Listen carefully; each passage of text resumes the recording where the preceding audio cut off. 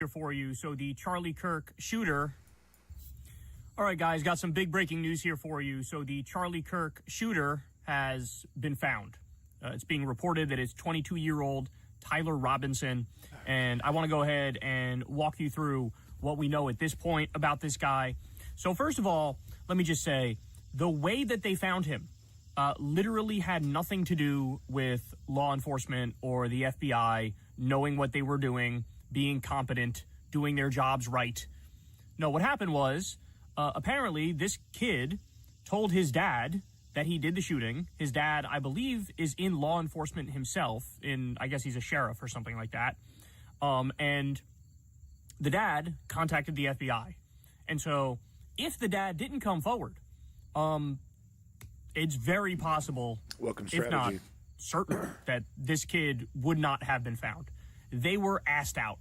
Okay, this is ridiculous. Okay, I hate detectives. I hate cops. I think they're incompetent. I think they're heavily dependent on citizens to do their job for them. But do I think that the FBI wouldn't have plugged this kid's face into into all the face recognition, that this kid wouldn't have made a mistake somewhere? So this is a little ridiculous. They would have. What I'm trying to say is they would have eventually caught him. And then, like, Kyle is like, oh, he asked out. They would have never found him. Like, come on, man. Why are you making that prediction? We don't know that. There's a good chance that they would have found him eventually. They seemingly had no leads. They were releasing all this stuff to the public, these videos of the kid, like, walking through parking lots and whatnot.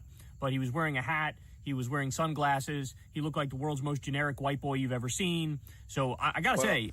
Strategy, that's not true. Perfect murders happen every day. It's the ones you don't hear about. Look at the unsolved murder rate in the United States. There are definitely perfect murders, unfortunately. People get away with it for their entire life. All you need to do is look at the unsolved murder rate to know that, some people do kill people and get away with it scot-free. They had a gun, then call PCR on it, get the DNA. Yeah, they would have eventually found him. Like, Kyle is being a little ridiculous here. It is very, very unlikely that they would have found this guy. Yeah, absolute zero, because you get recorded 300 times on your way to the grocery store. You know what I mean? Like, and they got Palantir plugged into all of this. Like, yeah, they found the culprit, they got the kid, and they had apparently anti-fascist slogans on the casings. Apparently, it seems like he was raised rural, but he might have been one of these, like,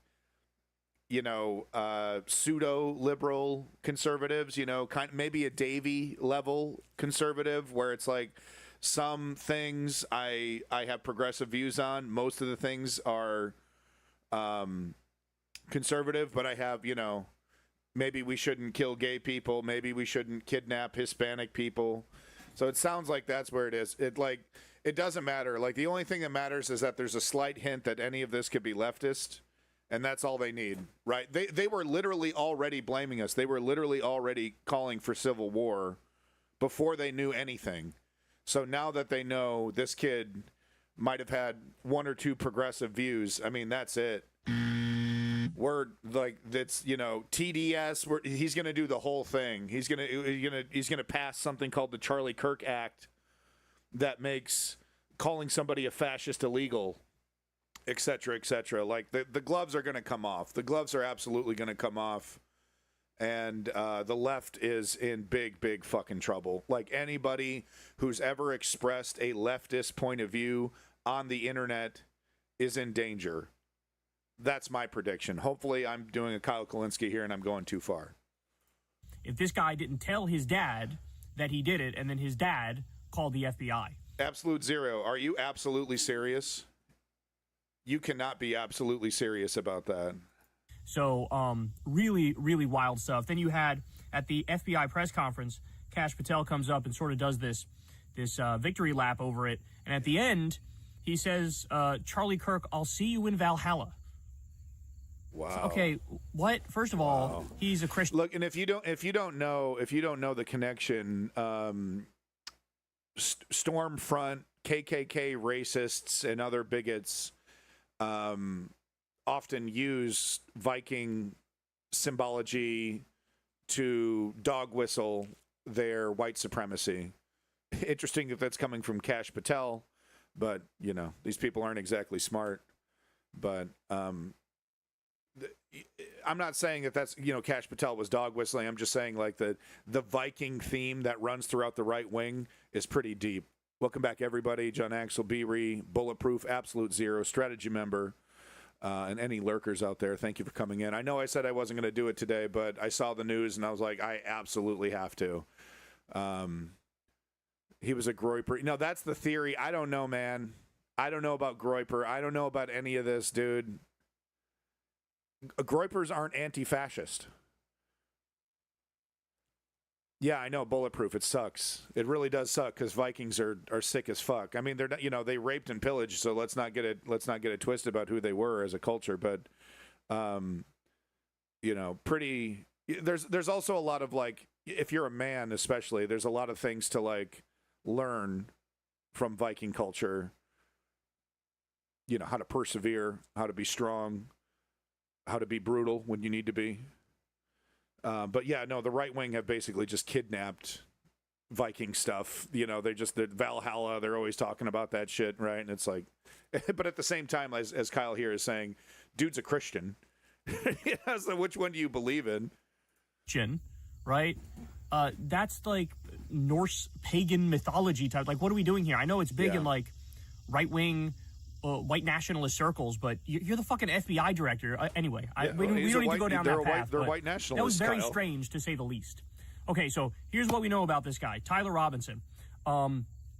He's from a Mormon. I think no, I don't. I'm not so sure anymore. I think he might be.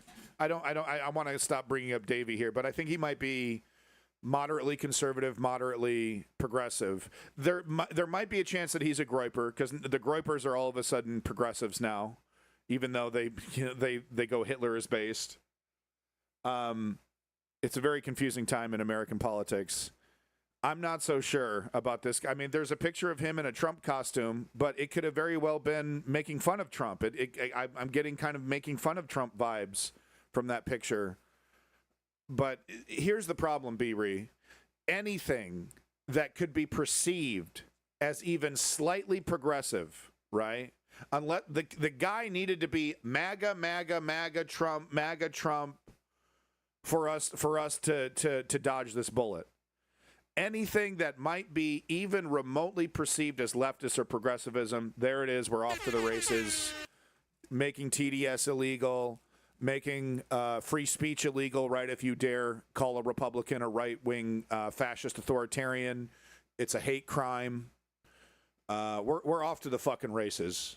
I swear to God. Like, I have no doubt that this administration is going to take full advantage of this tragedy, and it is a tragedy. Once again, I need to reiterate: don't support political assassinations for this very fucking reason, right?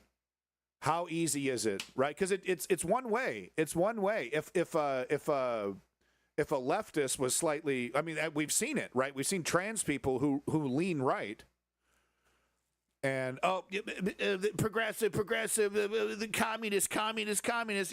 Meanwhile, you know, they're reading fucking Mein Kampf and shit, not academically. So that's what I'm worried about here, is that this is going to be, you know, like an Epstein. What's an Epstein? You know, it's exactly what I told you. We are not going to be talking about Epstein by the time the midterms hit. The distraction campaign was too consistent. Over every single day, a new thing. Oh, look over here, look over here, look over here. Ironically, they didn't need to do any of that work because it was done for them by a dumbass. But here we go. Epstein's off the table. You got mainstream MSNBC, mainstream media. Oh, Charlie Kirk, all he wanted to do was debate. Are you fucking with me? He was the most disingenuous, dishonest debater on planet Earth. He had absolutely zero interest in having a conversation. He was a weapon. And what he was doing on college campuses was propaganda and also recruiting. It was propaganda. He died spreading falsehoods about gay people and about black people. He died spreading a falsehood that trans people commit more mass shootings, and he died spreading a falsehood that black people commit more violence than white people.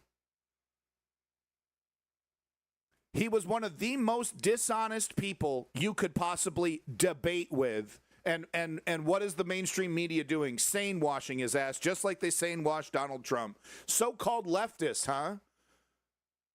We never can forget who owns these networks. Right-wingers who have a gay brother. Mark Cubans, right, who are like, well, we should continue the incredibly aggressive exploitation, but, I don't know, maybe give the middle class a 2% tax cut. Maybe we shouldn't bankrupt them with medical bills. There are a bunch of Mark Cubans that run MSNBC and CNN. 100% pro-rich.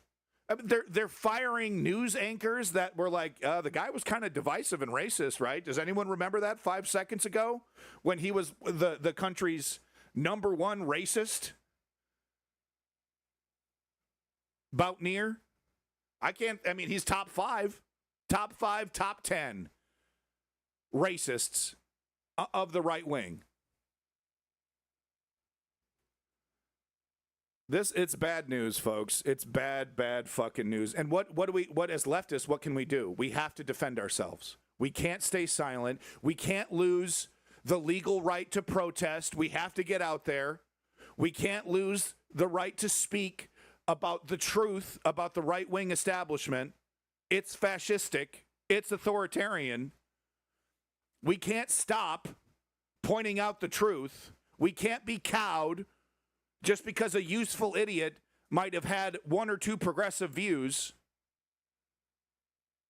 But I got to tell you, life just got a lot harder for leftists. You thought it was hard before? Life just got a lot harder for leftists because now the legal system is going to be allowed to say you're a leftist. You believe in leftist ideology. That means you believe in hate crimes. That means you believe in violence, right? So they're basically saying the definition of fascism is now the left, right? And what's the definition of fascism? It's inherently violent. It's inherently hateful. By design, it destroys and kills. So that's, anything that is fascism is going to be redefined legally as leftism, right? Further turning things on their head. And what are we supposed to do? Censor ourselves? Now we got to use a different word when pointing out their authoritarian fascism that isn't as effective. That just confuses Discord even more. Not the app, the discourse. I meant to say discourse. TikTok is a right-wing a propaganda farm. Owned by right-wingers who live in China who want to divide and conquer the United States. It's so clear what's happening on TikTok. Hate, divisiveness. Oh, question your neighbor's politics, question your neighbor's everything. You're either on our side or you're a pedophile, even though we're the side that protects pedophiles. Ignore that. Epstein, what's an Epstein? We're in bad shape, guys. It's bad news. This is bad news I knew it was bad news the moment it happened, right? And the right wing knew it too. They saw an opportunity and they went fucking full hog on it. And now that we're getting little bits and pieces about this guy, they're going to glom onto one thing, right? If he said if he put Antifa on the casing, if he put anti-fascist on the casing. That's the only point they're going to be bringing up. Oh, well, he clearly was, right? Because we're gonna know everything about this kid in the next couple days. And I suspect we're gonna get a mix. I suspect a mix. Because that's what I'm feeling. I'm kind of getting like apolitical, non-voting family, leans conservative, but doesn't really adhere to all the hate messaging and all the Trump nonsense and all the Q stuff. But, they're rural. So, maybe they're, maybe, I don't know, the Bible says gay people are bad, maybe we should listen to that, But if a black guy rolled into their parking lot and asked to use their phone, they'd be like, yeah, sure, use our phone. Yeah, we're not gonna shoot you dead in the parking lot like some other Republicans would. Yeah, apparently there was guns. There was lots of guns, but that doesn't necessarily mean hardcore right winger when you're in a rural neighborhood. I was raised, you know me. I'm a lefty, right? I'm pretty left, right? I was raised day one amongst weapons and guns my entire childhood. My mother was never conservative. She'd hunter, fisher. My mom can skin a deer in 20 minutes, right? So in certain, it's like, and this is why people like, Cenk Uygur and TYT and Anna Kasparian over at TYT, they're like, not every right winger is the MAGA freak at January 6th, it's more complicated than that. And I think we might be dealing with one of these, it's more complicated. I have some progressive views. I was raised conservative. It sounds like he was kind of discovering himself politically, according to his friend who's being investigated now. He got more political in the last couple of years. Anyway, let's just get to it. You've heard my thoughts. I think this is bad news for the left. I think this is dangerous stuff. For the left, I think the right-wing, fascistic, authoritarian establishment is going to take full advantage of this to strip our liberties away, our ability to speak, our ability to march, our ability to be left-wing on the internet is probably going to be challenged. And why? Of course, why? Right? Because we're the number one opposition. If Donald Trump falls, it's going to be because of the left-wing movements. It's not going to be because of the Davies that are like, well, I really like the hatred and bigotry, but I just don't like the way it looks. And yeah, Davey is down for the hatred and bigotry. Remember what Davey said a couple days ago? I don't want a foreigner to be the president, in reference to Zoran Mamdani. Repeating talking points about bench pressing. That's one of the good conservatives, folks. Yeah, gay people. Welcome back, Bowser. Big bean burrito. But yeah, gay folks. They're gonna want to shut you up. They want to send cops. They want to send ICE to your house. Knock on your door. Hey, are you Simply Steve 2012? Did you say that the president is a fascist? 'Cause, what are they doing in the UK right now with Palestinian action? Right? Oh, it's totally ridiculous. You hold up a sign that says Palestinian action, and you get jailed. You put a Facebook post that says I support Palestinian action. Knock, knock, knock. You get a knock on the door from the bobbies. Welcome back, female eunuchs. That's what Trump wants over here. He wants you to if you say something, if you express any kind of leftist ideology, you're mentally ill. You're a hate monger. You believe in assassinations, etc., etc., etc. All right, Simply Steve, I agree with you. I 100% agree with you, and I support your actions. But I want everybody, and especially you, to know that the government. You know how I said don't worry about violence if you're into violence on the left. You don't need to do violence. Violence will come to you if you just continue to speak your mind. If you just continue to get in the streets and speak against fascism, they'll bring that violence right to your doorstep, hot and ready.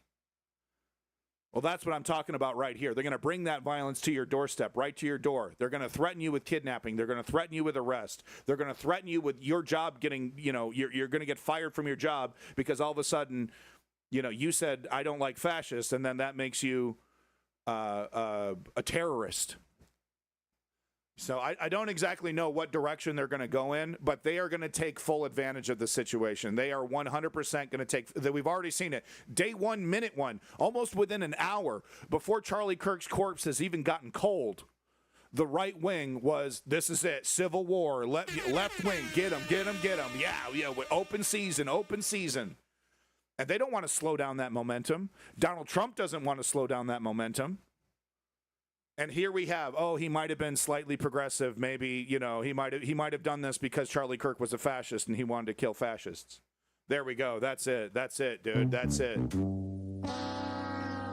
Donald Trump is going to make it illegal to call somebody fascist. I'm just spitballing here. I'm throwing shit against the wall. But the one thing I can guarantee you is that Donald Trump is going to use this tragedy 100% to the fullest extent to take away leftist rights, to take away the ability of leftists to speak and protest.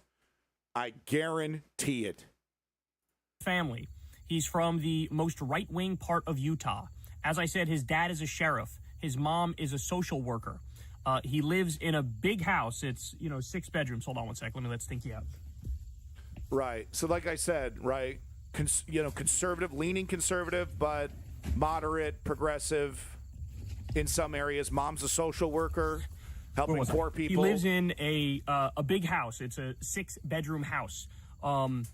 He wore a Trump costume for Halloween in, I forget the year, but it was like he was on Trump's shoulders it's like the thing you wear where it looks like you're sitting on their shoulders. He received. Okay, so that was the costume. He was sitting on his. So that's not an ironic "I hate Trump" costume. Okay, that's some good news. So he wore a pro-Trump costume. Dad's a sheriff. We might be in Groyper territory. Okay.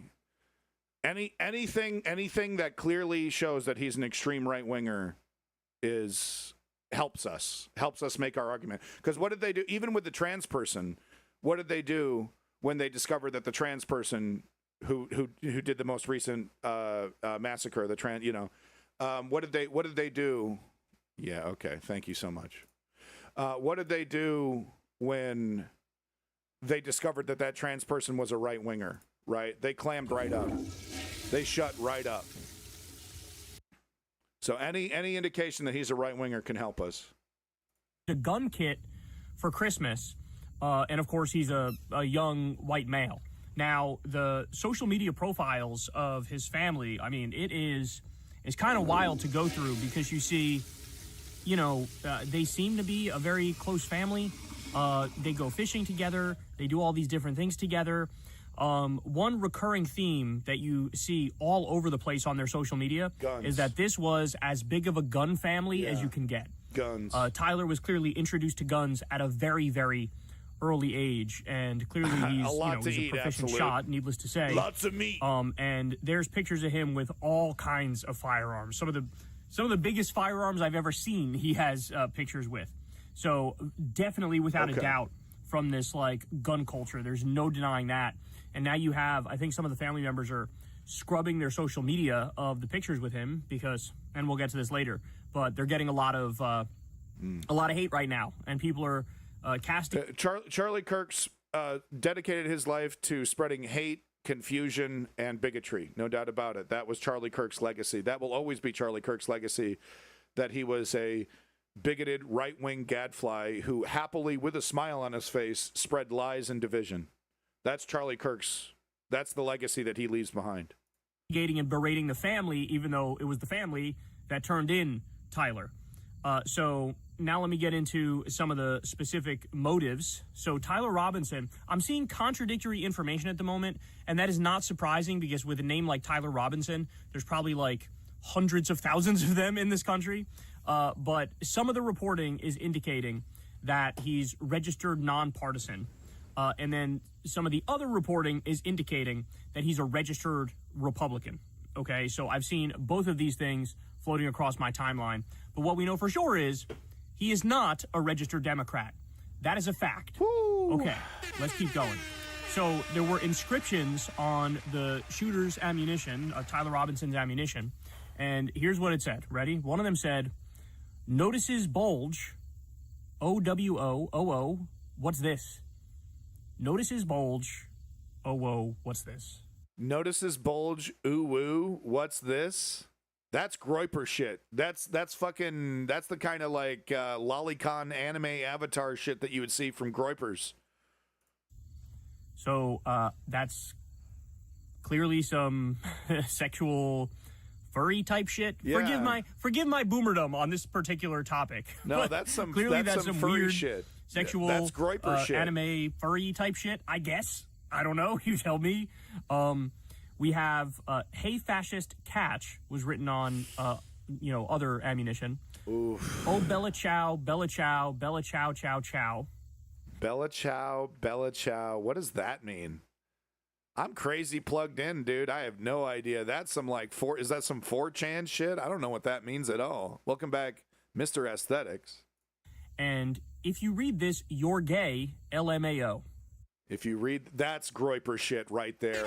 We might have a Groiper, boys. We might have a fucking Groiper here. All right. That's some Groiper shit if I've ever fucking seen it. If you read this, you're gay. That's Groiper shit. It's a song, they had it as a theme song for a bank robbing show. This kid was a fucking mess. This kid was a fucking mess, dude. If you read this, you're gay, Lamau. So, clearly, the one takeaway for sure from that is internet brain rot to the max. So, what other people are pointing out, by the way, is that the comments that were written on the ammunition, those appear to be references to the video game Helldivers 2. You're kidding me! Absolute Zero, what? This is Helldivers 2 references? Oh my god!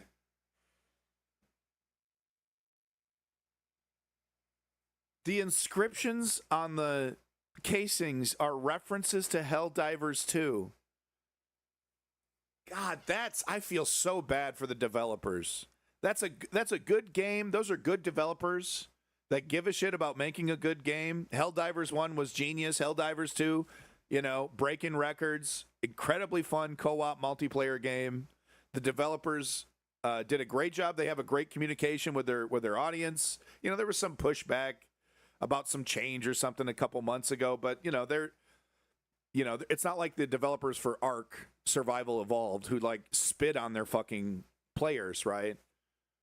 This might boost sales. It will boost sales. It will absolutely boost sales. But they don't want this heat. PewDiePie didn't want that shit when the Christchurch guy told everybody to subscribe to PewDiePie. Welcome back, Ford the Perfect. It's great to see you. Sorry, I don't want to leave you hanging. I know I said I wasn't going to stream today, but I literally had to. My wife literally put a gun to my head and said, "You need to talk about this." Helldivers 2 is where some of that stuff written down on the ammunition comes from. Now, by the way, we should also point out, shame on the fucking Wall Street Journal. I showed you this report, and I casted doubt on it immediately, and I was right to cast doubt on it. But the Wall Street Journal reported, there was trans stuff on the bullets. Well, that came from, No, the trans stuff was the TRN stamp on the shell casing, an extremely common stamp for the manufacturer stamp. It's like the ATF guys are saying, "Oh, this is trans." Like the ATF guys have never seen the TRN stamp on a fucking bullet before. I've seen it. I don't have guns and bullets. I've seen that fucking symbol. It's a manufacturer's stamp on the fucking shell. Some ATF person who gave it to Steven Crowder. Steven Crowder released it. The Wall Street Journal picked it up. It turns out that's not true at all. It wasn't true at all. And by the way, 4chan had 3 or 4 different people that they convinced themselves, this is the shooter. And most of these people that they singled out were trans, and they weren't the shooter. And so these psychos were doxing trans people. I mean, it's never been more dangerous to be a gay person, but to be a trans person especially in this country. It is literally just opportunist vilification. There's no proof to any of the accusations, right? All the talking points about trans people. They're not predominantly mass shooters. They're not predominantly pedophiles. They're not predominantly predatory. They're predominantly, please let me just live my life. So this 1% of a 1% minority is being used by a massive fascistic political operation to further their political goals. I feel so bad for trans people right now. I mean, I also feel bad for Mexican people as well. I mean, you can't speak Spanish right now. Walk in the street, you can't. You don't want to. Was that guy wearing a red hat? I'm going to turn around. I'm going to go the other way.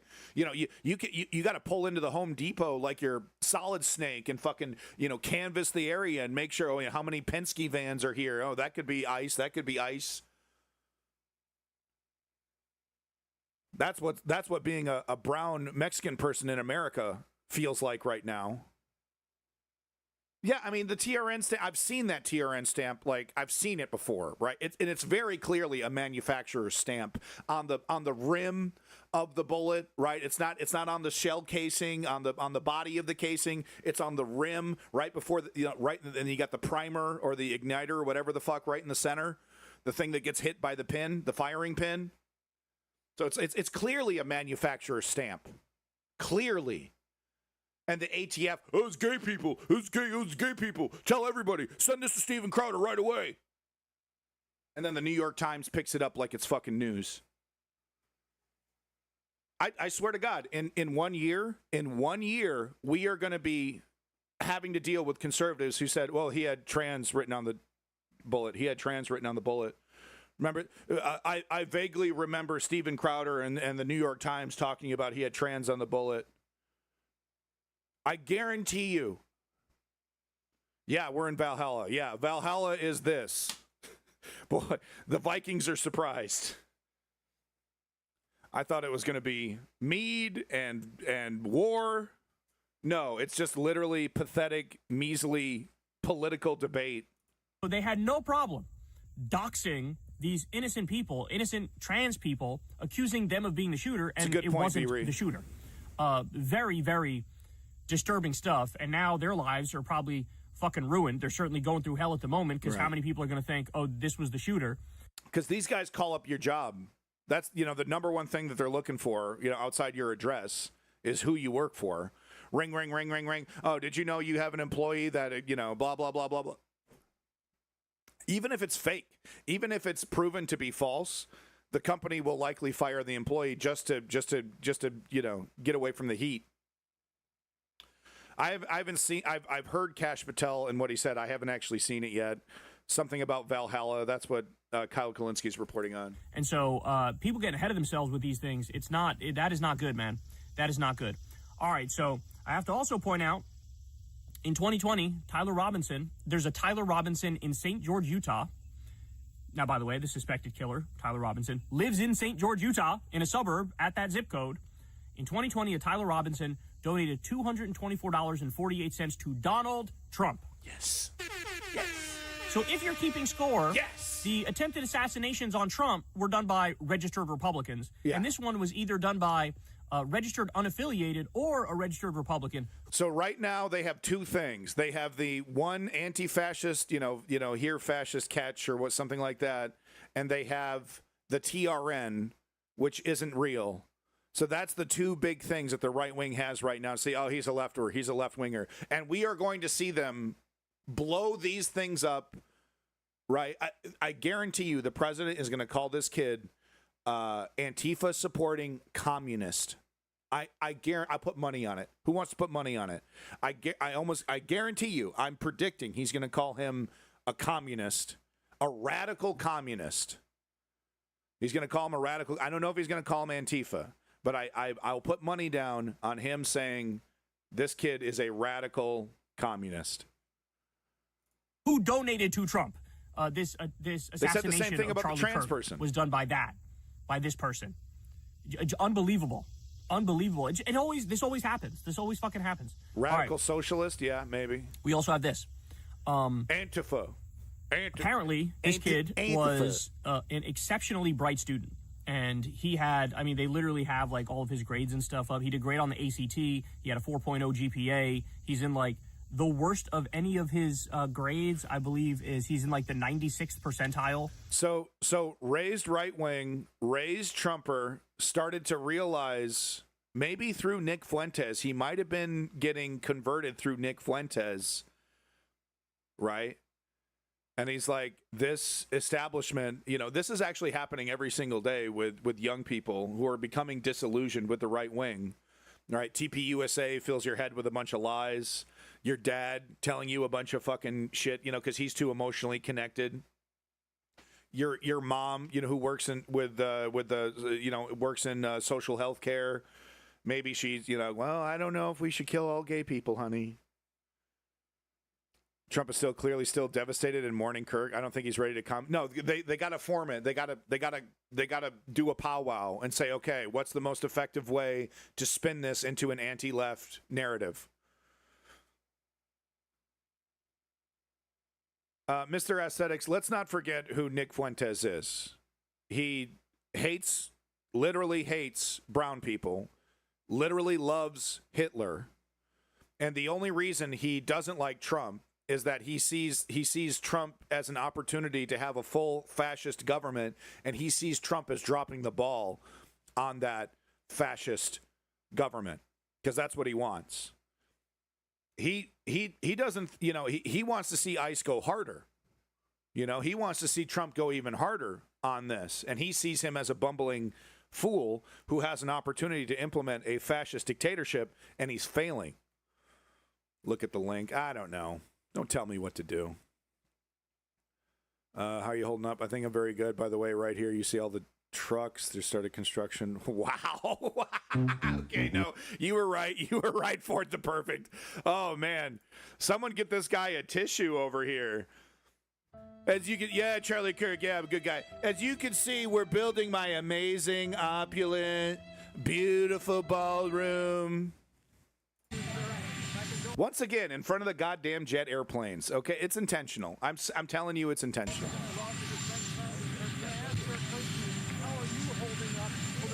How are you holding up? I think very good. And by the way, right there, you see all the trucks. I think very good. How are you holding up after Charlie Kirk's death? Yeah, I'm doing good. Anyway, here's this cool thing I'm building with your taxpayer dollars. They've just started construction of the new ballroom for the White House. Wow, he's devastated. Which is something they've been trying to get, as you know, for about 150 years.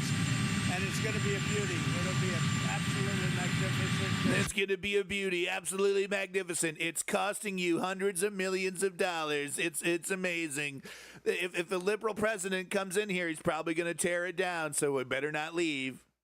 And I just see all the trucks. We just started, wow. So it'll get done very nicely, and it'll be one of the best anywhere. Okay, so they're still formulating the narrative that they're going to push on the Charlie Kirk situation. The world, actually. Yeah. Wow. How's Charlie Kirk? My ballroom's doing great. All right, how you holding up, sir? I wish that ballroom would be done. Marxist. Look at that. Marxist is trending. Marxist is trending right under Charlie Kirk. Tyler Robinson, Utah. I'm not plugged into this fascist fucking social media.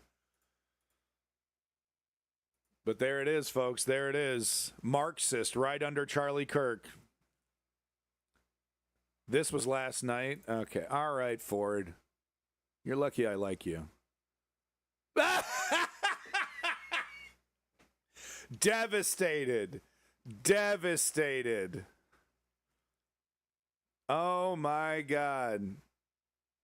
It kind of looks like when a child is playing with a puppet. Wow, just completely. Wow. YMCA. He is America's biggest queen. Look at my beautiful ballroom. Oh, is that the YMCA? I'm going to do my little YMCA dance for everybody. Make sure you cheer. Thank you, Ford the Perfect. These are good links. Okay. When you're right, God damn it. In science, that's the worst of it. Yeah, for everything else, yeah. Math, writing, reading, it's like 100th percentile, 99th percentile. YMCA. So he is clearly very bright. I see some speculation that he might be autistic as well, but I mean, his grades were absolutely through the roof. So here's another thing I should point out. That doesn't sound like a right winger. Indicated by the writing on the ammunition here is that we clearly don't know specifically what the motive was yet, but there's a lot of people saying this could be related to 76409A. And I had to learn about these groups recently, but apparently some of these groups, these are like underground online subculture groups that basically like groom young kids for violence. So 764 is this decentralized sextortion network that is ideologically aligned with basically like Satanism and, you know, misanthropes who, you know, are predisposed to violence anyway, and they sort of groom them to commit that violence. And there's some links to neo-Nazi stuff as well, but really the underlying thing is like Satanism. It's Satanism and sadism, I guess you could say. That's right. So, Remember, and I talk about this quite a bit, right? I've been researching Sod because of, you know, what I've been seeing. So this all makes perfect sense. This all makes perfect sense. That, you know, one word that I'm not hearing that we should be hearing is libertine. These people are not libertarians; they're libertines, who basically believe that, you know, if it happens in nature, then it should happen in real life. If it, you know, if you feel good, it's a good thing. You know, everything in the world is for you to consume. That's how these libertines think. so it's like an underground terror network where they radicalize these young kids, and so there's some speculation that this might be linked to that. We don't know for sure yet, but that's what some. I've never heard of this subculture. I'm gonna dig into it now. I've never heard of it, but it, like I said, hearing sadism, yep, makes perfect fucking sense, right? Sadism is, of course, Sodism. It should be, I think it should be pronounced Sodism, but I think eventually we just started saying sadism. But of course, the word is coined from the Marquis de Sade. The speculation is. Now, let me give you a little bit of the before and after. The before and after MAGA reactions are really telling. And the Marquis de Sade was not Christian. He was incredibly anti-religious. He spit in the face of religion. You should read what he wrote about religious people. Some of the biggest, grossest people in his stories were priests. So remember, yeah, let's see what he said here about this group. I'll go ahead here 1 second. 764 extortion net. So 764 is 764 some kind of extortion, sadism network, grooming network. Are really telling. So remember, we read this on the show yesterday, but there's this guy Matt Forney, a conservative guy, who said Charlie Kirk being assassinated is the American Reichstag fire. It's time for a complete crackdown on the left. Every Democratic politician must be arrested and party banned under RICO. Every libtard commentator must be shut down. Yeah. Stochastic terrorism, they caused this. Yeah. So that's what they were saying beforehand. Yeah. Now they care about stochastic terrorism. Okay, so that's what he was saying beforehand. What did they say? Is he changing his tune? What the right-wingers are saying afterwards. I'm not celebrating anything. This doesn't bring Charlie back. Clearly, this young man has some sort of problem, whether it be evil in his heart or mental issues. As Christians, we should pray for him, and that's what Charlie would want us to do. Yes. So when it's not a trans person, when it's not a black person, when it's not a brown person, when it's not an immigrant, come together. all Why of a can't sudden we it all goes, just get war, along? we demand war and blood. Why can't we all it goes just from get that along? to, well, I'm going to say some prayers for him because clearly he has some issues that he needs to work through.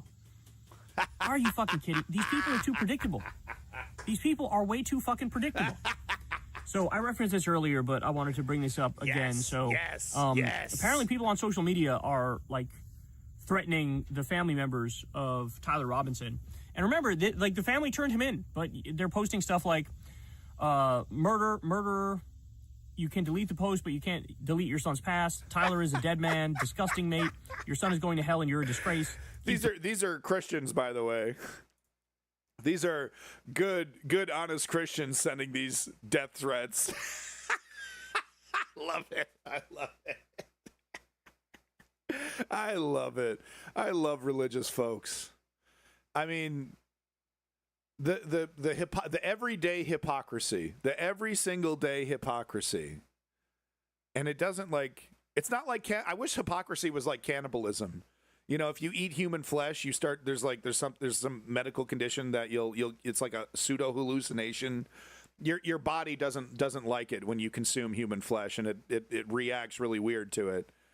I wish hypocrisy was the same way. Like it just slowly eats away at you and makes you. Maybe it does. I mean, maybe it does. All right, one more for the perfect. One more, just because I like you. Let's see what he's got. He's got the humdingers, folks. He's got the humdingers. Wait, this is a download. WebP? This is a picture.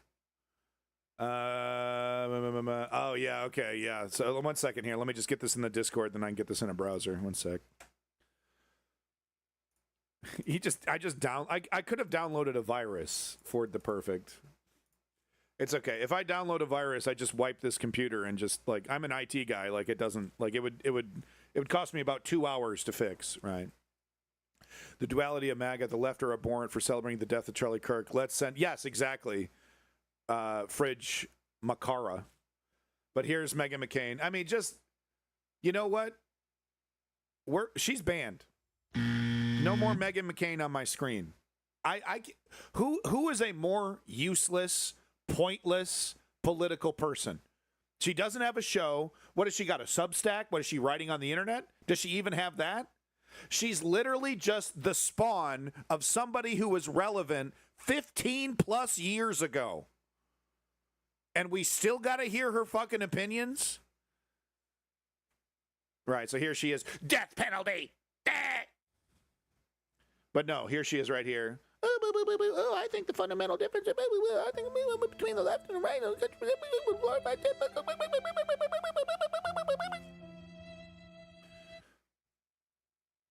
Whatever. Ford the Perfect, that is your first bad link. That is your first bad link. It's official. That was a stinker. I mean, I won't celebrate the death of Charlie. We don't celebrate political assassinations on this stream. I sure didn't like them, but we're seeing the death of civility. Oh, shut up with the death of civility. That shit's been dead for decades. The death of civility. I think it's clear to say that civility was dead after January 6th, and then those motherfuckers got pardoned. There's nothing wrong with pointing out what Charlie Kirk's legacy was. I hate empathy. I question the legitimacy of gay people, and I question black people. You know, I think black people, you know, are replacing us. His legacy was divisiveness. His legacy was bigotry. His legacy was racism. And to top it off, pro-genocide as well. He big, strong supporter of Israel, you know, when he wasn't, and then he was, because that's how Donald Trump worked. And he was like, well, I got to keep my bag. I'm right next to this administration. I got to repeat what Donald Trump says, or Donald Trump's going to kick me out of the club. So now we're rah-rah Israel. Even though there are years and years of me criticizing Israel, forget all about that. I'm now super pro-Israel. Didn't you know? That was the last 2-3 years of Charlie Kirk was like, oh, he smelled the winds from Donald Trump. He's like, well, I got to get behind. Sheldon Adelson is basically funding Donald Trump's campaign, so I got to get on the winning team and start talking about how Palestinians aren't human beings. Exactly, Harry Haas. Welcome back, stickers. Deleting them. You raised a killer. Killer. Son is a piece of shit. How does a family of registered Republicans go so wrong? So Christian. What a comment that one is, let me tell you. So Christian. You failure of a father. Oh, that is interesting. Someone commented, "How can a family of registered Republicans go so wrong?" Yes, yes, yes. This is great fucking news. This is great fucking news. Okay, we have verifiable evidence that the right is pulling back from their kill all the lefties rhetoric because they're like, we got nothing. We tried, it's like we threw shit against the wall. We're not going to be punished for any of this. We're not going to be punished for our stochastic terrorism, for our calls to violence, our hypocritical calls to violence. There's no punishment for that, right? So there's no reason why you shouldn't try to just throw shit against the wall, right? With the baseless accusations like what they were doing. Fridge, look, man,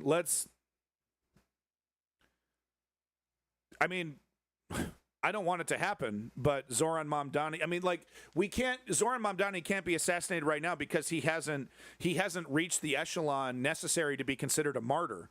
He has to be mayor first and then assassinated if we want him to become a martyr. But if he's assassinated before we even get a chance to see him really govern, yeah, that's dangerous. They might be able to nip that in the bud right there because Zoran Mamdani's the template. He's the future of the Democratic Progressive Party. Even though he can't be president, he's the man we need to be emulating. I mean, every public speaker needs to worry about. It's like, that's always been the case. That has literally always been the case. ever since guns, for like what, the last 20 years, guns have been everywhere.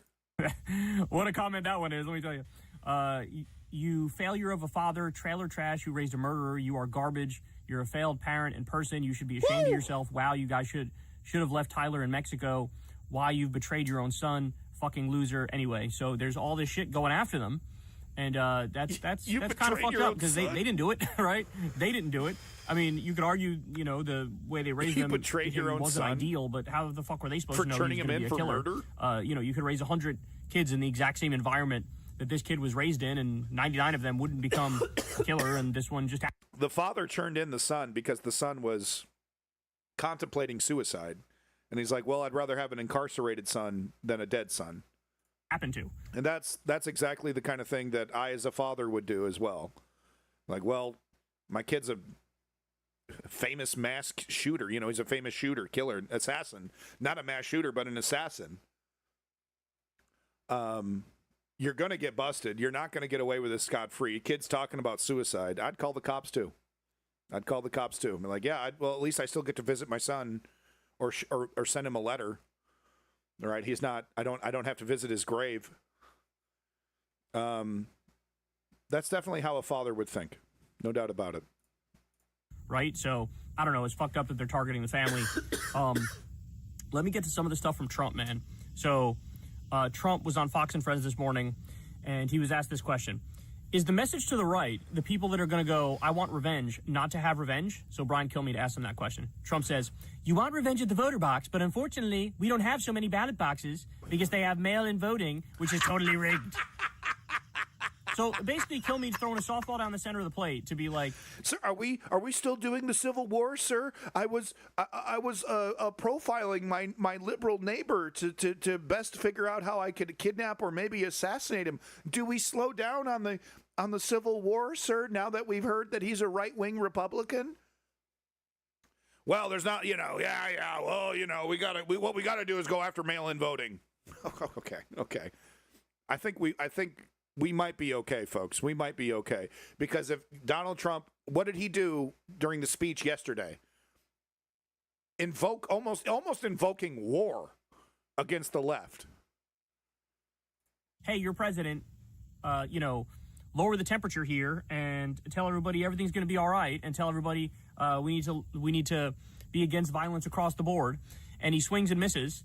And he's like, oh, yeah, you want revenge at the ballot box, but elections are bullshit anyway because they rig them anyway. So what are you going to do? In other words, like, hey, violence, yeah, maybe violence because the elections are rigged. Unbelievable.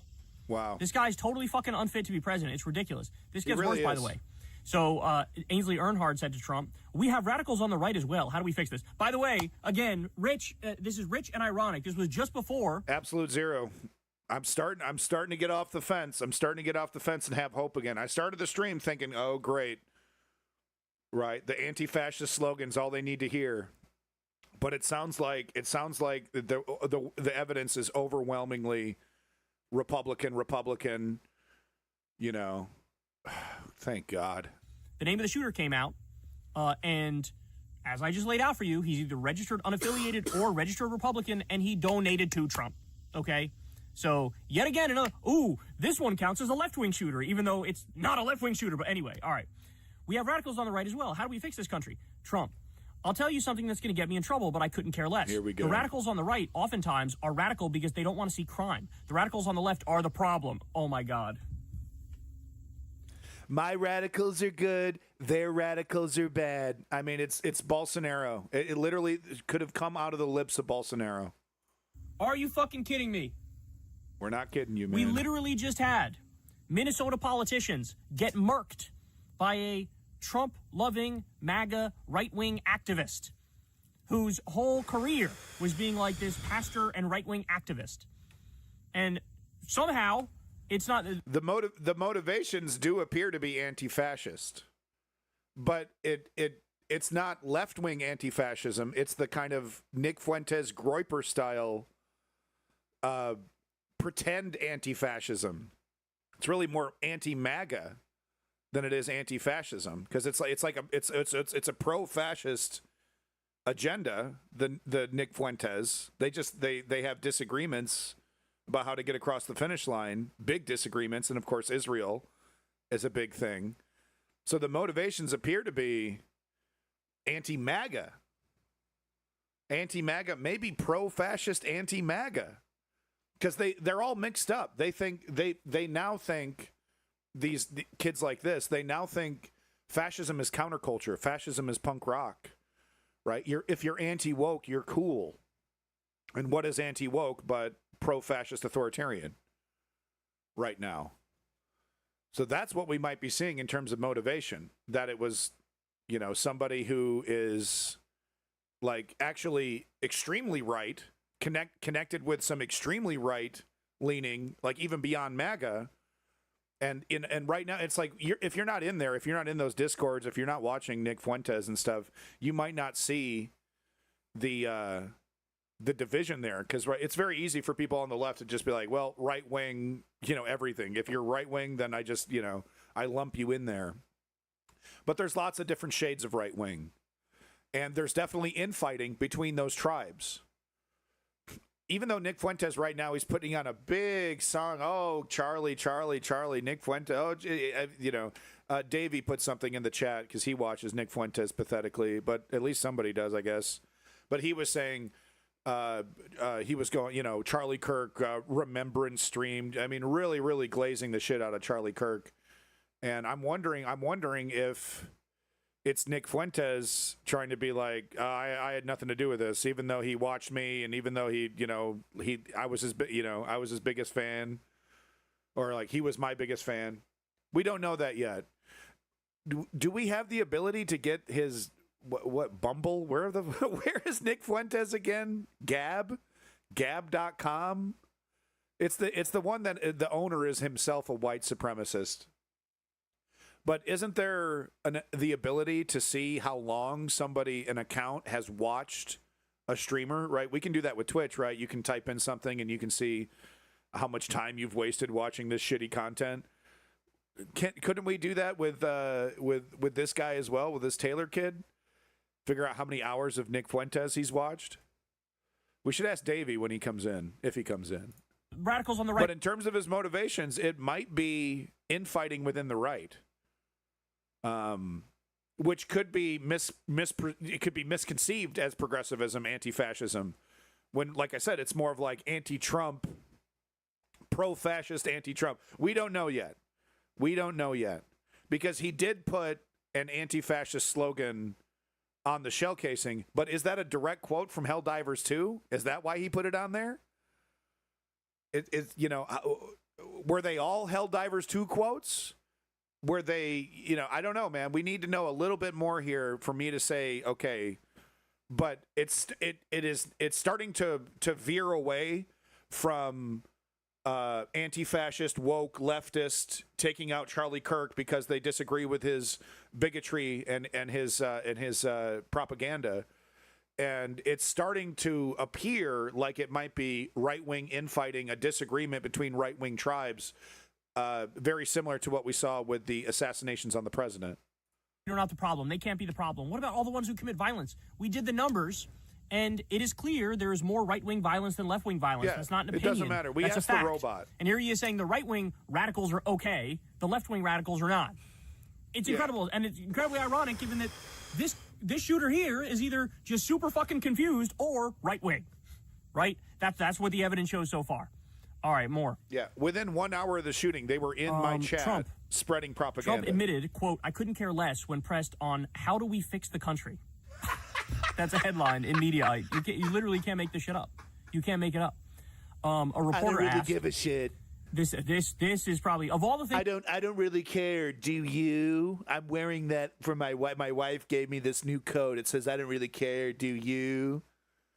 It's really stylish. Cost me $10,000. I just gave you of Trump, this is probably the lowest of the low. Ready? So a reporter asks him, "How are you holding up, sir?" Trump says, let me read you the full thing. Let me read you the full thing, because I can't. This is incredible.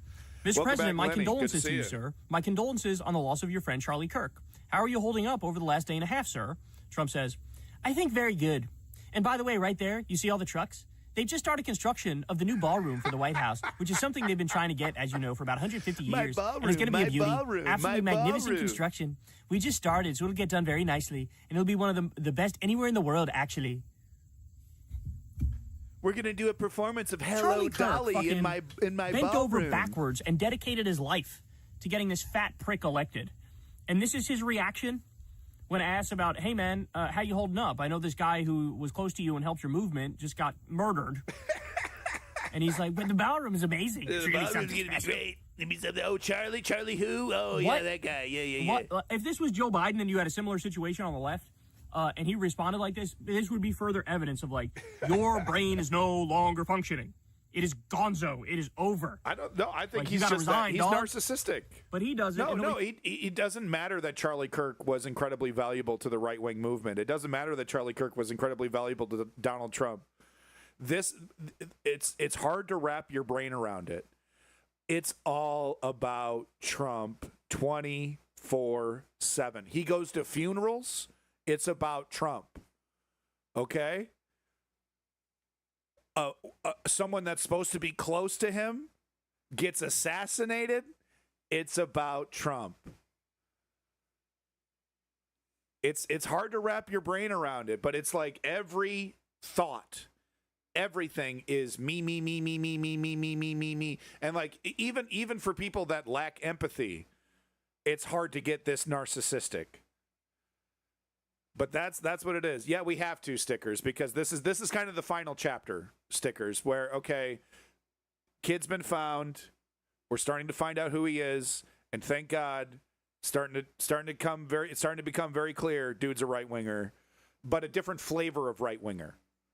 It possibly more right wing than your average MAGA person, interacting with these incredibly dark and really nasty kind of Discord groups, right? Pro-death, pro-nihilism, pro-mass shooting, kind of, pro-child sex, pro all that, right? All the worst elements, fringe elements of the right wing. They're out there. They're very real. Okay, folks? They're very real. Nobody's even going to fucking talk about this. Nobody's even going to talk about this. All right, so, and then we'll wrap it up on this. So, remember the same day that Charlie Kirk was assassinated? Of course, stickers. There was another shooting Jeffrey at school. who? Epstein and what? The guy who did that, 16-year-old guy did that one, named Desmond Holley. I guarantee we're not going to ignore Jeffrey Epstein, so don't worry about that. We will be getting back to the Jeffrey Epstein story, but it probably won't be until next week, quite frankly, because I got to cover Nepal. Are you crazy? There might be a Marxist fucking revolution happening in Nepal, and I'm not fucking covering it right now. Okay, so we're going to get to that tomorrow, Saturday, Nepal stream. Good chunk of the stream is going to be covering all the different aspects of Nepal. Tune into that. And, of course, we got to cover Chicago. We got to cover ICE across the nation. Ukraine. We got to talk about fucking Ukraine, what's happening over there. Indonesia, some shit happening. I mean, this just, okay? But this is a political, I'm not going to say JFK, because who the fuck are we kidding here? But this is an incredibly high-value political assassination that has massive ramifications moving forward for the left and for the right. More for the left, though, quite frankly. So that's why we're focusing. That's a 3-day Charlie Kirk marathon. I never thought I'd say it. He was the Colorado high school shooter. And apparently the social media accounts of that guy are littered with references to mass shootings and anti-Semitic views. So he did Holocaust denial. He also clearly idolized previous mass shooters. And then this leads to something we just talked about, which is... Hold on, I'm confused. Is he talking about the shooter? Hold on. The guy who did that, 16-year-old guy did that one, named Desmond Holley. Okay. Out of school. Yeah, so he was talking about Desmond Holley. Okay. And the guy who did that, 16-year-old guy did that one, named Desmond Holley. He was the Colorado high school shooter. And... apparently, Kirk Krail of Xanath, I'm gonna respectfully disagree because technically no, he wasn't a politician. There was actually Trump wanted to hire him for his administration, but they decided not to hire him because he was more useful as a propagandist doing his TP USA stuff. So I would say he's about as he was, he was invited into the White House all the time. Donald Trump would use him as an expert when it came to Gen Z issues and use him as a specialist when talking about young people, conservative young people. So he was as close to a politician as a civilian could possibly get. Maybe Elon Musk a little bit more, right? Who gets that special 60-day, 90-day thing. Ideological assassination? Yeah, all right, I'll take it. You got it, Krail. The social media accounts of that guy are littered with references to mass shootings and anti-Semitic views. So he did Holocaust denial. He also clearly idolized previous mass shooters. And then this leads to something we just talked about, which is there's something wrong in this country, bro. There's something really wrong. So the 16-year-old shooter in Colorado was radicalized by a variety of harmful online groups. The 764 group, I talk about it NLM, all the time. TCC, which is a mass shooting fan club. He was obsessed with previous mass shooters like Samantha Rupnow and followed a lot of accounts connected to the satanic cult Order of Nine Angels. That was the other group that we just discussed. That was the 764 organization. And Temple of Blood. So we don't need to get into like what all of those groups are, but just know it's for like misanthropic, kids who are prone to violence, who are lost, and they basically get groomed into doing more violence. So the name he's referencing is Desmond Holly. This is Desmond Holly, who was a 16-year-old. He's trying to make a comparison here. Desmond Holly was a very young teenager groomed by these incredibly nihilistic, sadistic, pro-mass shooting, pro-evil discords, and then he perpetrated, a heinous mass shooting, I believe.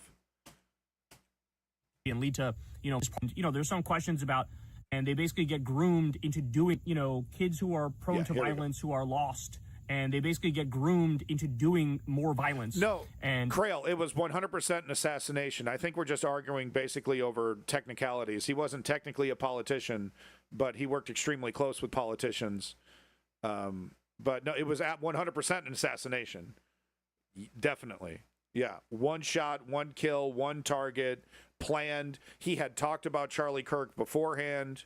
It doesn't sound like he put like months and months and months of work into this. He already had an incredible amount of skill with rifles. He was raised with guns. It sounds like him and his dad did hunting. So it sounds like he didn't even need to practice. It sounds like he was ready to go. And he's like, yeah, I know. He used to go to school for like one semester or something there. So it sounds like he knew, he was a really smart kid. So he might have just been like, yep, that's a good spot. I know how to get up there. Brought his gun, took him out, took out Charlie Kirk specifically. So that if that's not an assassination, I don't know what is. So, there's some questions about, hey, are these groups linked to foreign intelligence? Like, is this part of a plot to effectively take down the United States and lead to civil war in this country and lead to, mass slaughters on a regular basis here? Charlie Kirk, to answer Lenny's question, Charlie Kirk was picked out of a group of other conservative gadflies because he was charismatic, toxically, right? Because he would often, win the debates. So this like rich oligarch and him worked together to form TPUSA. We might have learned that yesterday in one of the videos that we watched. But there's nobody who can replace Charlie Kirk right now in terms of like how effective. Because I was talking about how like this, we should be scared. We've all seen the assassination video. How big was that crowd? Several thousand Gen Z people. Of course, not the not hundreds of thousands, not tens of thousands, but enough to be dangerous. Enough to make some difference. I don't think anybody else was doing exactly what Charlie was doing, dedicating themselves specifically to grooming young people into MAGA specifically. I don't think anybody else, I don't really see anybody else replacing him, because it's like as gross as he was inside and out, he was incredibly effective. And, to his credit, charismatic. How's life in Nazi Germany? Well, we're discussing the latest political assassination, so, doing good. And look, there's something about the online online world that is just absolutely rotting people's brains. It's nihilism. And it's nihilism. Perhaps even making them violent. I saw because, I mean, you look at Tyler Robinson, and what a lot of people are saying is that, in theory, on paper, he just looked like he was living, quote unquote, the American dream, right? He had a family that was clearly supportive of him. He did not come from extreme poverty or anything like that. We can't change each individual's heart, okay? What can we do about that if people celebrate death? We just have to stand on your own principle and say, well, look, I'm gonna be dancing like Dick Van Dyke when Donald Trump dies, right? I'm gonna be skibbity bebopping, and I'm not gonna sit here and deny that, even though it's gonna bring us to the J.D. Vance nightmare. So we have to accept that the left, while we are more moral than the right, we have the moral authority over the right. We're not perfect. We're still human. Schadenfreude is still a thing.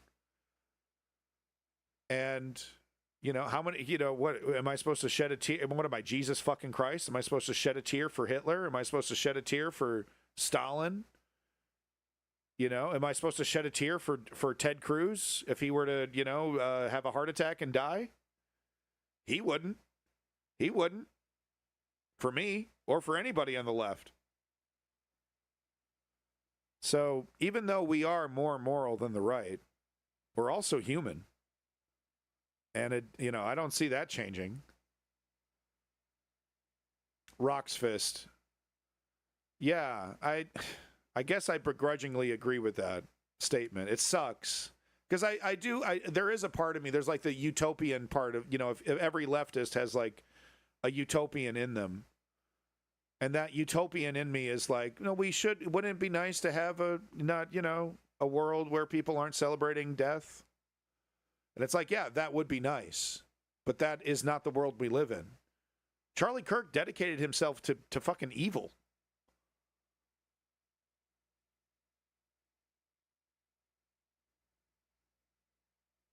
So I guess those are my feelings on it, right? Because maybe it's like, I know what I am, but I want to get better.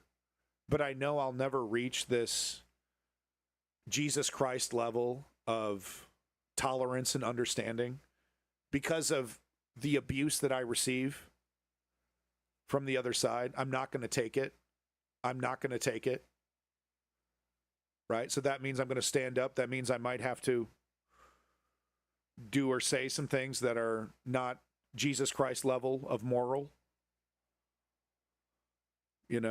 Like disrupting, getting in the streets, like getting into an argument with somebody and saying you're fucking wrong and you support fascism. Maybe it hurts their feelings, But it doesn't feel right. It's like I don't want to be in this situation because, like I said yesterday, I wanted to see Charlie Kirk investigated for sedition. I wanted to see Charlie Kirk investigated for treason. I wanted to see Charlie Kirk's career wither and die as free speech actually proliferates, across the nation once the fascist machine, the neoliberal machine is broken, and we actually have real free speech on the airwaves instead of right-wing billionaires buying up everything and controlling the narrative, which is the only environment that Charlie Kirk can succeed in. That's the only environment that Charlie Kirk, had a successful career in. So that's what I wanted to see, was Charlie Kirk grow old and irrelevant and, possibly called out for his sedition and treason. That would have been a nice little cherry on top. That would have benefited the left. He had many opportunities. His grades were good, right? He was going to college. He had all these things lined up. And he just ended up murdering Charlie Kirk. And when we try to get into the specifics as to why exactly he did it, it just gets more confusing, right? You just learn about, it's like a switch flip, dude. It's whatever weird. Sort of weird things he wrote on the ammunition, and that's tied to a video game, and it's part of this online weird subculture. And you're like, what the fuck is this? Yeah, did he have like an aneurysm? Is there like a tumor growing on his brain or something? That's just because like the behavior, it does seem like you know, does this kid even have a history of like torturing animals or doing anything like, you know, that would be in the profile of somebody who would commit murder, willingly commit murder, right? It's just massively confusing. Yeah, this is wild. I don't know, man. I honestly think that this guy being the shooter raises more questions than it answers. Kind of right because now. you got political things that are all over the map here, right? And then that makes you think, well, I guess maybe it wasn't purely political, right? And look, I'm going to come back to this. I know everybody's saying like, okay, case closed now, we got the guy. But I have to say, I still do not understand for the life of me. I don't get it. How you had 2 decoys at the shooting. You had one guy who Kyle, come on, man. Okay, they're local weirdos. It was an open event. Apparently, they weren't checking any tickets or anything. Any schmuck could have walked in, and they did. Okay, and it's just weirdos being weird. Okay, plants, decoys. Okay, we're talking about, you know, fragile people who just saw an incredibly brutal murder. Like, you don't get much more bloody than hitting the jugular. That shit was nasty. And apparently the spine too, which would explain the neck movements. Decoys.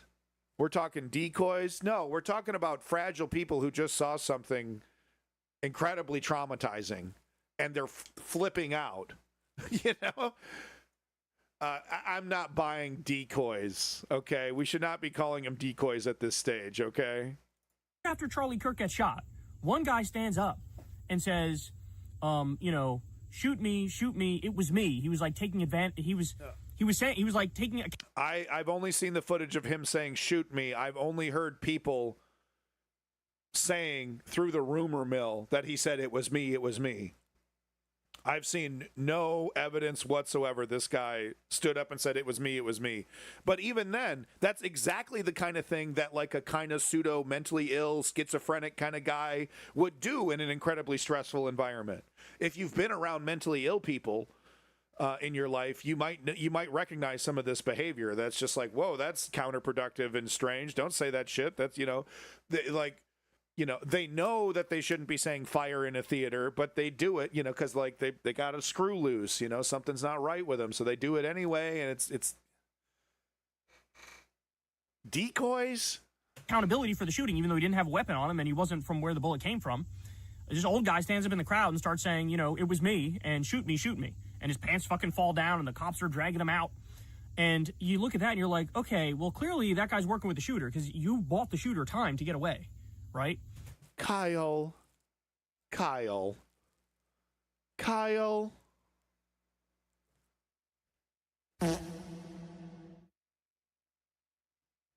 And then that was one guy. Then another guy had a fucking pellet gun walking around. The pellet gun looked like a real gun. Clearly, it's open carry. It's a right-wing fucking thing. It's open carry in a right-wing neighborhood at a right-wing. I don't know if it's a right-wing college, but clearly, you know, open to this.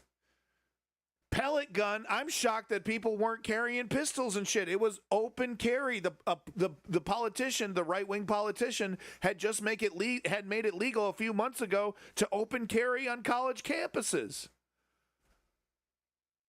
Pellet gun. I'm shocked people weren't carrying fucking missile launchers. That was purposeful too. So you got that going on. The person somehow gets away. And you have the reports of the planes taken off within an hour from the local airport right after the shooting. They didn't shut down the airport.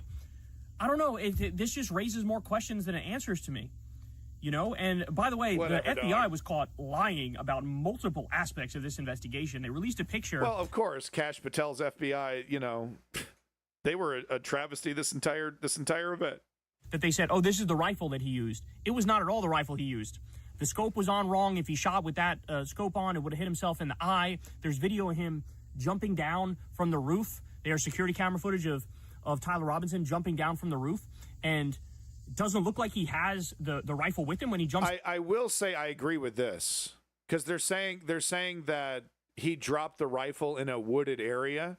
But the video of him coming off the roof does not show him with a towel I mean, it is well with the long rifle. Certainly, you could see that from that distance. He does pick up something when he lands on the ground. He does pick up something, but it's like you can't hide like a 308, a 30-06, I believe is what like a Mauser, right? That's a long ass gun. You know, that's apparent. You're gonna be carrying that, and there was no indication in the video that I saw of him escaping that he dropped it off in a wooded area. There has been, in the Discord conversations that have been released, there has been proof that he left it there, and he actually left it there, and then he just kind of apparently watched it just to see if anybody was going to fuck with it. And then he left it there in a wooded area. So maybe there's a communication mix up here, because I think he just left the gun right where it was on the roof and then escaped in the route that he escaped, which could just be miscommunication, you know, because this is so early days, and the police just haven't, like, you know, completed their report yet. So it could just be a simple mistake, right? It doesn't necessarily need to be conspiratorial. UNTV as well could have dropped, you know, but I mean, it's pretty clear. The video is pretty clear. It starts from like him in the prone position after shooting. Like it's a great shot, nice wide shot, him in the prone position shooting, and then it's him running. And there doesn't appear to be any indication that he dumps anything while doing that. I think he just left the gun right there where he fired. And like, I don't know what fucking Mulder over here from X-Files is fucking talking about, man. You know, I don't know, man. We're not there yet, dude. Down, but they say they found the rifle in the woods.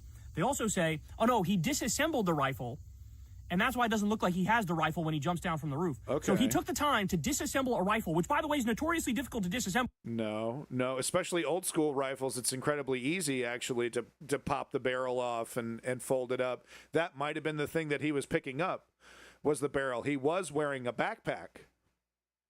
Fire, pull the barrel off, stuff it in your bag. Takes about 5-10 seconds on some of the. Now, I'm not an expert on 30-06 Mausers, but no, it's. I mean, certain weapons.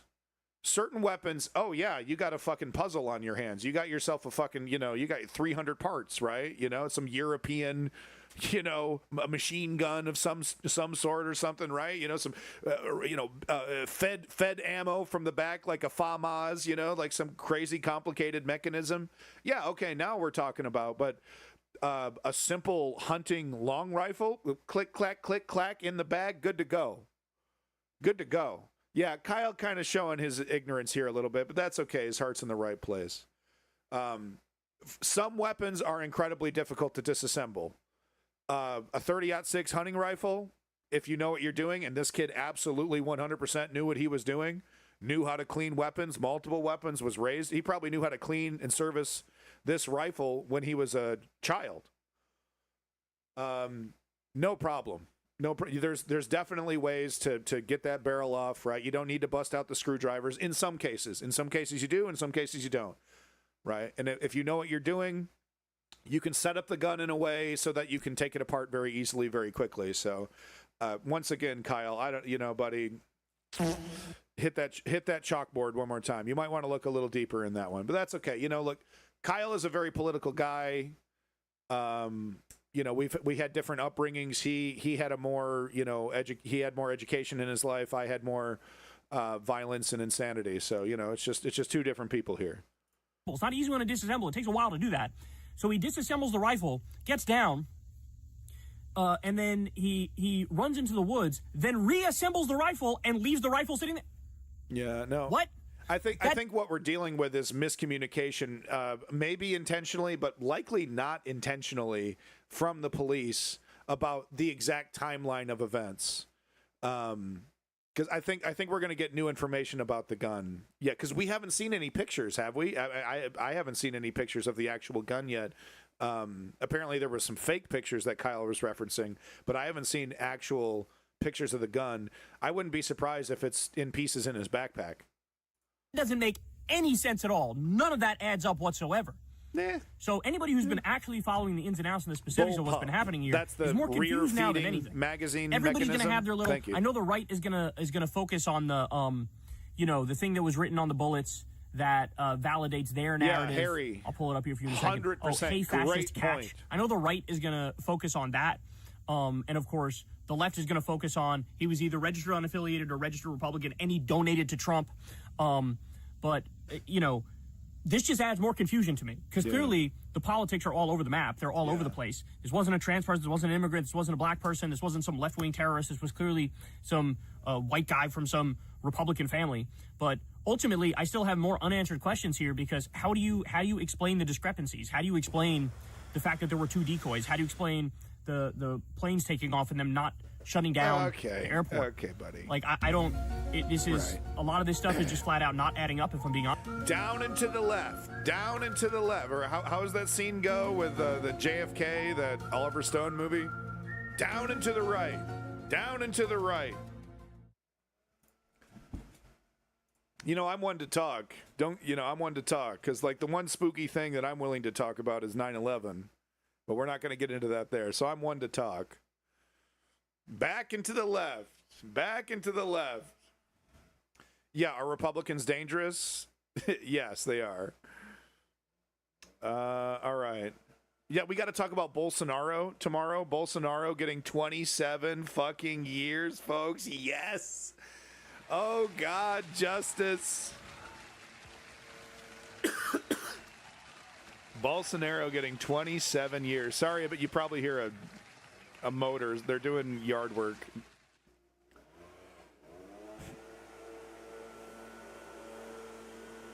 All right, let me mute. Sweet. Cha, cha, cha, cha, cha. Oh, hey. Hey, what the heck, man? Hey, what the heck? Hey, welcome to What the Heck. I'm your host, Mark Marin. Hold on, let me take a sip of my drink. Pow, I just went to the bathroom. Okay, so let's, Charlie Kirk reactions from R.M. Brown. I'm a big fan. Let's have a little fun here with your boy R.M. Brown, who's a genius, who needs to be on Comedy Central. This guy needs to be on TV. Incredibly talented, incredibly funny, incredibly topical. Why is he looking like Trump? Incredibly tan. I don't know. It might be a filter. It might be he fucks with people. He likes to fuck with people. It might be fake. It might be real. I don't know. I love this man. Anyway, let's steal some of his content. Threw in my pants from the drink that I drank. I'll be right back. Okay, Chris. Again, I did not agree with most of his political positions. Okay. But it didn't make me see him as an enemy. He was a sweet, tall, sensitive, kind person. Hold on, Chris. That is okay, guys. He objectively was none of those things. He was a spiteful, mean little creature who reveled in the suffering of others, including dead children. Actually, sweet, Charlie Kirk and sweet. You're mad. You're a propagandist, and of course, Chris Cuomo. He's a disgusting piece of fucking trash. So no surprise there. Yeah, that's right. Today we're going to be taking a look. Should I take that again? I sound like an idiot. That sounded like a moron. Okay, take 2. Okay, guys, today we're going to be taking a look at this because this is just kind of filling my YouTube recommendations. People talking about Charlie Kirk. And what happened here? What happened here? What happened with Chris Cuomo here? but it didn't make me see him as an enemy. He was a sweet, tall, sensitive. No, if you didn't see Charlie Kirk as an enemy, then you agreed with right-wing ideology, which Chris does. Right. Chris Cuomo, he's a remarkably odd individual. I watched this whole thing, a very odd guy. You know, I may have not agreed with him on everything, but he was a tall Chris.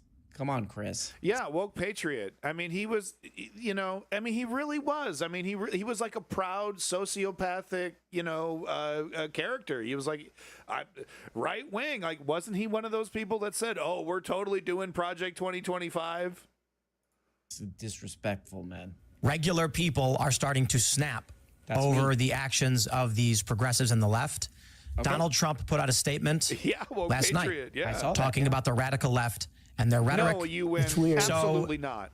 To be honest, Oh, thank you so much. Holy shit. Holy, look to the left. Holy.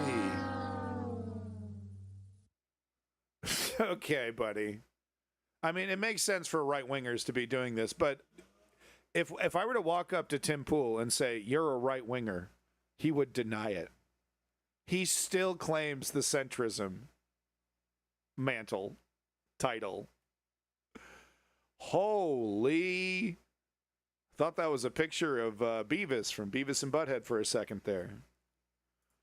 and their rhetoric. It's weird. So, It's weird. to be honest, Oh, thank you so much. Oh, thank you so much. Of course, my favorite newsman. How many views did he get on this quarter mil? Ugh. Quarter mil, 3 hours. I get my news from this guy, Timothy James Poole III, Esquire. Tim Pool Productions, 2025, all rights reserved. I get my news from this guy, and I was not disappointed by my newsman.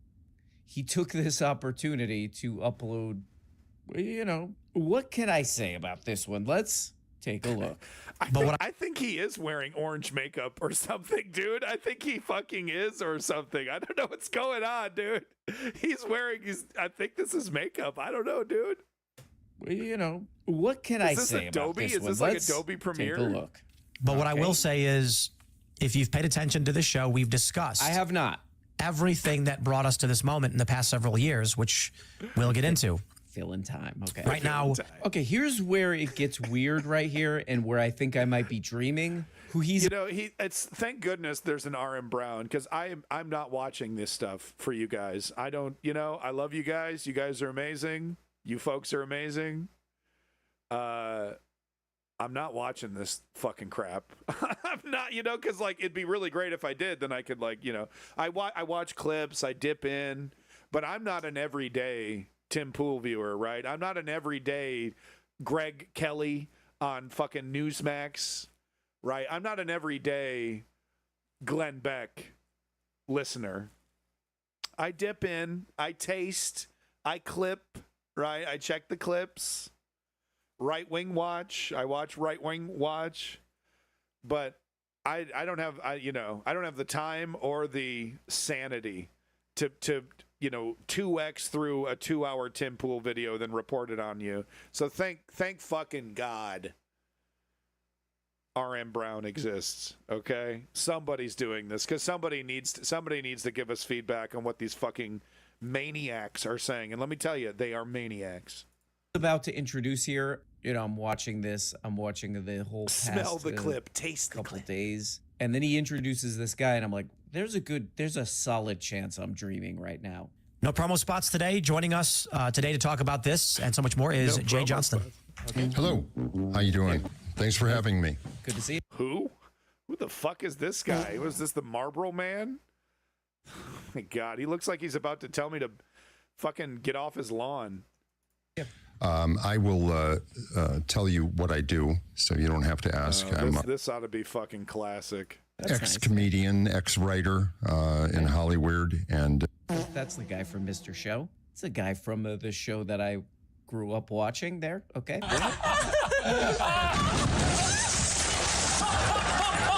You know that we've talked. Oh man, I love Mr. Show. He was in Mr. Show. Oh no. That show is brilliant. You know that one sketch where it opens up and with the moon exploding? The sketch before it ended with the moon exploding, and then the sketch that preceded it opened up with, you know, them looking. He goes, "Oh, look, the moon exploded." And then they just get to the sketch. It fucking gave me shivers. It was so good. About this quite a bit. No, I don't. I of course have talked about it, and you I will haven't. say it. And I wish I was wrong, but I was not wrong. And to all of the people who have continually denied what we have discussed on this show for the past several years, Right. we have not been wrong. Wrong. We've been relatively vague, and that's fair because we're not About what? About what? Against who? making heavy. Oh, shocker. Oh, shocking, man. Oh, what a shocking thing. This guy's using what has happened here to say the same crap that he always says. Wow. Civil War. Civil War before it's unstoppable. Civil War. Oh, wow. Wrong. That's the kind of sus. I want to go to Civil War. I'm going to bring my sus. skateboard. That's the kind of sus thing about this guy. Is I think he wants this to be true, but it's kind of suspicious. It's like he really wants this to be the Civil War. What are you talking about? What? There's nothing different about me. I'm just emulating my favorite 100% awesome content creator, RM Brown. There's nothing different about me. I'm just a big fan of RM Brown. I want to make sure that I am him. That's all. It's gonna happen. But I have open right now, probably the biggest left-wing media thing. What is this goddamn thing called? Jacobin. Charlie Kirk's, I'm not allowed to say this on YouTube, M-word, is a tragedy and a disaster. I'm not allowed to say that word either. I don't know what I'm allowed to say on YouTube, I'll be honest. Should look it up. Of Charlie Kirk threatens to embolden the far right and provide Donald Trump with a pretext for crushing dissent, escalating political violence, corrodes democratic norms, and pose a unique threat to the left. So that's like the most prominent left-wing publication out there. So this is the same question people have always asked Tim Pool. He is an idiot. You know, the thing about Tim Pool, maybe like, oh, well, maybe he could replace Charlie Kirk. No, because he's a stone cold moron, and just some of his takes are absolute donkey do. Like, you know, Charlie Kirk would wrap up his arguments in emotion and fear. You know, you need to be afraid of being replaced. You need to be afraid of a gay person getting close to you, et cetera, et cetera. Tim Pool, it's brutalism wrapped up as propaganda. Like he's such a dunce. He's such a dunce. We're right about everything. This proves everything. He's just, if watch some more RM Brown and you'll hear some of these takes. He's just a very dumb, but also even like one of the most annoying people, even more annoying than me, but just incredibly annoying, like incredibly pompous. I'm right about everything. Clearly pulling shit out of his ass. If you dare call him out, gets incredibly angry and emotional. Sorry. No offense. Not saying that in a mean way. It's like in a factual. Not everyone has the advantages that we have in the, thinking. So people have always asked him this. Well, between who? I'm no Tim Who Pool. would it be between? 250,000 views? Well, what it looks like we actually got, and in this goofball mentions this in the beginning, is, the president of the United States coming out, doing something that we've seen before where he's like, oh, hey, this looks like a good pretext to take everyone's rights away and spy on everyone. Exactly. But that guy, the president, did appear to be falling asleep when he was saying that. Also kind of an interesting point here, kind of maybe an important point. If you're an adult, which you are not, no one knows who did this. No one knows who did this as of this upload. As of this recording, when they recorded this, and they're going to go on and on and on and bep about this. Whoops. So, kind of an important detail, wouldn't it be? Yeah. Because I made a remark yesterday about, I want the feds to use their authority. Hey, that's Phil. He's a hardcore singer. He goes, rock and roll, rock and roll. Okay. What's his band? I forgot. Okay, anyway, go ahead, man. Sorry. And actually treat these people as if they're inciting. And people are like, oh, well, what happened to the First Amendment? What happened to the First Amendment? The First Amendment was Charlie. Yep. No, he was a guy. Charlie was the guy. So now it's all over. Oh, I used to believe in free speech, and then a guy that I like got killed. Now you don't get free speech. Now I'm taking it away from you and everybody that you know. Daddy's home. And this is supposed to be legitimate. It's clearly seditious. It's clearly anti-democratic. But we're just supposed to lie down and let this happen, huh? Because your guy got hit. Apparently by your guy. Guy that wanted to go and speak and use persuasion Well, the left doesn't want that. Use Clearly. persuasion. Right. Like, they don't want to hear other opinions. You So got it, I'm Phil. not the First Amendment guy. Clearly, the left doesn't want that, guys. Clearly, the conclusion is already made. This is before they know the truth, right? This was yesterday, on 9/11. Clearly, it's already it's a done conclusion. Civil War, it's on. That's it. Boom. Over. I'm the guy that comes after him.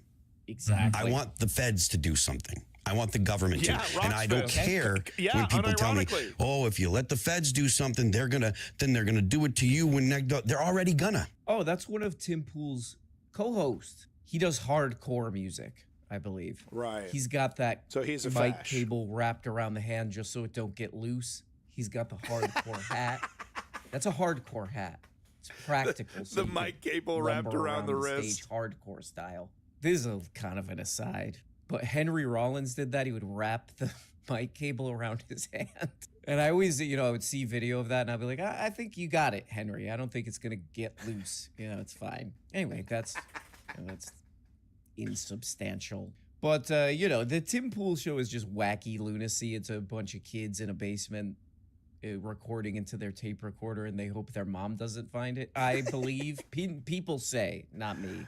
But if this were a serious show, this would be an interesting tip of the hand here. Because again, just to remind everybody, we have no information. It's so they're and like they really it's like here's the thing they're gonna do all this song and dance. It's very likely that they're wrong, and the person that was really hoping was a left-wing anti-fascist seems to be kind of a weirdo incel right-winger like we all expected.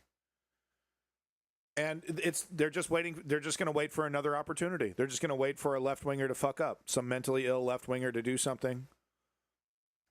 And then they'll just try it again. No punishment, no call out, nothing. For seditious action, calling for civil war publicly, which is like, okay, that's free speech, but it's like, what's the intent? How much power and clout do you have? Are you organizing around that? And it's like, ding, ding, ding, we're hitting some of those. So we have a large group of people organizing for the destruction of America within America.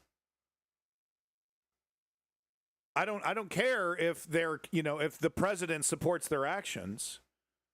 I still know treasonous behavior when I see it.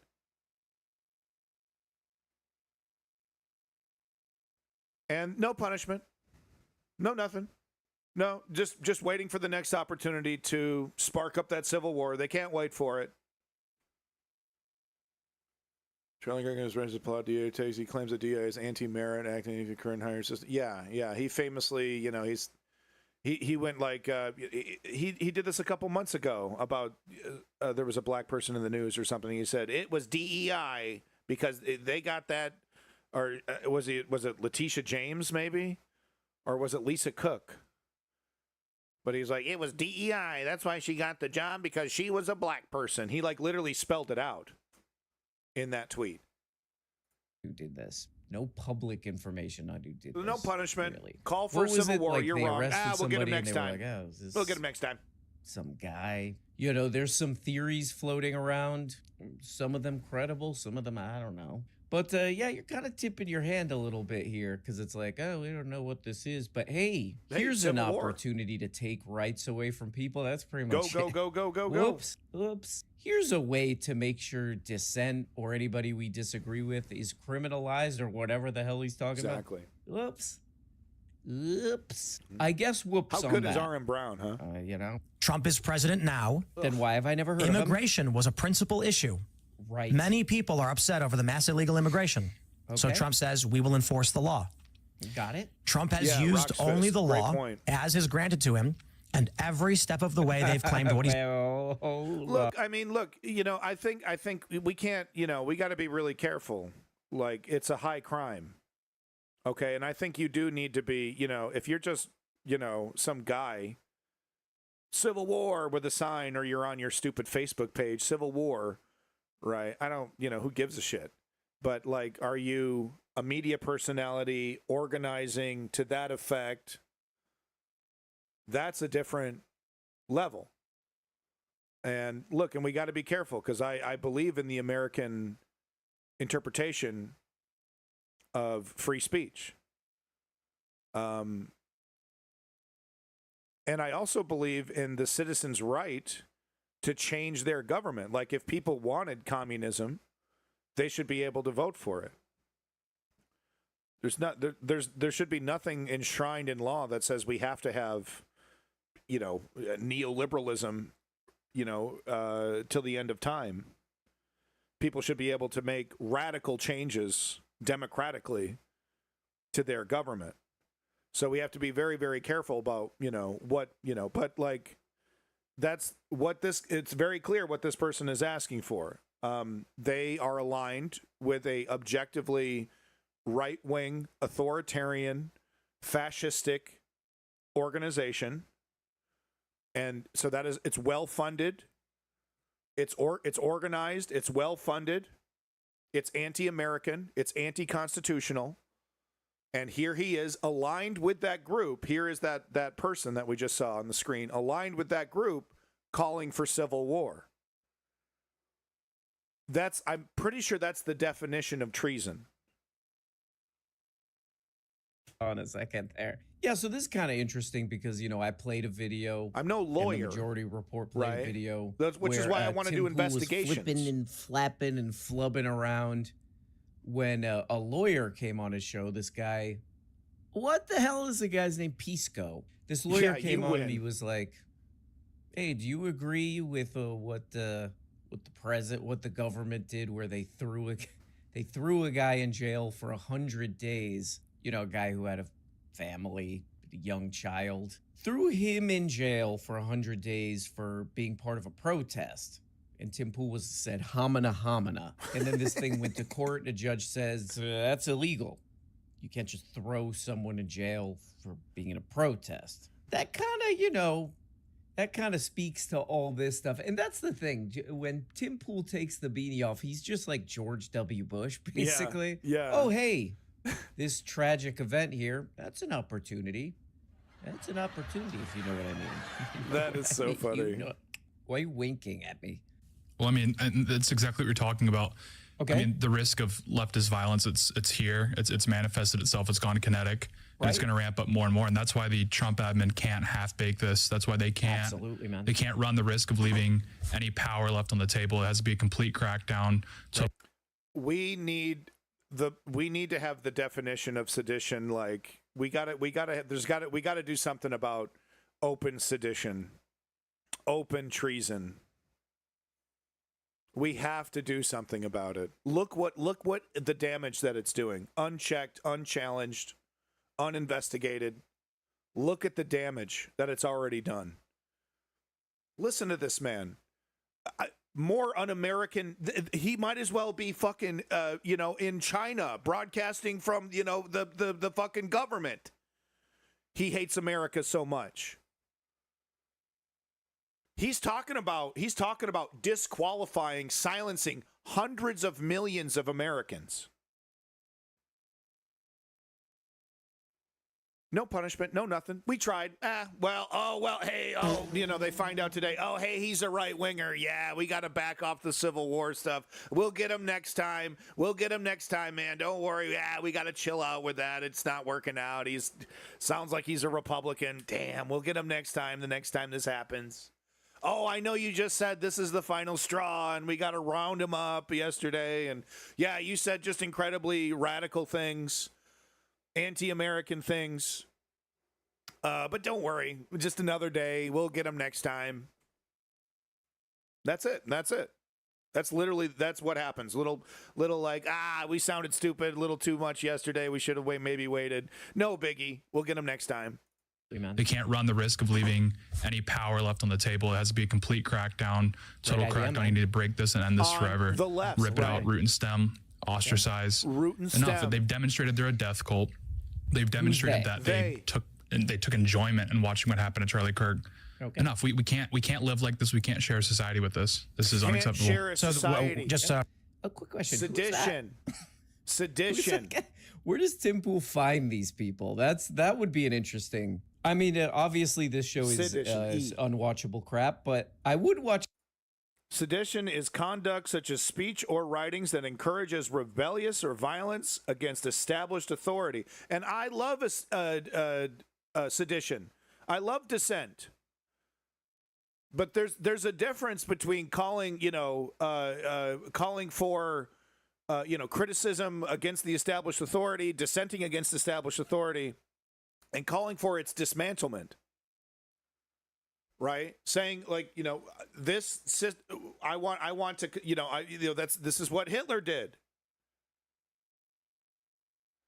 With the intent to cause discontent, insurrection, or the overthrow of the government. And I do not call for that. I want to work within our constitutional system to change our constitutional system. The founders, while racist slave owners, a good chunk of them, were quite smart to create a living document that can be changed and amended based on the times and needs in a democratic way, using a democratic process. A system of checks and balances, 3 branches balancing off each other, each with their own powers. It's a system that works if we allow it to, if we enforce it, if we punish those who dismantle it. And we're not. This fucking dork, this fucking dork right here has the intent to cause discontent, insurrection, and overthrow the government. He is participating with an entity doing just that. And you win TV. I agree with you, but does that actually matter that he's ignorant? Just because he's repeating some shit he heard from somewhere else?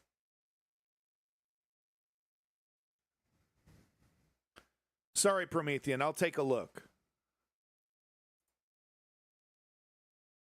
And no investigation, no punishment, no nothing, dude. You get to cause discontent and an attempt to overthrow the democratic system of government, and we're just supposed to sit here and take it, huh?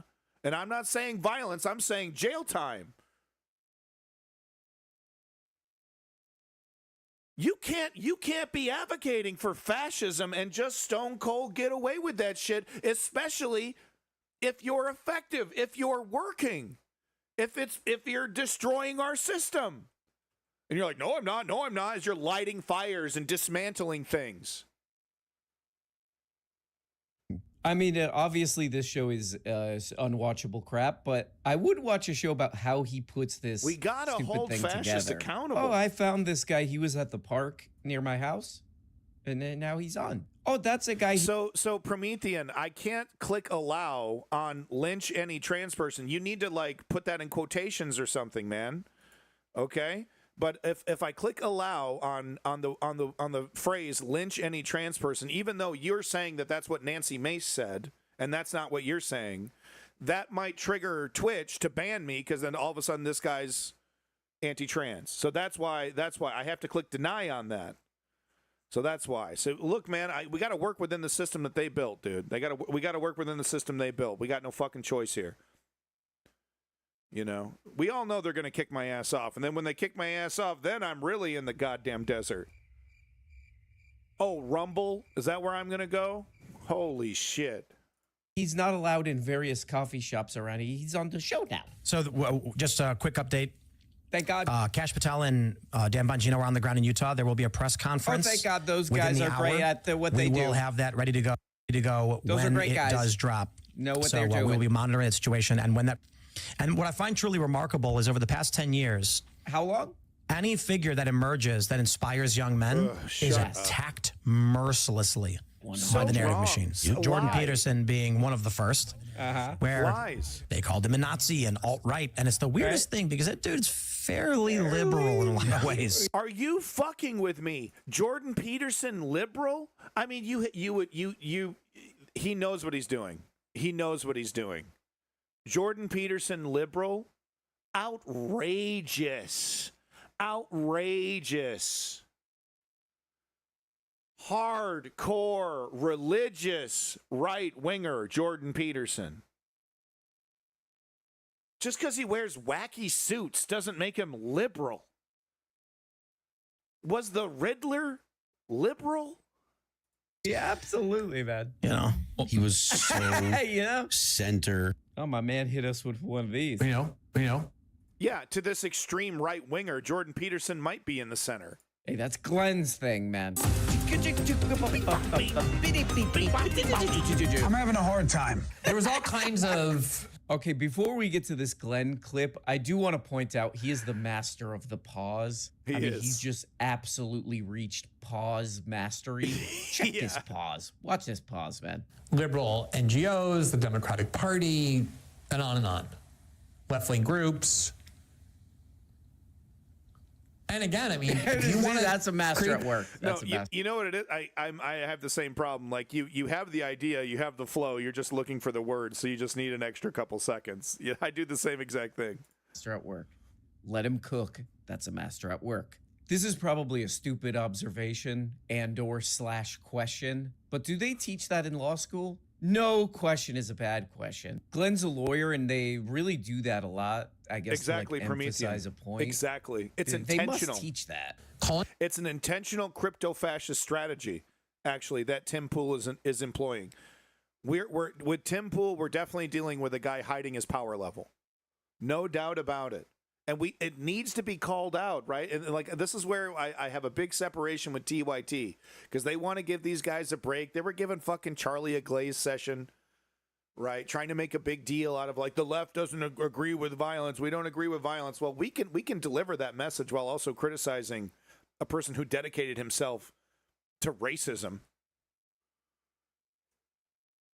One of the biggest proponents of the quote-unquote great replacement theory, one of the most racist Jim Crow level fucking Klan level ideologies or philosophies you could get to in the modern era. For political repression by the FBI after the conservative movement, the right wing, the MAGA movement spent years, the last 8 years, complaining about the politicization of the deep state and the interference of these deep state institutions in our domestic politics. Now suddenly interesting stuff. No, they did want to weaponize it. People who engage in violence, they mean what they think is the entire political ideological edifice that motivated this violence. Folks. Okay. Don't Liberal NGOs, the Democratic. Hey, don't point out contradictions, Glenn, and do pauses. No more pauses for Glenn. You have to go right into the next. No. Glenn is banned from doing pauses. Absolute zero. Not a single one. It's like hit with a YouTube violation. He gets an email in his inbox from YouTube. No more pauses. Your channel has been limited because of too many pauses. From now on, you got to go right into saying the next Too thing. much dead air. This is not rational or sober or constructive behavior, to put it mildly. The idea of exploiting Charlie Kirk's death and the emotions around it to call for an FBI crackdown. Great. It's nice to hear Glenn Greenwald talk about this. In between taking handfuls of Russian money, I guess. I don't know. I'll never understand why this guy stands so firmly against Ukraine, repeating Russian talking points. Adding a academic, adding an academic schmear over what is clearly Moscow talking points. But it's really nice to see him calling this out for what it obviously is, because it's actually really like lazy and clunky, right? It's like, oh, here's our chance, let's go for it. Oh, this is the next stage in our fascist takeover, because it's so obviously a fascist takeover. We're not hiding it at all. So it's nice to see, I don't know. Is it fair to say Glenn Greenwald's on the right? I feel like he's on the right. Hanging out with Tucker Carlson, right? Constantly repeating right-wing talking points. But he's not fully on the right either. I don't know. He's one of those. You don't talk about he used to be pretty good.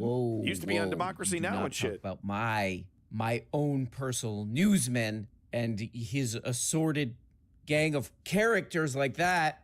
Glenn, let's check in real quick with this guy. Oh my God, we're gonna arrest you! When I look at this news, I start having an anxiety attack. No Rumble, no ads. I wasn't going to be here today because I have multiple missions that are critical to the Republic. That's so what he calls a little bit later. I'll leave it at that. Okay. But I will be doing work from the road. And I will be. This is Alex doing an emergency broadcast here. I wasn't even supposed to be here today. I have critical missions to do today. I have a list of my missions. I got a list of missions to do. He's a that toddler. are critical to the Republic. He's a toddler. Let me look at this mission. I got a mission at the laundry place. I got a mission reservation at a restaurant, West Austin. Sushi. Gotta go get a cheesesteak. Got a mission at Whole Foods. So, in conclusion, I wasn't even supposed to be here today. A comprehensive account of the Utah Valley University attack and aftermath and America's response. Okay. Are you kidding me? What the fuck? Guys, what the fuck is going on here? He has not been buried yet. They're going to give him a full state fucking funeral. They gave him a little flight on the on the Air Force 2 or whatever. A book? A book? And let me guess. It's like the left, watch out for the left, beware the left, beware the left. I mean, this is next level getting in front of the narrative, you know, trying to steer the zeitgeist, trying to make, like, they're like trying to make this happen, baby. You know what I mean? Machine. Right? September 9th. What the hell is this? Okay, that's a drop. That's a drop, right? Yeah. That is a drop right there. It gets worse. There are too many papers there, man. This is my man Alex. So this is how he's always done it. This is, you know, because this is basically the same thing that I do with my Chrome tabs, right? My million Chrome tabs. But he does this. He prints out every story that he wants to talk about, and he lays them out in front of him. He's done this for years. I might actually emulate it, quite frankly, when I get my news desk set up. I might start doing the Alex Jones thing with all the papers, because it's kind of a cool way. You know, okay, we're talking about this. I got all my sources. I got all my information. Okay, I'm done. On to the next one. Okay, I'm done. It's an incredible waste of paper, but it's also kind of a cool way to do news. Through all those papers. What the hell is this? What the hell is this? Wait. Hold on. I'm getting Fuck another them Rumble trees. ad. Let me look at this. What the hell is this? Easy Snake. Oh my god. Rumble, oh my god. y'all. These Rumble ads are clearly directed at older people. This is like the most Rumble adorable folks. one I've ever. Easy Snake. I'm a peepaw. You know, I want to play Snake, but it's a little too hard. You know, my eyes are kind of bad. You know, the last time I tried to play Snake on my Nokia phone that I still have, I've looked at it and I go, what the hell is this? So now there's Easy Snake. I got a mission. I'm on my. I gotta get RM Brown's soundboard. This Stream Deck actually sucks. I just load MP3s, but it has a delay when I press the button, and I can't record stuff directly from the screen like he can. I gotta get his setup, dude. He's got such a cool soundboard setup. You know, this is Alex on his mission here. 12 and iPads. He's talking about a thing I could do saw. that. I actually saw bunch of laptops. I have a bunch of laptops. I could actually do that. The newsman in question who I was watching earlier, he do like wrong. He was talking about this. He was like, people have been sending me messages about this, and they've been Xing about this. That there's a book, there's an ebook or something, some piece of crap on Amazon that is about. It's all about this. It's all about this. It's all about this, but it was published on September, whatever, the day before this happened. And I was watching Tim Pool and he's like, oh, it's because someone uploaded it before and then they like changed the name or something. And then I think Amazon said it was like an error or something. What? But anyway, it's like, I don't know what would be the point here of this. Like someone's leaving around like Gotham City style clues or something, I guess, is what they're saying here. I don't know. But there is a real like kind of, I don't know, weird telling story here. When I was like searching around about this, that they're just flooding. Anytime there's any news event that people are searching about, people will just like AI a bunch of books about that trending topic and then upload them to Amazon. Wow. And then Amazon just deletes them all. So apparently there's a bunch of AI generated books about this being uploaded. Amazon's just immediately deleting them. Okay, and Alex Jones is pulling a mountain out of a molehill. Because that is pretty shocking stuff. He's not even buried. And they're like, here, America's bestseller, The Murder of Charlie Kirk. Here you go. Zipped up by an AI. God, that's so depressing. So, because like a talented writer should be able to crank out a book in like a week or two, and that's plenty of time, right? You want to get it, you know, but like AI farts out some fucking book in 3 seconds, you know, like literally ChatGPT, write me a book about all the events of Charlie Kirk. in the style of a crime novella. Okay, 4 seconds later you have it, and then you post it. You don't even read it yourself. It's amazing. Illiterate people making books that they publish and don't read. Wild shit. I mean, totally wild. Like, I think it should be illegal. I mean, I don't mean to be Hitler here, but I don't know, man. That sounds like we're fucking ourselves. You know what I mean? That sounds like idiocracy, like we're fucking ourselves there. Yeah, now making a kid's book. Oh, no, with illustrations. Oh, no. Interesting, I guess. I don't know. But I don't know. And then Alex, the Alex thing, the Alex show is not too far from Tim on this, where he just like scrolls through like Twitter X, and he's like, look at these people, man, they're sick. Yeah, I guess he's Promethean, finding people who are like, I don't know, celebrating or in some kind of support. And he's like, look at these sickos. I mean, that's different. This is a tough one for Alex. I mean, he must literature. know this because he's been doing this for so long, but they're like, there's a Reddit that I follow called like Info Warriors or something, and it's all people who write stuff on their cars. They drive, this is kind of a thing. We've all seen those cars. America, people write stuff all over their cars because that's the best way to get your message. They're drinking your and kids' these blood. poor Pizzagate guys and gals real. are writing all kind of crazy stuff all over their cars and trucks. And also it's like this is Alex's audience and Tim Pool's audience. It's really bad. They're posting a lot of crazy stuff too. So it's like. But what's frightening though is in a couple of years it's going to clean itself up. I saw this interview with an author. He was doing a speech or something actually, and he was like, ChatGPT 3. I asked it to do a rough draft in my style, and he was a famous author, so he knew ChatGPT had a bunch of his stuff in it. And it completely failed. But then with ChatGPT 4, he asked to do a rough draft in his style, and he was like, this is pretty fucking accurate, actually. This is frighteningly good. And then the rest of his, what he was talking about was just like how to deal with this, how to deal with like the fact that, we're going to have robots that are going to be able to emulate human beings to, such a realistic level. I don't know, man. I think we need to do something about it though, because like the risk is losing our identity as a species and kind of just letting the authentic identity of our species turn into a machine emulation, because it's just emulation of what was. What happens when we lean on what was, and that what was becomes what is forever. What does that do to us? I mean, like, I don't know, man. It really doesn't seem like a good idea. Seems like something that could be easily manipulated as well. Tough one to just go through Twitter to try to find people posting stuff because people who love you, they're posting a lot of crazy stuff, man. So I don't know that this is. This is the best way to talk about this, but who am I? To these liberals that are crying on their shows now, it's because, or Hassan, for instance, there's a video going viral right now that I don't think we can play. Hassan they say it's a montage of Hassan calling for violence against right-wingers. Now he's panicking because he's realizing the game just started. He's not panicking. And I mean the game, the figuratively. Right. Yeah, the feds should pick him up, denaturalize him, and send him to Turkey. Real. Great idea. Yeah, man. I saw real. These are supposed to be Americans. These are supposed to be people that believe in due process, right? But no, you should be kidnapped, stripped of your citizenship, and dumped into a country that you don't belong in. Hassan is more American than I am, dude. Are you kidding me? A guy is so California, it's ridiculous.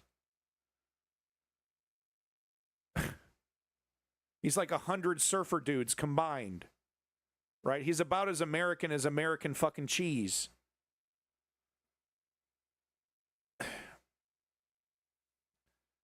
Kick him out, denaturalize him. And like he feels comfortable saying this because Hassan's ethnic, right? Turkish. It's only a matter of time before this shit is directed directly at us, whiteys, until he's screaming into the mic about a white guy saying stuff he doesn't like. Denaturalize him, kidnap him, kick him out. No punishment, by the way. No punishment. Like this, this is supposed to be allowed free speech, right? This is, and like you can't like, because you should be able to sue for defamation for stuff like this. I don't know. Maybe you shouldn't be able to. I don't know. I just like, there's got to be some extra scrutiny or something, right? Because yeah, to the camps with them. You know, we're just really gonna let this fly. I don't know, man. Like because then we're just, we don't want to be left-wing fascists ourselves, but at the same time, it's like fascism doesn't deserve free speech. Fascism inherently weaponizes free speech and uses it against the democracies that support free speech. Time and time again. That's exactly how Hitler did it. That's exactly how the Nazis fucking did it. Weaponize the systems against themselves, including their ability to spread sedition and hate in the streets freely. Wild stuff. It just it blows. Realizing it the game just legitimately blows my mind that they get away with this daily without scrutiny, without any kind of anything. You can, and of course, as mentioned in the chat, if they're lying about Hassan, they have to lie about what Hassan says and everything to make their point. But if there was a left-winger that was doing what they were describing, right, they would be kidnapped by ICE already. They run everything. It's the fascists have taken over, and they're still the victims, guys. They're still under attack. They're still under assault. Yep. And I mean the game, the figuratively. Right. Yeah, the feds should pick him up, denaturalize him, and send him to Turkey. Real. Great idea. Yeah, man. I saw the IRL. Yeah, absolutely. In real life, not in a game. Pick him up, strip him of his citizenship because he is an anchor baby. Send him to Turkey. Oh, and seize assets. Well, he was born here, worked though, right? up, man. He was born in seize his Jersey, but assets. Yeah, grew up in Istanbul, so it's like he's familiar with the area. He'll love it. It's like a homecoming. Anchor baby. Be a great He's time. not a real American. Get him out of here. Yeah. Wow.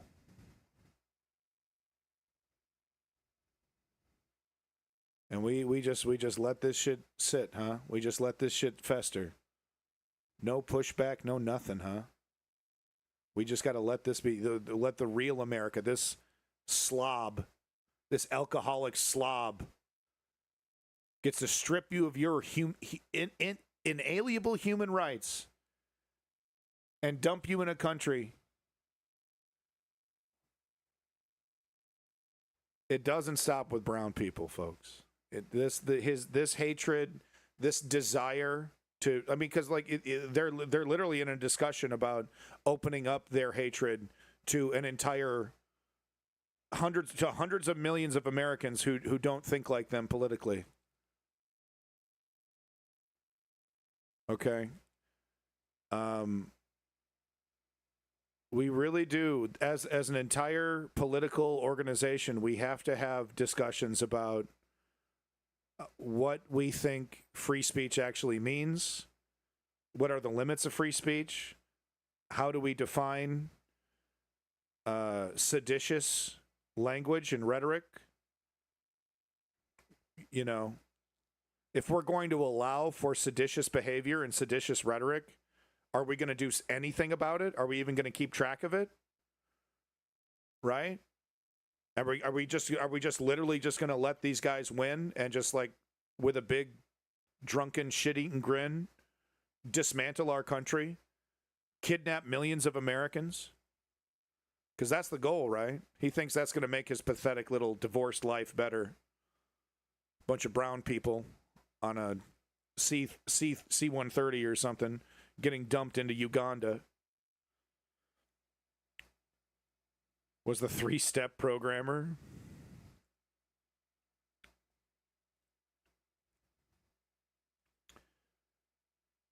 I don't have time. It's pretty goddamn clear what these right wingers are up to, hopping around stream to stream to stream, trying to bait leftists into advocating for violence.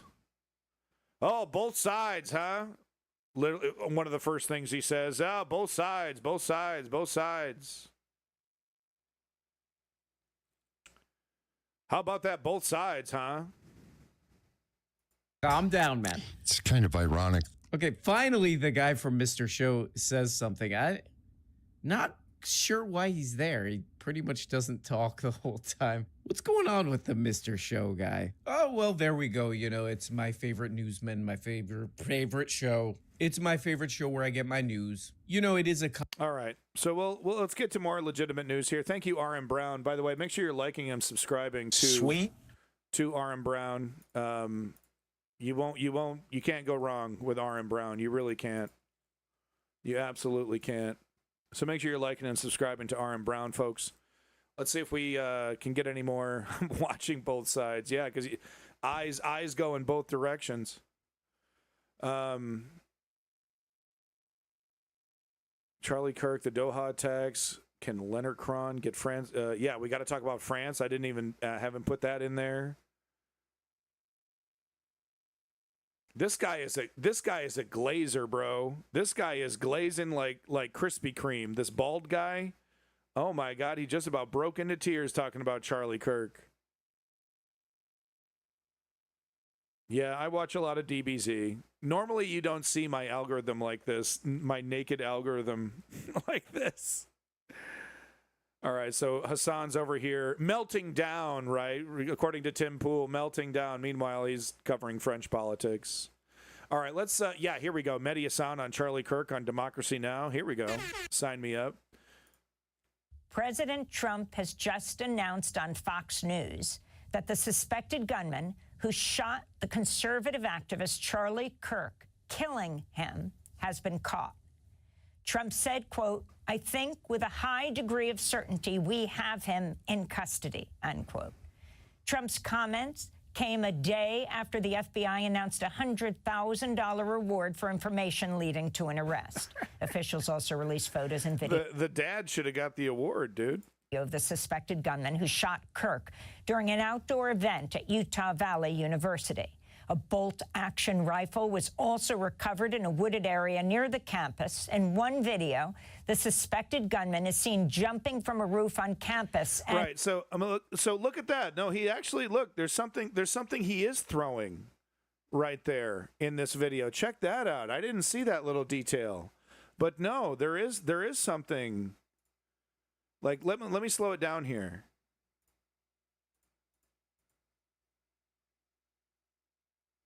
One second. How do you do frames? Was it this one? Yeah, okay. So check this out. Okay, well, is that? No. So that's like a black shadow. That's a shadow. Right there, right there, right there.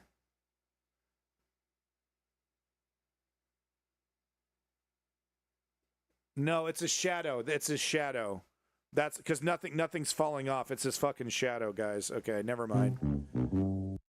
You know, it is weird. It's a shadow for sure. I'm not seeing anything fall. Right, something would have actually fallen if he. But what's weird is when he lands. When he lands, he kind of picks something up. But I think he has a backpack on. So I think it's just confusion. I think it's just confusion in terms of like, oh, what's up? He didn't have the rifle when he got off the roof. I think he had the rifle and maybe the towel. Because I don't see the towel either, man. Maybe the towel's black.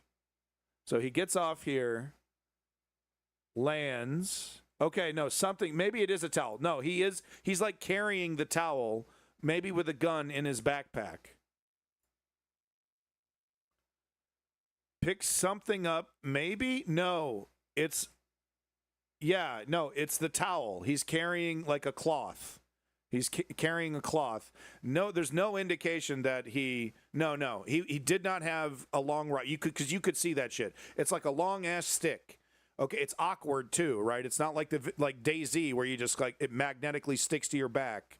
Okay, it's awkward. It's got a weird weight to it.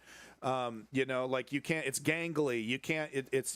But you can disassemble. You can remove the butt and the rifle, and you could theoretically fit that into a book bag if it was the right size and you're zipping it up right. You could theoretically maybe fit that assembly, those parts into the book bag. Because I think what we're dealing with is either misinformation intentionally or a failure to communicate something correctly here, because he does not have the weapon in his hands coming off the roof. He does have a cloth. It's definitely a cloth. You can see if you look at the footage, it's a cloth. It's like waving and moving like a cloth would. Well, actually, it is just like Daisy. Oh, sorry. Your guns magnetically stick to your back? I didn't know that. Sorry. I don't mean to be racist. But no, it's not a gun. It's folding and moving like a cloth. Yeah, Rock's fist. Maybe at a later date, right? When it's not so useful. Wasn't that the moral conclusion of the Simpsons episode about filming people? That's how they ended the episode. Well, like Marge goes, as long as everybody is recording everybody, we'll be safe. It's definitely a cloth. It's not a gun, and there's no way the gun is in there. Look at it flopping around and stuff. Maybe it's a bag, and it's being called a towel. I'm telling you, we're going to get some corrections here. We're going to get some corrections here that maybe they found the gun disassembled in the backpack. Maybe he dropped the backpack in the wooded area. Okay, he's not carrying a gun. He's not carrying a rifle here. He is carrying something flopping around similar to a towel or maybe a black bag of some sort. But it is not a gun. Like you could see, you could tell.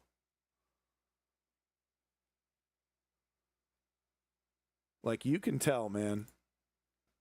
One more time. Just looking at this. That's a shadow. These are shadows right here. And look at that right there. If it was a long rifle, it'd be a much larger object. It's a small, like crumpled piece of cloth. You can see that pretty clearly right there when he's brambling down here and gets ready. Right here, you can see this lump kind of transform, change shape, just like a towel would, or maybe a bag that's empty, even, because it doesn't even seem like it has stuff in it if it is a bag.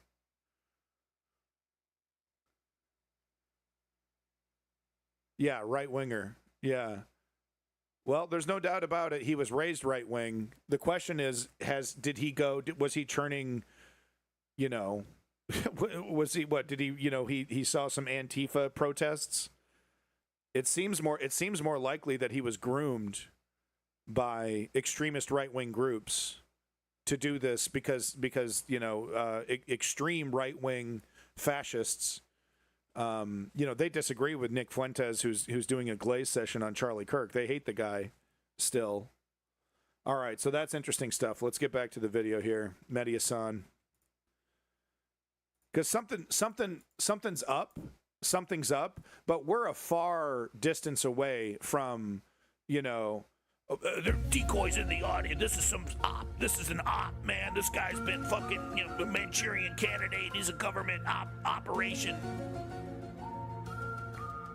No. I think we're dealing with incompetent police, which is always the case. I think, who are missing something or misreporting something, either intentionally or unintentionally. maybe to hide their incompetence, they're not correcting people about the exact timeline of the gun yet. I suspect, yes, Promethean, yeah. Even though Nick Fuentes right now is saying no, he's doing a big fucking eulogy for Charlie Kirk. He's the beef. There's no more beef. There's no more beef. He's denying it all. So I'm not seeing the conspiracy quite yet here, folks. You tell me what you think. I'm curious to hear what you think. Attacks on the political left, saying, quote, yeah, strategy. We just have to beat the hell out of them. We have a great country. We have radical left lunatics out there. And probably a disassembled rifle. Can't carry a full rifle around and not be noticed. Exactly. I think he's got it in his backpack. He either left it on the roof, which if you're leaving it on the roof, why are you leaving the towel? Right? Why are you taking maybe he's panicking, right? It's his first assassination. Things get crazy, right? So if you're like, you're either leaving it on the roof, or if you're taking it with you, you need to be conspicuous. That does seem to be his plan. And like, Kyle Kalinske is way wrong. You can fucking disassemble a rifle pretty goddamn quickly, especially if you know what you're doing. And there's plenty of evidence to indicate that the kid 100% knew what he was doing. Representative Bob Onder of Missouri described the political left as, quote, pure evil. Well, everything has changed. If we didn't know it already, there is no longer any middle ground. Some of the American left are undoubtedly well-meaning people, but their ideology is pure evil. Here we go. They hate the good, the truth, and the beautiful, and embrace the evil, the false, and the ugly. Look, listen to how they describe their fascist authoritarian government. The good, the good, the pure, whatever he said. What did he say? They hate the good, the truth, and the beautiful. And the good, the truth, and the beautiful. Is that the Republican establishment? Is that the Republican government right now? Good, true, beautiful, beautiful. What they did to the Rose Garden, is that beautiful? What they're doing to innocent brown people, is that beautiful? What they're doing to the Constitution, is that beautiful? It's disgusting stuff. I mean, it's and look, like the first opportunity that they have, what is their intention? Fascist dictatorship. Okay, and this doesn't stop with Trump. They know who they are. They know what they're pushing. They know what they're manipulating towards, you know, using rhetoric 100% to this goal. We need to, I mean, I'm sorry for the cliche, but we need to wake up. It couldn't be more clear what the goal is. It really couldn't be. But their ideology, you know, outside of slipping on a fucking swastika armband, right, during the speech, like, it could not be more clear. She is pure evil. They hate the good, the truth, and the beautiful, and embrace the evil, the false, and the ugly. This call comes as some lawmakers, including outrageous Congressmember Alexandria Ocasio-Cortez, are canceling or postponing public events out of safety concerns. Yeah, I would be too. To talk about all of this and more, we're joined by Mehdi Hasan, editor-in-chief and CEO of Zeteo, where his new piece is headlined, "Hypocritical Conservatives are using Charlie Kirk's horrific murder to cynically smear the left." Right, and just, you know, on point. Mehdi Hasan talking about the important thing. Are we glazing Charlie Kirk? No. Are we focusing on the horrible things that he said? No. We're talking about the most important thing in the room, which is the blatant and overt attempt to make leftism illegal. Mehdi, welcome back to Democracy Now! Why don't you lay out what you're seeing in these last few days as we talk about this breaking news that the suspected gunman has been caught? Thanks, Amy, for having me. The problem with this administration, of course, is you can't trust anything they say. Kash Patel put out multiple statements over the last 48 hours suggesting that But this interview was done early in the morning, obviously, right before he knew all the facts. It's really a shame because if they just delayed the interview by an hour, he probably would be saying completely different things here. But grain of salt, early in the morning. Welcome to the new news cycle. It's 24 seconds, okay? 24 hours. You're literally irrelevant. You literally have missed everything. 24 seconds is the news cycle. Get with it. He's been caught, somebody's in custody. They leaked to the Wall Street Journal that there was trans ideology on the weapon and then walked it back. We have an administration of gaslighters and serial liars. So unfortunately, in the old days, even if a president lied, you could try and take the bureaucracy or the law enforcement people. Maybe sometimes. Now you have to start from a position of pure skepticism. Yeah. So I don't believe anything Trump says until I see more verification. I do hope they've caught the person. The problem is, Amy, that since from the moment Charlie Kirk was horrifically murdered on camera, a horrific act, inexcusable act on Wednesday in Utah, from the moment that happened, Republicans, conservatives, prominent figures in this country on the right went to work. 1 hour, remember, 1 hour after starting the reporting around, it was like 12:30-ish. 1 hour, we started seeing right-wingers coming into a nobody political commenter chat, his chat room, to spread this propaganda. 1 hour of silence, and then they had their messaging, and then they had the, civil war, we're going for it, end the left. to blame this on the left, even though the killer was not in custody. Apparently is now. Let's see the alleged killer. Yeah, well, There's no killer in custody, no motive, and yet for the last 36, 48 hours, we've been told again and again that the left did this. The left killed Kirk. The left has blood on its hands. And I wrote that piece for Zeteo because I was deeply frustrated at what I was seeing. It's not just frustrating, it's dangerous, right? Your response to a political assassination, to political violence, cannot be to ratchet up. More political violence, more dehumanization and demonization. And the reality is, of course, as I say, we don't know the motive of the killer. Let's say the killer turns out to be someone on the left. Even then, that doesn't mean the right is somehow scot-free here, and that's why I wrote my piece pointing out that the vast majority of right-wing political violence in this country comes from Trump supporters, comes from people on the far right, comes from all sorts of people who have... Arby's cups. Makes me want a beef and cheddar, yo. I'm such a fat ass. Horrific view. The marketing works, okay? That's why they put the logos on the cups. It works. Views about minorities and white supremacists. And I laid down the evidence in my piece, for example, this summer.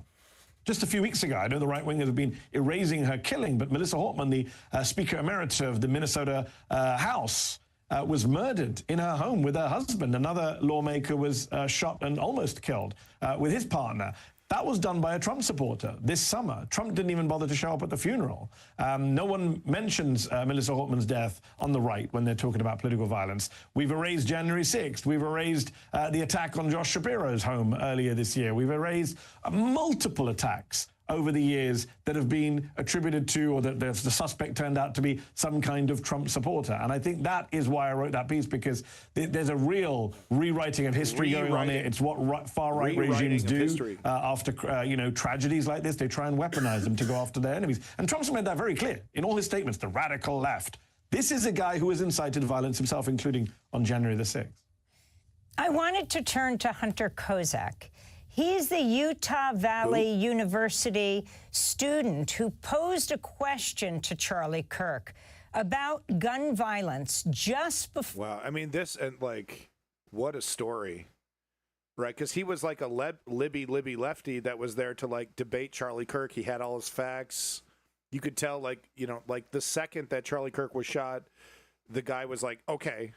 He was ready to respond to Charlie Kirk's dog whistle about race and gun violence. He was ready to go. So, like, and then the guy just gets blasted, like, right in front of you, dude. I mean, I don't even know what to say about that, right? Like, that is, like, probably life-changing kind of situation for that guy. Kirk was shot and killed. 5 is a lot, right? I'm gonna give you. Whoa, hold on here. I don't know how far Democracy Now! Is gonna go here. 1 second. I doubt that they're gonna show the full thing, but I gotta be fucking careful.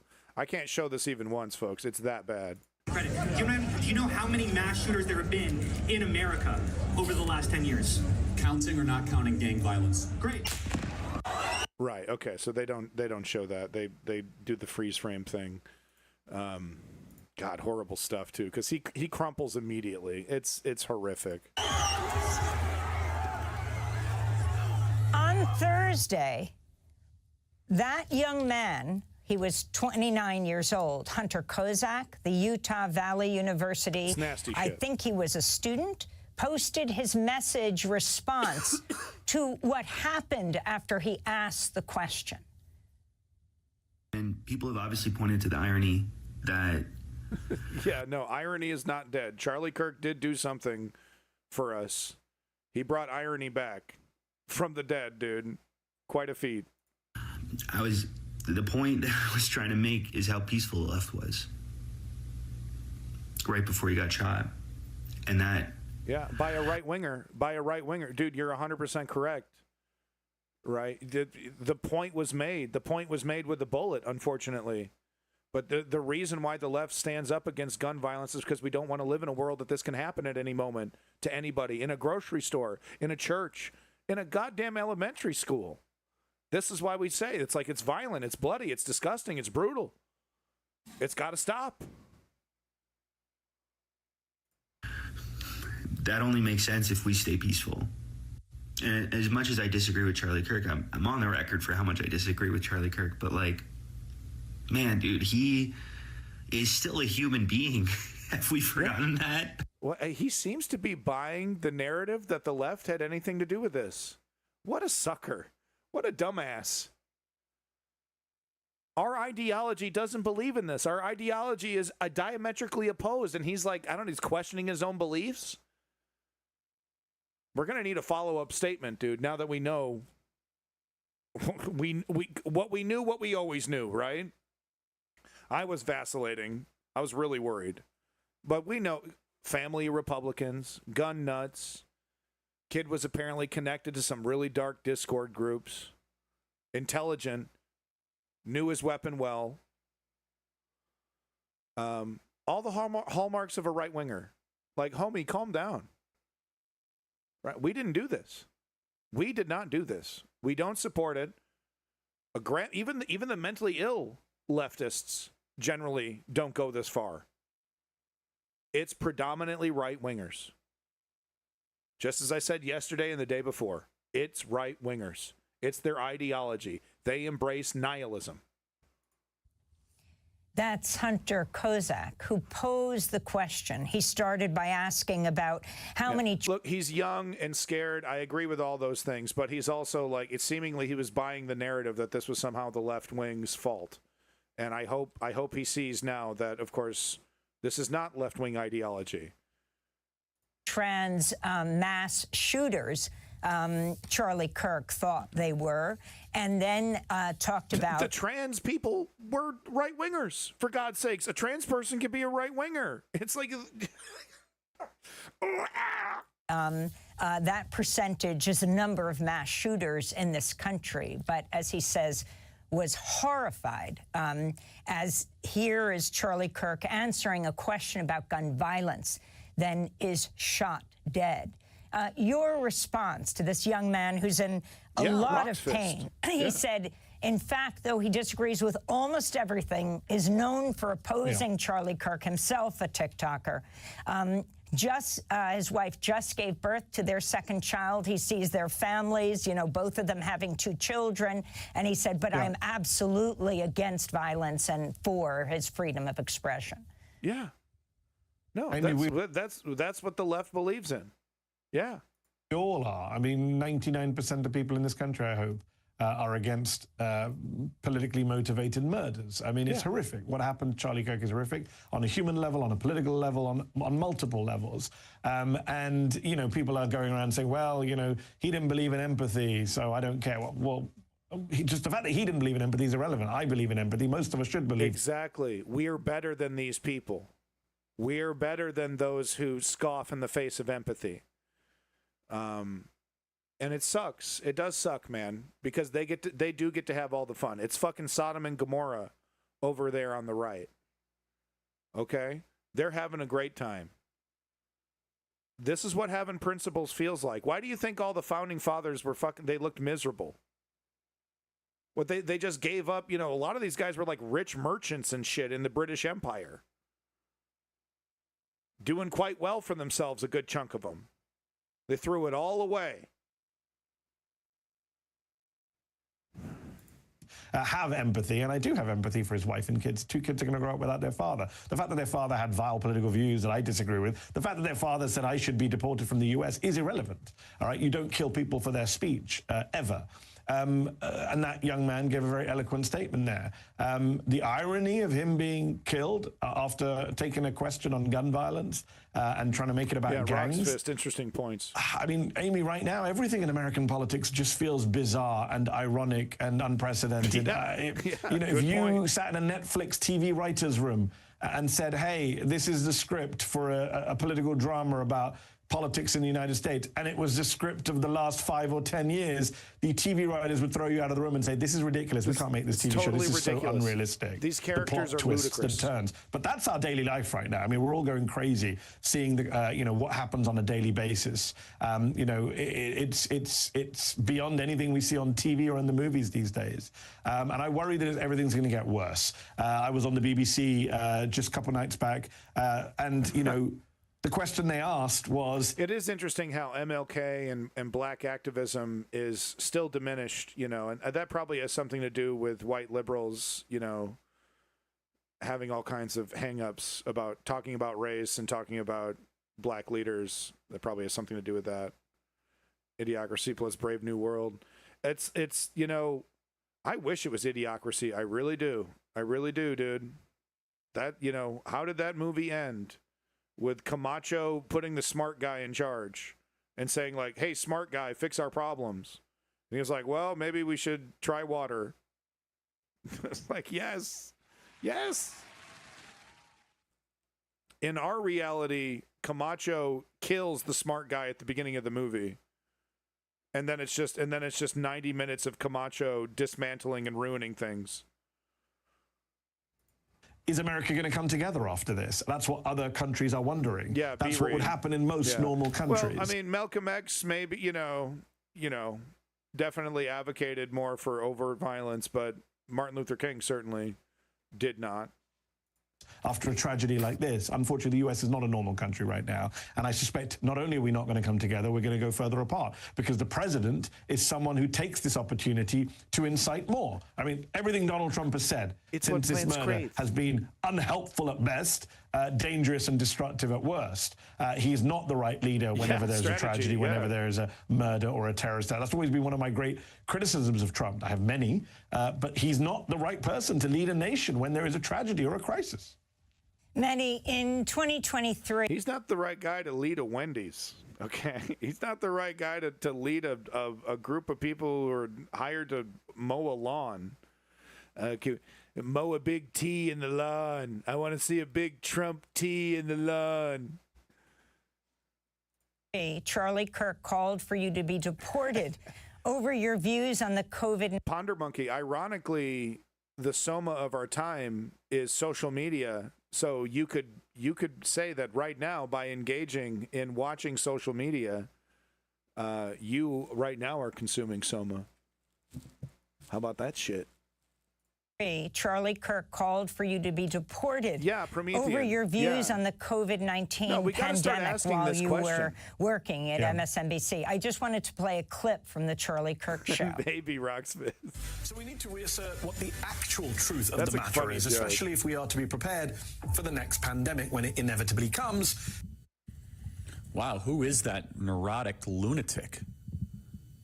Who is that guy? Send him back to the country he came from. Holy cow. Wow. Get him off TV. Revoke his visa. And what did MSNBC do? Got him off TV. Listen to an overt racist. Right. There probably isn't a one-to-one connection, right? But they ironically, they did what Charlie Kirk wanted. They didn't deport him, but they got him off TV.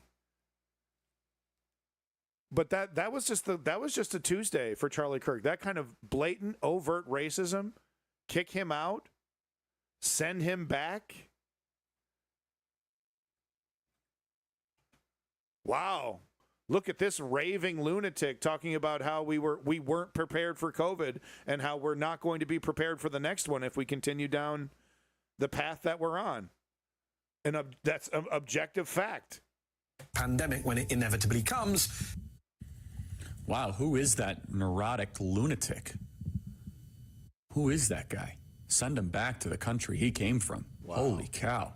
Get him off TV. Wow, revoke his visa.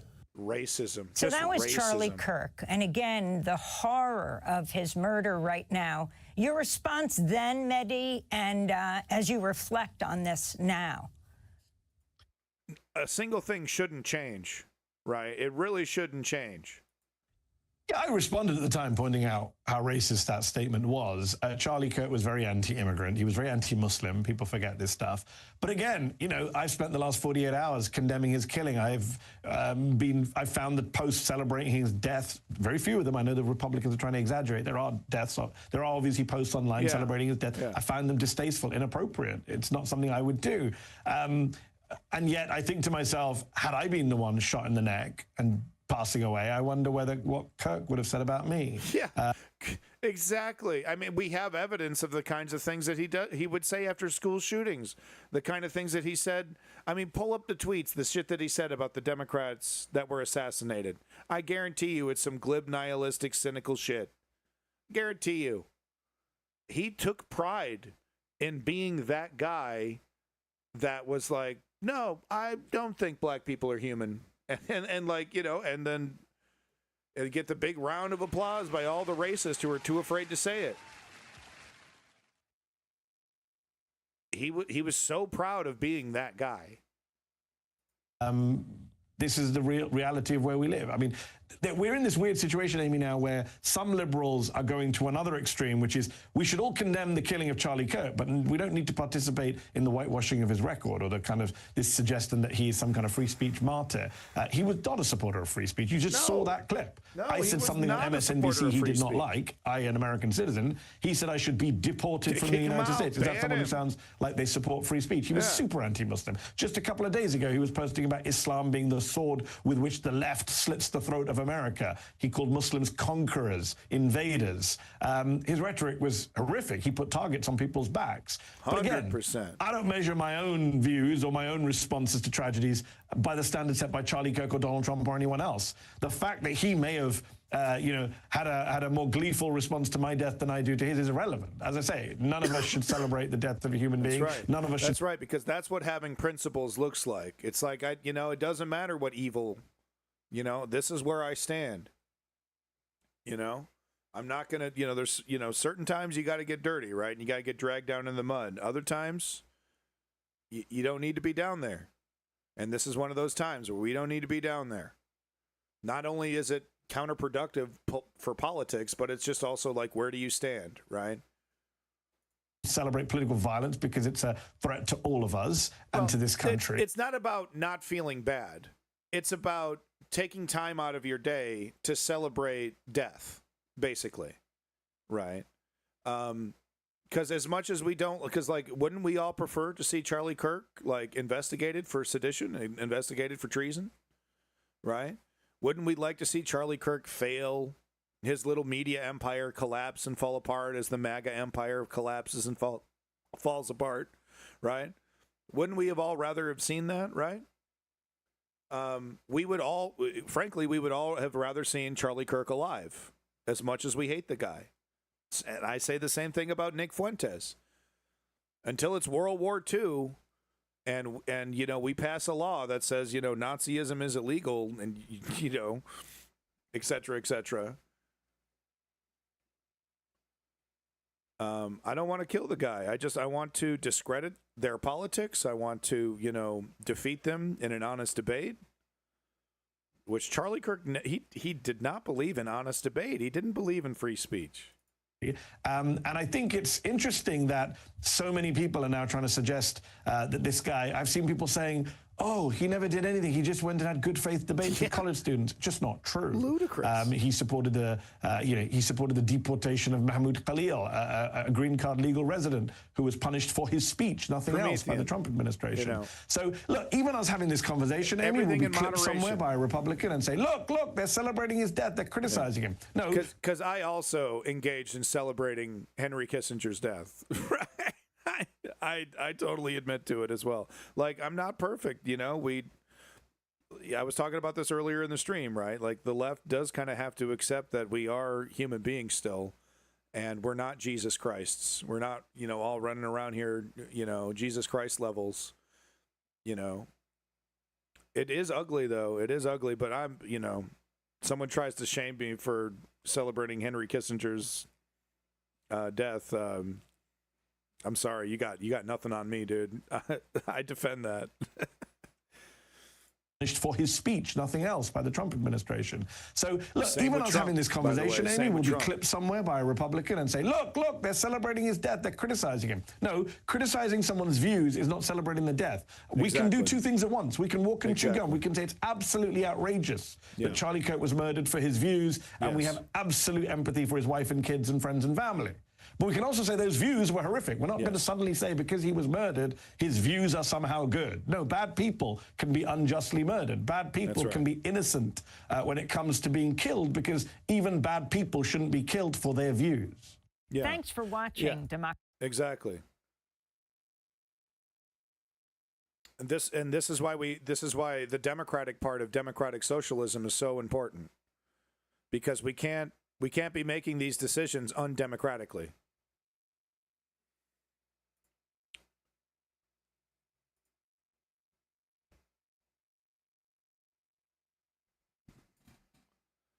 Yeah, I especially from a person of color, B-Ree, I could understand how you would say something like that, because it's like, no, I mean, he believed in eradicating me, right? Is that a view? You know, is that on the table for debate? My eradication? Yeah. Well, I mean, you know, he's just speaking broadly, right? And the left has to be very careful about this, right? Because we really can't have a serious conversation about, does fascism deserve free speech, until we're in charge, until we're in control of the zeitgeist, until we've actually defeated fascism. Maybe we can. Maybe we just have to own it, that it's like, no, we're prejudiced, we're biased against fascism. And, you know, we're not interested in giving you a debate, quote unquote, you know, a discussion, quote unquote. There is no discussion when it comes to your ideology. It needs to be defeated. You know, it's inherently violent. It inherently hurts people. There is no debate, right? Okay, I think we're actually good. I mean, like the Charlie Kirk debate stuff, right? I think we're getting close to being done talking about this. Thank God. It took 3 days. Let's hear what this fella has to say. I think he's more left-leaning progressive. I don't think he's conservative. Some of you I know are not quite sure why people in the UK should care all that much about the assassination of Charlie Kirk. After all, he wasn't a household name in Britain until his murder on Wednesday, and it is fair to ask, what's it all got to do with us? Well, make no mistake. Promethean, Ezra Klein needs to fucking retire. Okay, you know, we showed his little video, you know, sitting on the seat, you know, give the adult in the room giving us the talk, still in defense of the neoliberal establishment. You know, still in defense of this fucking decrepit neoliberal establishment. You know, it's like, it's too late, Ezra. It's too late, dude. And you still, you know, you're still not getting behind Zoran. You're still talking about abundance liberalism. Suck my dick. Get on board or get out of the way, dude. You're useless. You're useless. More divide and conquer is what it is, Promethean. It's more fucking divide and conquer to weaken the left. Charlie Kirk's killing on the campus of Utah Valley University, 20 minutes into his Prove Me Wrong event, has momentous implications for America and also for all of us in the UK. In a split second, as one of Mr. Kirk's critics challenged his extraordinary claim that limiting transgender rights would be more effective in reducing the impact of gun violence than limiting the sale of guns, in that split second, everything here changed. Do you know how many transgender Americans have been mass shooters over the last 10 years? Too many.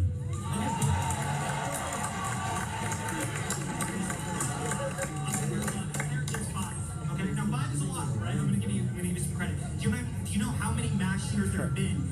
Five is a lot. I'm going to give you some credit. And that's the shit that Charlie Kirk cuts out of his videos when he does this, like, you know, owning the liberals YouTube clip, right? He would do this, like, there was this whole product, not his whole product, but a good chunk of it, owning the libs. So that's the stuff that he cuts out, is those kind of burns, right? All right, I don't think they're going to show it, but I need to be so careful here, man. I'm going to get my ass in trouble. I need to be careful. Over the last 10 years. Counting or not counting gang violence? Great. The sound of it. It's so crazy. Like, great. No, I have a response to that. I'm ready for your racist dog whistle. And then he sees the most horrific thing he's ever seen in his life. Jeez, life is weird, man.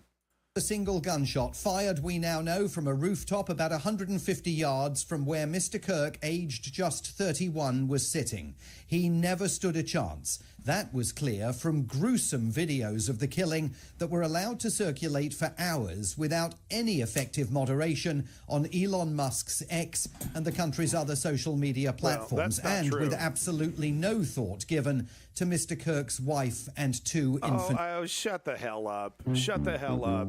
Okay, it's called free speech. We're allowed to see it. We're not babies. We're allowed to see it. And the moderation on X was bananas. We all saw it in real time. Smash was putting links from Twitter, that were working for her, and then I would click on them and it was deleted. So shut the hell up with your crybaby bullshit. Children. At the scene, chaos quickly ensued. The crowd of 3,000 people fleeing. Only 6 police officers had been assigned to provide security on the campus. Should we bring this up? I guess we have to. This has just happened. Wow, I wonder what Joe Rogan's take was. I bet it was really nuanced, and I bet it wasn't in complete agreement with the right-wing narrative, the false right-wing narrative that this was somehow had something to do with left-wing anything. Right, I'm sure it was real nuanced. We just found out that Charlie Kirk got shot. Podcaster Joe Rogan, like Charlie Kirk, hugely influential within Donald Trump's Make America Great Again movement, on air on Wednesday, the actor Charlie Sheen sitting alongside him. Murder for having a different opinion from somebody else. Yeah. Different ideology from somebody else. Seconds into it, Charlie Sheen over here with the right-wing brilliance. Will there ever be consequences? It's so dangerous. It's so fucking dangerous.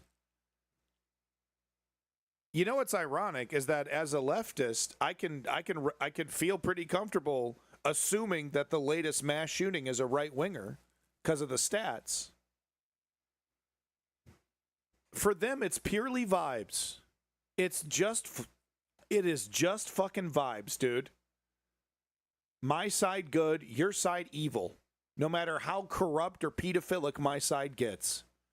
Charlie Kirk over here, we know what's up with Charlie Kirk, right? Oh, I'm sorry, Charlie Sheen, sorry.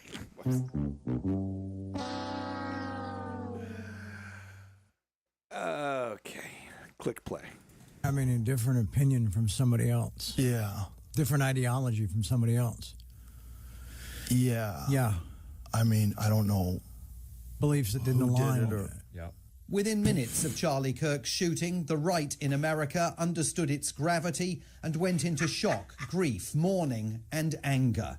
The assassin silenced, without doubt, one of the most influential voices in President Trump's ear. The charismatic founder of Turning Point USA, I agree with that, Promethean. Charlie Kirk spent the past 13 years recruiting hundreds of thousands of young Americans on college campuses nationwide to back Trump for the presidency not once, but 3 times. To my great fellow Americans, I am filled with grief and anger at the heinous assassination of Charlie Kirk on a college campus in Utah.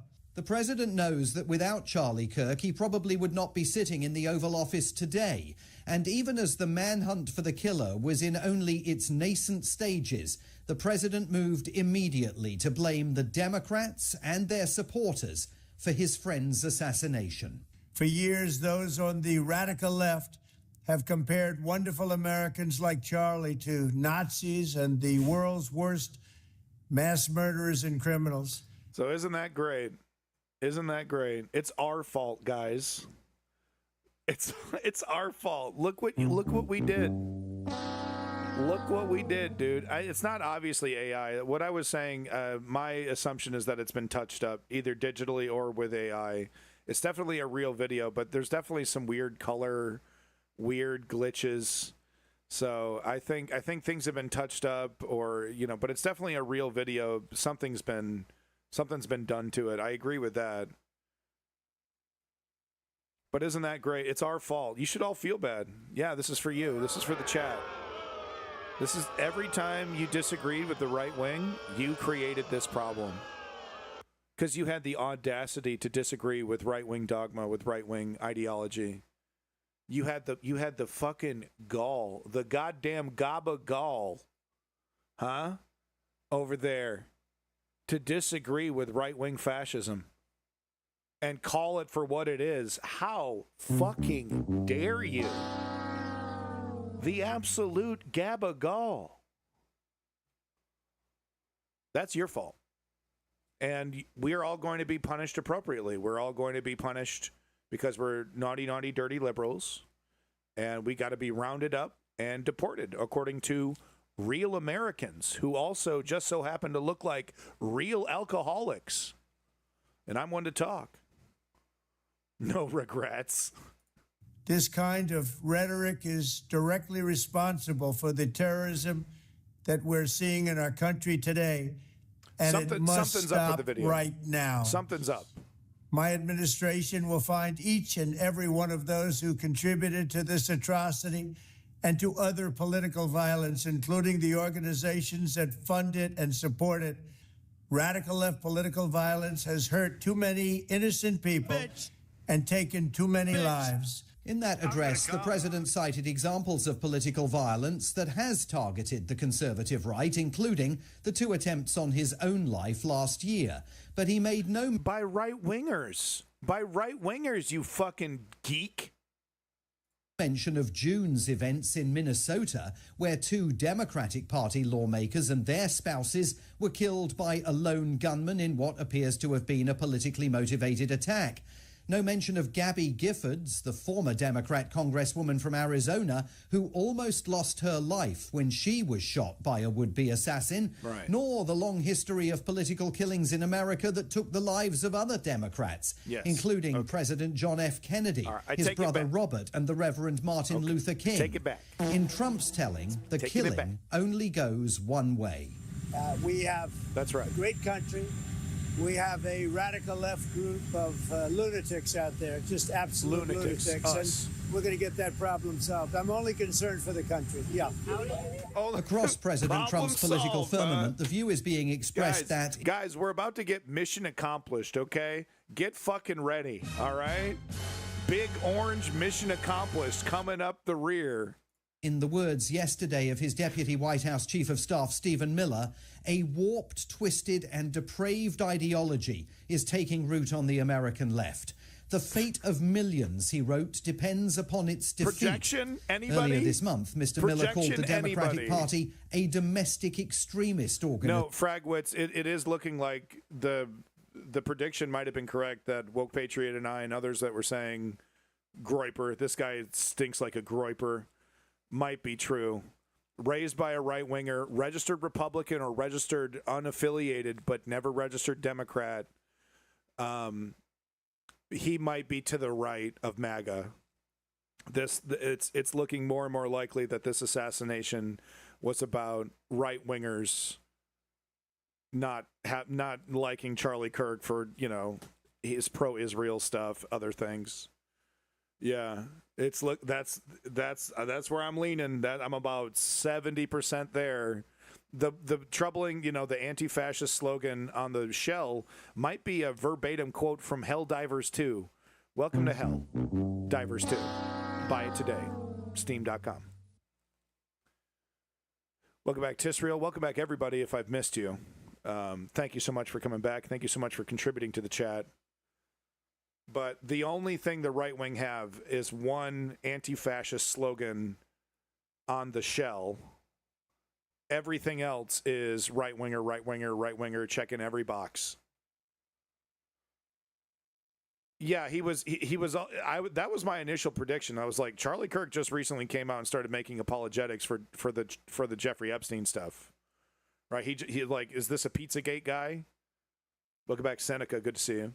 Like, that's what I was thinking. Is this Pizzagate, right? But it might be something even darker. It might be even something connected to some of these, like, intentionally nihilistic, overtly nihilistic, sadistic Discord channels. We might be in that realm, once again, of some young person who got brainwashed by some very sick people. Who are cowards. 99% of them are cowards who would never do any of the shit that they talk about, but they fantasize about it. And every once in a while, you get a guy who's a little bit more motivated. Charlie didn't kill himself. Yeah, indeed. But you know what I mean? Like, every once in a while, these communities, they get somebody that's a little bit more motivated than your average 400-pound, deviant. And, you know, hey, I know how to use a gun. On Capitol Hill on Wednesday. I'm going to say this. Democrats. It's so sick. It's so this is I haven't had time to actually show you this clip, but it's so disgusting. It's so sick what Nancy Mace did here. On Capitol Hill on Wednesday. I'm going to say this. Democrats own what happened today. I am devastated. Republican Congresswoman Nancy Mace of South Carolina speaking even before news of Charlie Kirk's death was confirmed. And listen to what happened when NBC reporter Ryan Nobles pushed back. By that logic, do Republicans own the shooting of the 2 Democratic lawmakers in Minnesota? Political. Isn't this on both Are you sides? kidding me? No, I'm asking We you don't know what seriously. condition Charlie Kirk is in right now. Some raging leftist lunatic. So, and here she is. She's like literally accusing him of what she's doing, of like exactly word for word what she's doing right there. How dare you turn his death into politics? Put a bullet through his neck, and you want to talk about Republicans right now? No. No, I'm asking no, not you. at all. You said the Democrats. We are talking about Democrats own this. So what of the Democrats, from whom the country has heard so little over the last many months? On Capitol Hill, Chuck Schumer, their leader in the Senate. This is a time that all Americans should come together and feel and mourn what happened. Violence, which affects so many different people of so many different This political is on the persuasions, Democrats. is an affliction of America. And coming together is what we ought to be doing, not pointing fingers of blame. So the usual milquetoast, bipartisan, violence bad. Of course, it's lies. It's just like I said. Like they've entered into a whole new realm of fabrication. This is why they're coming after the media, because they can't have the media challenging them every time they want to pull something out. Right? They this is why all the other dictatorships, China, Russia, North Korea, India, they have tight control over their media. Yeah, I don't, like I said, guys, I'm not really wasting time with right wingers today. I had fun. I had fun with the right wingers yesterday. We had a lot of fun, calling them out for their for overtly, for demanding violence because violence was committed. Right, for being inherently hypocritical. We had a lot of fun yesterday, but I don't have time to waste today. So they're just going straight down the toilet. Sorry, folks, if you wanted to play with them. I don't have time. So we're just going to get back to the video here. Message sounds like a recording recovered from a time capsule. It is partly because the actions of some grassroots Democrats are fueling President Trump's ability to paint the party as a movement of radical hate. Earlier this week, the president made a rare foray onto the streets of Washington, falsely claiming that the city is now crime-free thanks to his deployment of National Guard They're troops such here. bad actors. He decided to take his team out. Who wouldn't it be if it wasn't for the Dems? The guy was a registered Republican or registered, it's come on, right? We're not wasting time with it today. We had fun yesterday. We're not going to waste time today. Yeah, Ponder Monkey. You know what? Maybe I will unban, or maybe I won't. Out for dinner at a local crab and shrimp restaurant. In an astonishing security breach, a handful of protesters were literally waiting for him at his table. Trump is the Hitler of our time! Free Palestine! Trump is the Hitler! This is so good. Awesome. Come on, get him out of here. Come on, I'm the king. What are you doing here? I'm the king. What do you mean you don't want to get sued? You're not going to get sued. You can hurt anybody if they're liberal. The liberal, you can hurt them. Get him out of here. Get him out of here. Oh, you don't want to get sued. No one will get sued if you hurt people under me. If you hurt people for me, get him out of here. Get him out of here. These people are fucking heroes. It is getting ugly out there, and Charlie Kirk himself contributed significantly to the radicalization of American civic discourse, even spoke proudly of having done so. Yes, he liked to engage in discussion and dialogue with people who disagreed with him, but his agenda was dominated by positions that just 25 years ago would not have found house room in the Republican Party. That's right. This was Charlie. No, it's overt bigotry, overt racism that the Republican Party used to be ashamed of. They used to be ashamed of It'll come to me. Sorry. Kirk talking about Michelle Obama and other prominent black women in America. You do not have the brain processing power to otherwise be taken really seriously. This is Charlie Kirk urging his followers to ride to the rescue of a man now serving a life sentence for using a hammer to bludgeon Paul Pelosi, the 82-year-old husband of former House Speaker Nancy Pelosi, in an attack on their San Francisco home. Right. So this gives you a little hint of what Charlie Kirk would have been saying if Mehdi Hassan were the one who was assassinated. This gives you a little idea of the kind of shit that he would have been saying. And why is he still in jail? Why has he not been bailed out? By the way, if some amazing patriot out there in San Francisco or the Bay Area wants to really be a midterm hero, someone should imagine if I called this assassin a patriot. Imagine how quickly my shit would get locked the fuck down. If I called this man a hero. The assassin who killed Charlie Kirk. Imagine. To go and bail this guy out. And this is Charlie Kirk on life in the UK. Free Great Britain has everything. I don't even do the facetious free Luigi shit. Like, no, that dude committed murder. Welcome to jail. Yeah, imagine if I said that shit. In the world to be proud of. But when I look at Britain today, I see a country where the ruling elites are in a race to abandon the very values, the values that made them so great in the first place. He was speaking there at the Oxford Union only last month, and this is why Charlie Kirk matters to all of us. He was one of the loudest voices in Donald Trump's ear, criticising the actions of successive UK governments, Labour and the Conservatives, for leading the country into an abyss. He relentlessly argued that free speech is under attack in Britain. And a week before President Trump... Ironically, the broken clock over here, okay, because free speech is under attack under Keir Starmer, okay? This Palestinian action, get hauled, 90-year-olds getting hauled away for holding up a sign would make fucking Vladimir Putin smile. Keir Starmer should be ashamed of himself. Reverse this policy immediately. One-term Keir, and he fucking deserves it.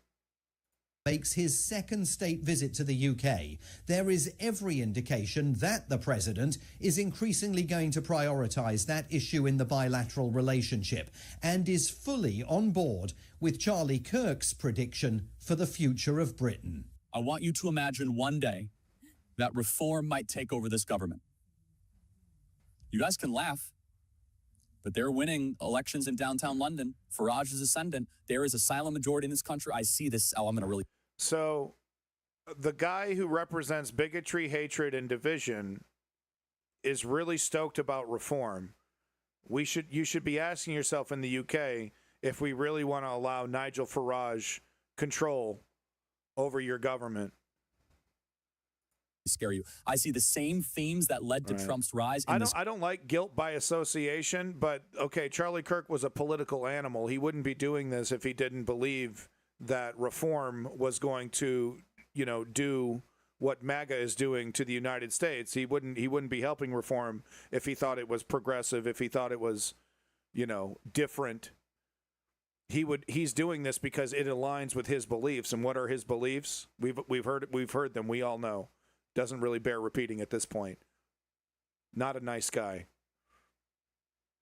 And that should tell us everything we need to know about reform right there. Dangerous, anti-democratic, anti-British. Populism mixed with incompetence. Nigel Farage doesn't know what the fuck he's doing. He's going to steal. Him and his buddies are going to steal, strip the fucking gold off the walls. Bad fucking news, man. What are you going to do? Brexit 2.0? Yeah, let's do that again. Country. I see it with the working class in the streets of London. I see the muscular class. I see people coming up to me. It's the same vibe. You guys are about to see a political revolution, if the stars align, that could mirror what happened in America.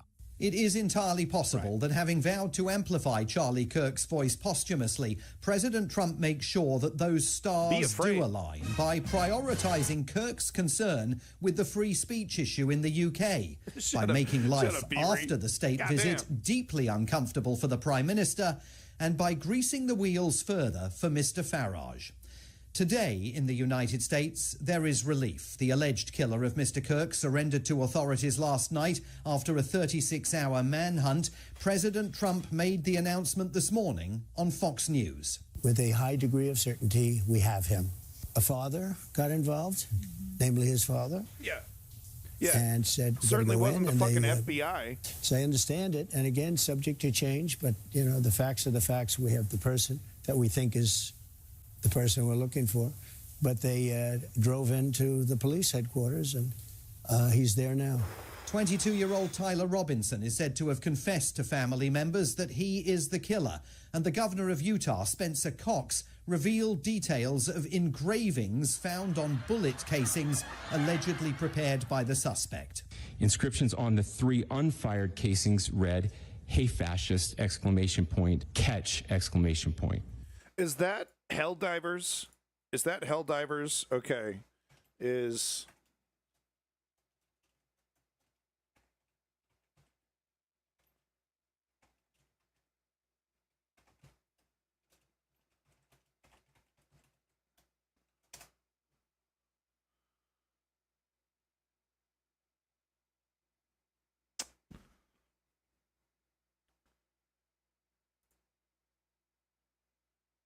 Oh, shit. I think it is directly from Helldivers.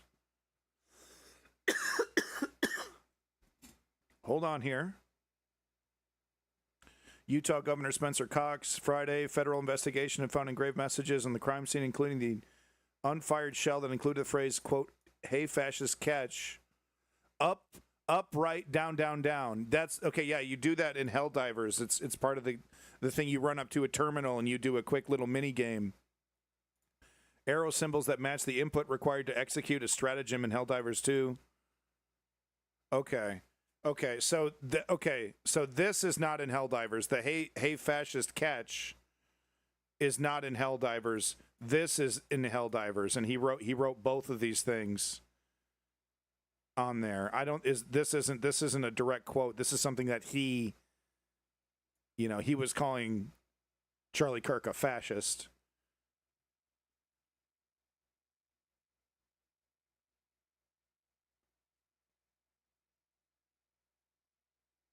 Okay, check. Yeah, okay. This is another anti-fascist thing. Oh Bella Ciao, Bella Ciao, Bella Ciao, a reference to an Italian anti-fascist song from 1953. And if you read this, you're gay, Lamau, which is seemingly little more than a shitposty gotcha meme. Yeah.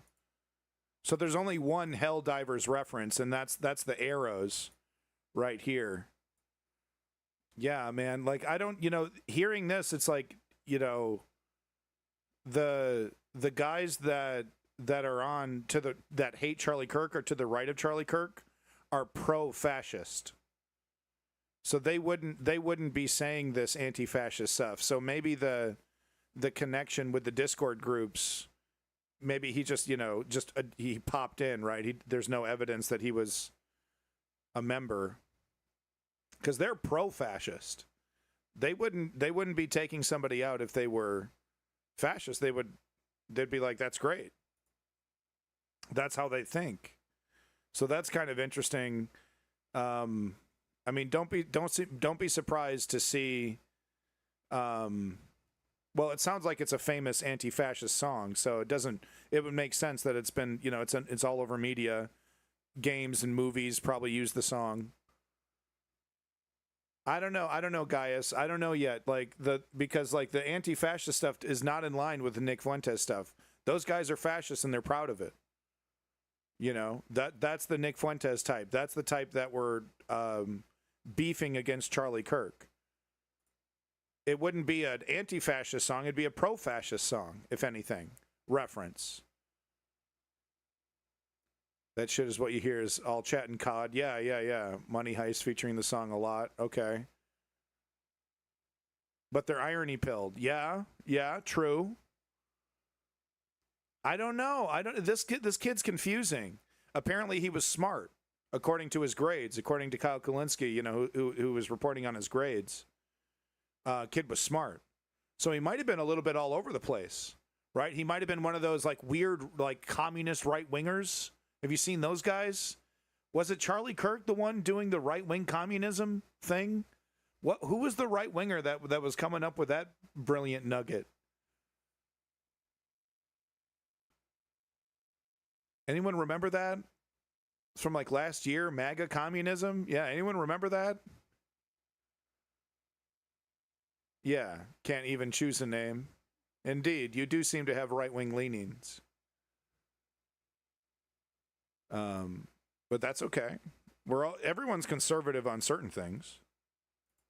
But we're not, you know, what we're up against isn't like conservatism, it's fucking fascism. It's authoritarianism. He's smart, but no, Luigi was an idiot. Luigi got busted in a McDonald's. Okay? Luigi's a dumbass. Okay? We're not lionizing that guy. Okay? He fucking murdered somebody in cold blood. I want to see that CEO in jail. What did it stop the exploitation? Did it stop that? Yeah, it made him scared for a couple minutes, but it didn't stop the exploitation, didn't stop the system. So no, okay, I think no. So this is not in Helldivers. Hey, fascist catch is not, because like that just doesn't like no. Because in the story of Helldivers, it's irony. It's like fucking Stormtrooper. What is it called? The movie. Oh, hold on here. I got it. I got the video game. Starship Troopers. Starship Troopers. It's very similar to Starship Troopers. Okay. Okay. Now Steam is starting up. Nightmare. Where it's like ironic fascism, where we're the good guys, but we're obviously fascism. Yeah, it's ironic because I think the book was like pro-fascist, like military, like like pro-fash, but the director Paul Verhoeven turned the material into ironic a criticism of fascism, into irony. So like Helldivers 2 is very similar. They're spreading democracy by force. Right. So like it wouldn't be like, if anything, once again, if they're going to do anything that references fascism, it would be pro-fascist. It wouldn't be anti-fascist. I mean, unless they're going the full irony of like they're overtly fascist, but they're claiming they're anti-fascist. But I don't think that's the case, because they coach everything in democracy, democracy, democracy. So they repeat fascist slogans. Like if anything, if this was right from Helldivers, it would be, how about have some democracy down your throat or something, right? Democracy to your face, right? Something like that. That's like a Helldivers thing. So this isn't in Helldivers. This isn't, or like remember Fallout 3, the Liberty robot, right? More like pro-democracy, which is irony, right? But this is the Helldivers reference. This fucking, so they're confusing the two. The media is confusing the two. The media doesn't know what the fuck to do with this. They don't even know how to explain what this means. Right, we know as gamers, a lot of us, I assume, are gamers. We know, okay, this is a button combination. You walk up to a terminal, you hit beep, beep, beep, beep, beep, beep.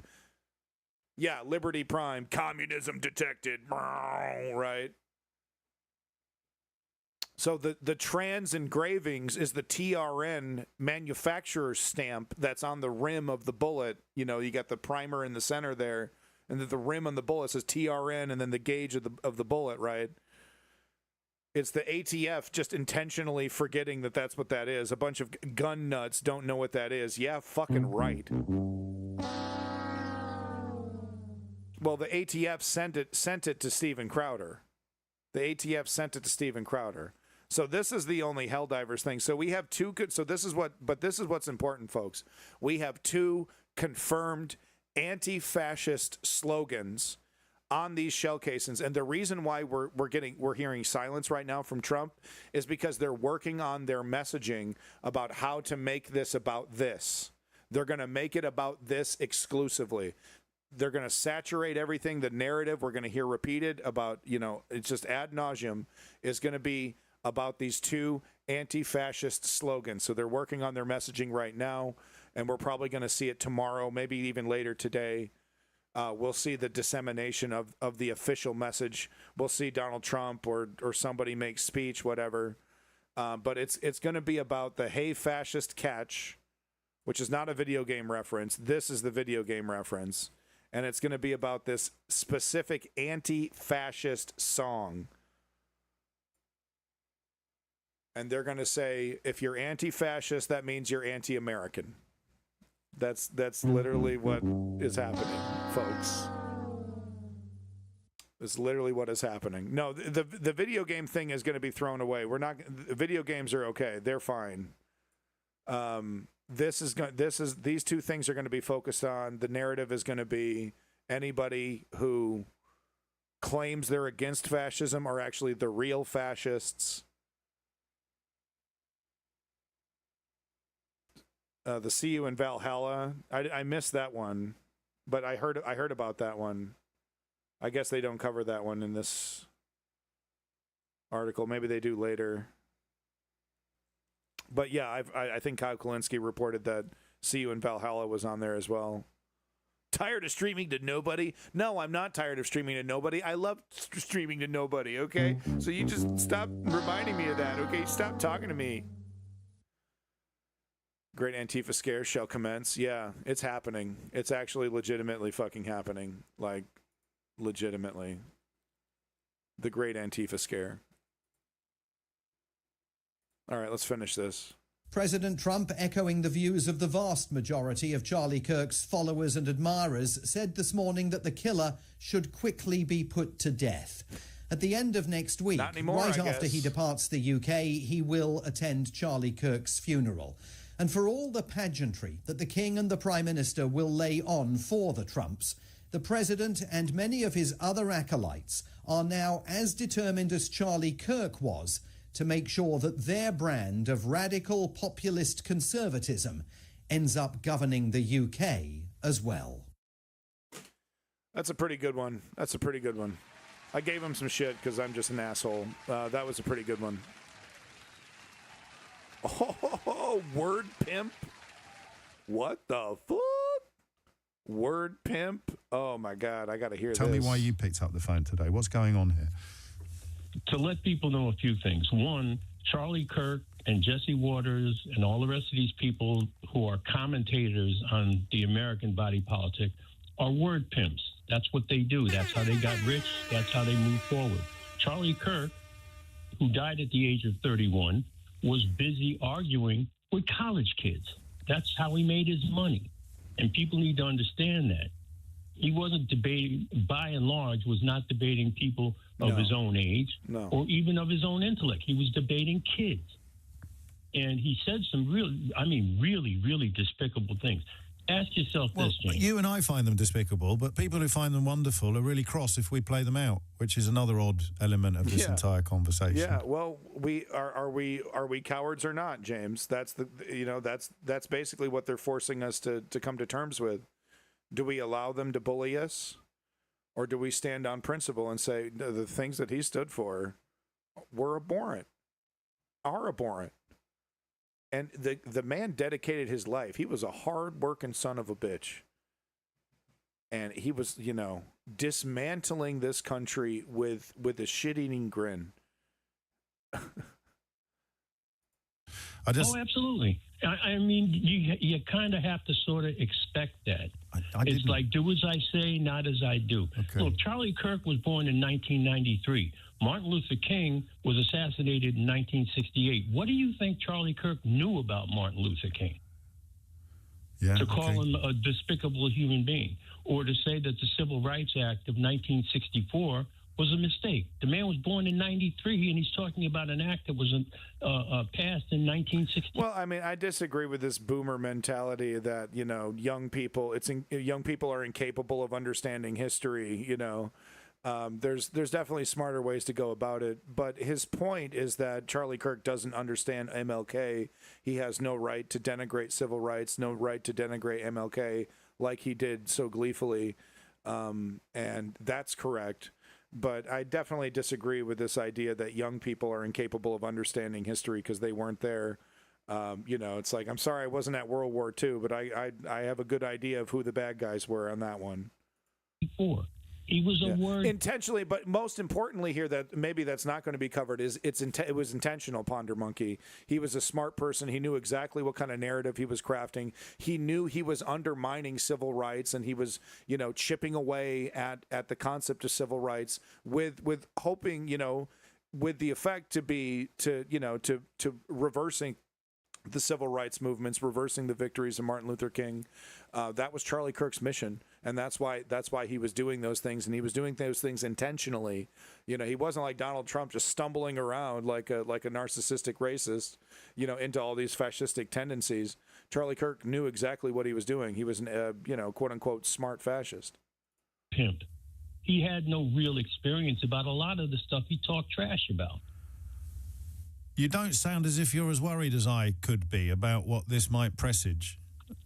No, I mean, look, we've seen in America an attack on the capital of the country. Yeah, amen, brother. Now, that's the political and spiritual seat of the United States of America. And people attacked it, and not only were they pardoned, some of them are lionized.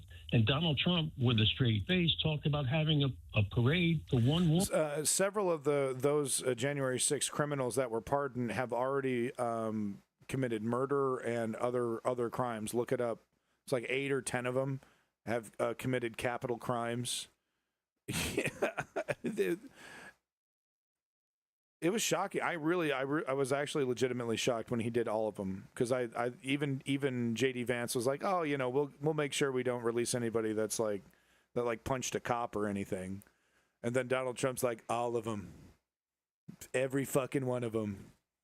Okay, man, go. All right, I'm your puppet. Okay. Who was killed during it?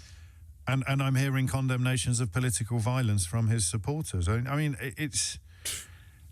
I suppose it's a mistake to look for logic here, Mark, and that's the curse, isn't it, really? You're trying to find a rational explanation, but there can't be a rational explanation for somebody pardoning insurrectionists and complaining about political violence. It's not a rational approach. Yeah, obviously. Of course not, and they don't complain about violence when it comes to children. No, they don't care. The leading cause of death for children under the age of 14 in America is gun violence. They don't care. Did people want to try and talk about that in the context of Charlie Kirk? Do people want to say that, for example, Sandy Hook, which was decried as a hoax by some of these same fellow travelers, does somebody want to say that has something to do with Charlie Kirk? I mean, they use guns in both cases. And again, he'd spoken about how some deaths were the price you pay for the necessity of the Second Amendment. Of the Second Amendment, but doesn't it? I mean, the more you talk, so disgusting. The more it mounts up. I imagine a wall. I don't know what the wall is. Decorum or democracy or decency. And the more stuff you're piling against that wall, surely the more likely it is that the wall will fall. No, it's not. Surely, it's not. Surely. Maybe that's how it feels when you're a millionaire and, democracy is happening around you and the best you can do is cut a check. But get in the fucking streets, James, and you'll see it's a lot of hard work to defeat this. Not surely. Only if we're willing to fight. And what's happening in the UK right now? What's happening in the UK? Reform is about to take over. Surely they won't. Surely they won't. Sorry, no, they're on their way, James. So grow a fucking sack a little bit, man. Enough of this, tiptoeing, right? Get progressive. But right now, America's in the middle of one of the most bizarre periods of its history. And that history started when Donald Trump went down the escalator and decided he was going to run for president. What was that, 2015? Mm. Yeah, 2015. And now we're 10 years later, a full decade later. And the man, and by the way, maybe 14. I don't know if you've discussed it yet, but have you taken a look at the picture that he took yesterday with his mouth all drooping on one side? I did see that. I don't want to read too much into it because I was uncomfortable when people speculated too much on Biden's health, but actually... No, we looked at the footage. It's just man tired.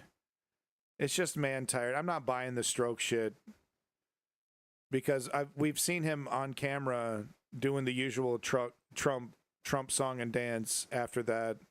And maybe, you know, strokes are temporary, right? So maybe it was just a thing, but I saw him moving around and it really just seemed like he was about to fall asleep and his face was really relaxed. I don't know. I'm not buying the stroke stuff. It does look weird in the freeze frame, but in motion it didn't really look that weird. In retrospect, that was probably a mistake, but he does look very odd at the moment. Yeah, he does. And I mean, look, I'm not a doctor. I don't know anything about the man's health. Everybody, who is it? Carolyn Levitt says he's in great shape. Fine. Okay. But if you listen to what he says, never mind the drooping mouth. Listen to what he says. He repeats the same thing over and over and over again. Well, his neck pussy sprouted a clit. Yes, and certainly the scrutiny that was applied to Joe Biden is not being applied to Donald Trump. But let's look at what he said yesterday. It's extraordinary, really. The media need to confront the fact that violence and murder are the tragic consequence of demonizing those with whom you disagree day after day, year after year. So he's now subscribing to the idea that there should be limits on free speech, having spent much of the last year insisting that there shouldn't be any and that we have a particular problem with it over here in the most hateful and despicable way possible. When he talks about those on the radical left, who is he talking about? Okay, we're gonna hear this, but this came up. This is really funny. Politics, who unfortunately gives $5 a month to Elon Musk. But he said something really funny here. Looks like he's a fan of Ukraine, so we'll give him a break. People seem to be focusing on Trump's mouth at the 9/11 remembrance, looking like he had a stroke. But what I can't take my eyes off is his vagina neck seems to have sprouted a clit. Look at this. Oh, no.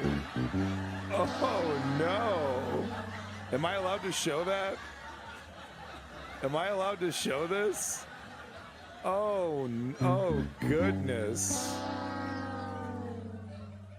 Oh, goodness. The neck gussy. It's got a clitty now, dude. TOS, man. Yeah, TOS. Am I going to get busted for that? You're done. Oh, my God. Oh, my God. Avert your eyes. Oh, my goodness. He needs a little like schoolgirl skirt for his neck gussy around his neck. He needs a little schoolgirl neck skirt. Looking good. About those on the radical left. Who is he talking about? Yeah, who's he talking about? Anybody from Bernie Sanders to AOC to anybody who disagrees with him. Anybody who thinks pardoning insurrectionists is not a very good thing to do. Anybody who thinks insurrection is not a very good thing to do. Absolutely not. But I got to tell you, James, and this is a much wiser person than me. He happened to be my older brother. He passed away some years ago. He said to me once, put it in a thong. You can't be halfway for the First Amendment. Now, the First Amendment is, you know, quite frankly, freedom of speech. And I've always believed throughout my life, after he told me that the way to counter bad speech is with better speech. And we don't hear enough of that. So I totally agree. This is exactly what I talk about. You might have heard me talk about this, but I couldn't agree with this man more, right? Because how do neoliberals handle speech that they don't like? You get kicked off the social media platform, right? There's a difference between banning individuals on your show, on your chat, right? Because I'm not banning their speech. They can go speak. They can go do their own show. You know, they can go to other streams. They can still use the service. But what was the neoliberal solution? Completely eradicate them, you know, and that makes the problem go away. We're not going to censor our way to free speech. The best way to battle bad speech is with good speech. And I talk about how we need to reform the Fourth Estate. We need to decorporatize news. And I was talking about how one thing that would have been great to see is if progressives could get some electoral victories and we actually start like changing the way news is done, the way that news is funded. We start publicly funding news. We start publicly funding operations, bringing news back from the dead, removing it from the clutches of corporate ownership, which every news organization has to agree to. And then seeing the Charlie Kirks of the world wither and die because their cash cow goes away, their rage farm goes away. The profit motive goes away because people are no longer getting, their news from their sources. They're actually getting news from actual sources. They're becoming informed. The way that we defeat fascist, it's like, because I talk about, like, do fascists deserve free speech? Where are the limits? And I do think that there needs to be limits. We talked about it today. Sedition is real. Especially now, look what they're doing, right? Civil war, like literally. Welcome back, Off-World. But at the same time, there, we can't censor our way to free speech. We can't allow, billionaires who own these social media companies to just make right-wing assholes go away and then problem solved. The best way is to expand speech, to fund speech, to fund news, fund, people doing news projects like mine, et cetera, et cetera. More speech, not less, more. Because that's what they want. That's what these oligarchs want. They want to reduce speech. They want to narrow it down, right, to a single funnel. And the neoliberals agreed with them in certain ways. Right. Oh, you can have free speech to a limit. Right. Don't criticize the neoliberal establishment. Adpocalypse happened to Kyle Kulinski. That was under the fucking neoliberals, I believe. Possibly, maybe. Might have been under Trump first term, but it was right around Obama. Like, Jack Dorsey still owned Twitter and left-wing neoliberalism. Left-ish neoliberalism was still, the rule of the day in Silicon Valley, net Google, who owned YouTube, who was responsible for Adpocalypse. This is pre-MAGA. We got to open it up. We got to take it back from the corporate owners, and we need more speech. That's how we defeat this. Always believed throughout my life, after he told me that the way to counter bad speech is with better speech.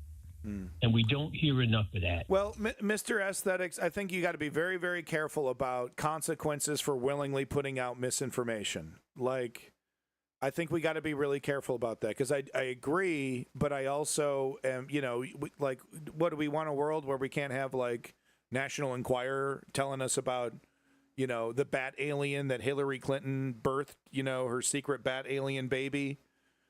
Like, we can't have that either. It's like, we got to be careful, because, like, we don't want China either. Their version of free speech is horrific. Yeah, Bat Boy is real. Right. So I think we have to be very, very careful about what we're talking about. But I think, obviously we're living in it right now. This is what the world feels like when fascists run amok, completely taking advantage of our democratic systems, weaponizing free speech, right, turning it against us. This is what it looks like. So clearly there's something needs to be done about it. Well, this is why Trump's comments yesterday are so difficult, isn't it? Because he's got almost that's why I played the two clips at the beginning, and you as a broadcaster will have appreciated that. The idea that the guy who sounded, to me at least, and I'm, as always on this program, open to contradiction, open to challenge, the guy who sounded to me quite measured and thoughtful has been fired by MSNBC, and the guy using words like avenge on Fox News is he's still in his job. He's probably going to get promoted. Yeah, well, I mean, Jesse Waters is one of those guys who, he's a word pimp just like Charlie Kirk was a word pimp. Exactly. These are people who speak to an audience that is, if you use church terms, can't it's even a choose a name. of the converted. Indeed. These are people who all believe in their heart of hearts that what they've been told Welcome is back, all Hexen. correct, and that they, their job is to fight for what they've been told. No matter what idiot told them. Don't stop and ask questions. Don't stop and ask for evidence. Just feel the anger, feel the hatred, and get out there and indulge it. And the people on the other side of the argument. Mr. Aesthetics, respectfully, I'm going to disagree with you. With that said, obviously we still have a lot of things to learn, especially when it comes to building trains from China. But it's not all, the problem with China is that with every positive thing, there's like 10 negatives, and it usually has something to do with the dictatorial control of the Chinese government over every aspect of Chinese life. Yeah, I mean, are some things nice? Yeah, in China, absolutely. Some things are an absolute dystopian nightmare as well. But my main concern is the complete disregard. In fact, they think it's a weakness, but complete disregard for individual liberty that is pervasive in Chinese culture, especially in mainland China, that I just, fundamentally disagree with. Who are saying, don't be guided by hatred, don't be guided by fury, condemn all acts of political violence, especially if they're undertaken by people who may be on a similar political page to you. They are completely drowned out. That's the bit I can't quite get used to yet. Is the absolute, some of it is cowardice, some of it is self-interest, some of it will be fear. You saw what happened to Stephen Colbert. But the idea that the narrative now is being defined by the people who are in favour of political violence and somehow managing to cast their political enemies as being the people who are in favour of political violence, when the polar opposite is true. The polar opposite is true. Absolutely, the polar opposite is true. And until the people... and an example of what exactly? There's a guy, you know who John Leguizamo is? Yeah, the actor. Yeah. He's put out a series of posts, I guess it's on YouTube or whatever, and he makes more sense than all the rest of these clowns combined. Because what he says is that the people that you talk about, not the insurrectionists, not the people who believe everything Donald Trump says, but people who believe in better speech than what... we'll just stick to the subject of free speech. The Chinese social media and internet are heavily censored by thousands, possibly tens of thousands of Chinese government employees whose exclusive job is to scour the internet for any kind of dissent and, not only delete that dissent, but also try to track down the individual that said it, add them to various lists, and if need be, if the person becomes too vocal, track them down, arrest them, possibly disappear them. That's just one example. People are not more free than they are. Even now in Trump's fascist America, people have more freedoms than what people currently have in China. As long as you don't criticize the government, you can free speech it all day. You can have all kinds of opinions in China. But you're not allowed to have an opinion about the government publicly. Donald Trump is spewing, need to get together, need to get strategic, and need to act. China isn't communism. There is either. no resistance. You need rhetorical resistance. China is not communism. Okay, China is like is a dictatorship. It's there's different terms. There's different terms for the kind of government that China runs. It's not fucking communist though. The people have very little control over their government. And last time I checked, communism, it's heavily dependent on what the needs and desires of the people are, not the needs and desires of the government. But of course he's attacking the rhetoric already when there isn't any. I mean, the more you dig into his words, the harder it is to sustain the idea that he's not on the ball at least some of the time, because there's a sort of pincer movement to his logic, but the completely at odds with reality it becomes. There are lines on there in various historical periods about how effective it is to accuse your enemy of doing exactly what it is that you're doing. So condemn all political violence. As Mark points out, the First Amendment, there is no better honouring of the First Amendment than to condemn absolutely always the idea of anybody being killed for their opinions, killed for their words, killed for their ideas, challenged, if they breach legal thresholds, prosecuted, but killed? Absolutely never. Yep. We get it, James. We get it. Yeah, we're all against political violence. We always have been. The left. All shades of the left. You're going to be hard pressed to find a serious leftist who's like totally down for political assassination. They almost don't exist. Like even the really quirky, screwball ones like Slavoj Žižek and stuff. If he is a leftist, I mean, who fucking knows? You know what I mean? Like even he would be like, yeah, no, we probably shouldn't do that. He'd probably think it's kind of funny though. Okay, so here's Tallarico from the Democratic Party to say obvious things. We don't need to hear that. Yeah, there is no more Weather Underground. That shit is gone. All right, I have about 15 minutes here. I'm just seeing if I can... You guys want to watch some DBZ clips? You want to watch some DBZ hot clips? Maybe the opening from Cat's Eye? This, like, lesbian anime. It's pretty fucking sweet. You guys ever seen Cat's Eye? It's like lesbians and stuff. It's pretty sweet. Anyway. Vegeta. You guys want to do, like, Vegeta? We can watch some Vegeta stuff. Vegeta's my favorite until Dragon Ball Super. 18 plus. Yeah, baby. You know what? Let's watch more Mehdi Hassan, but he's going to be talking about Gaza this time. But you know what? It's Mehdi Hassan. That's fine.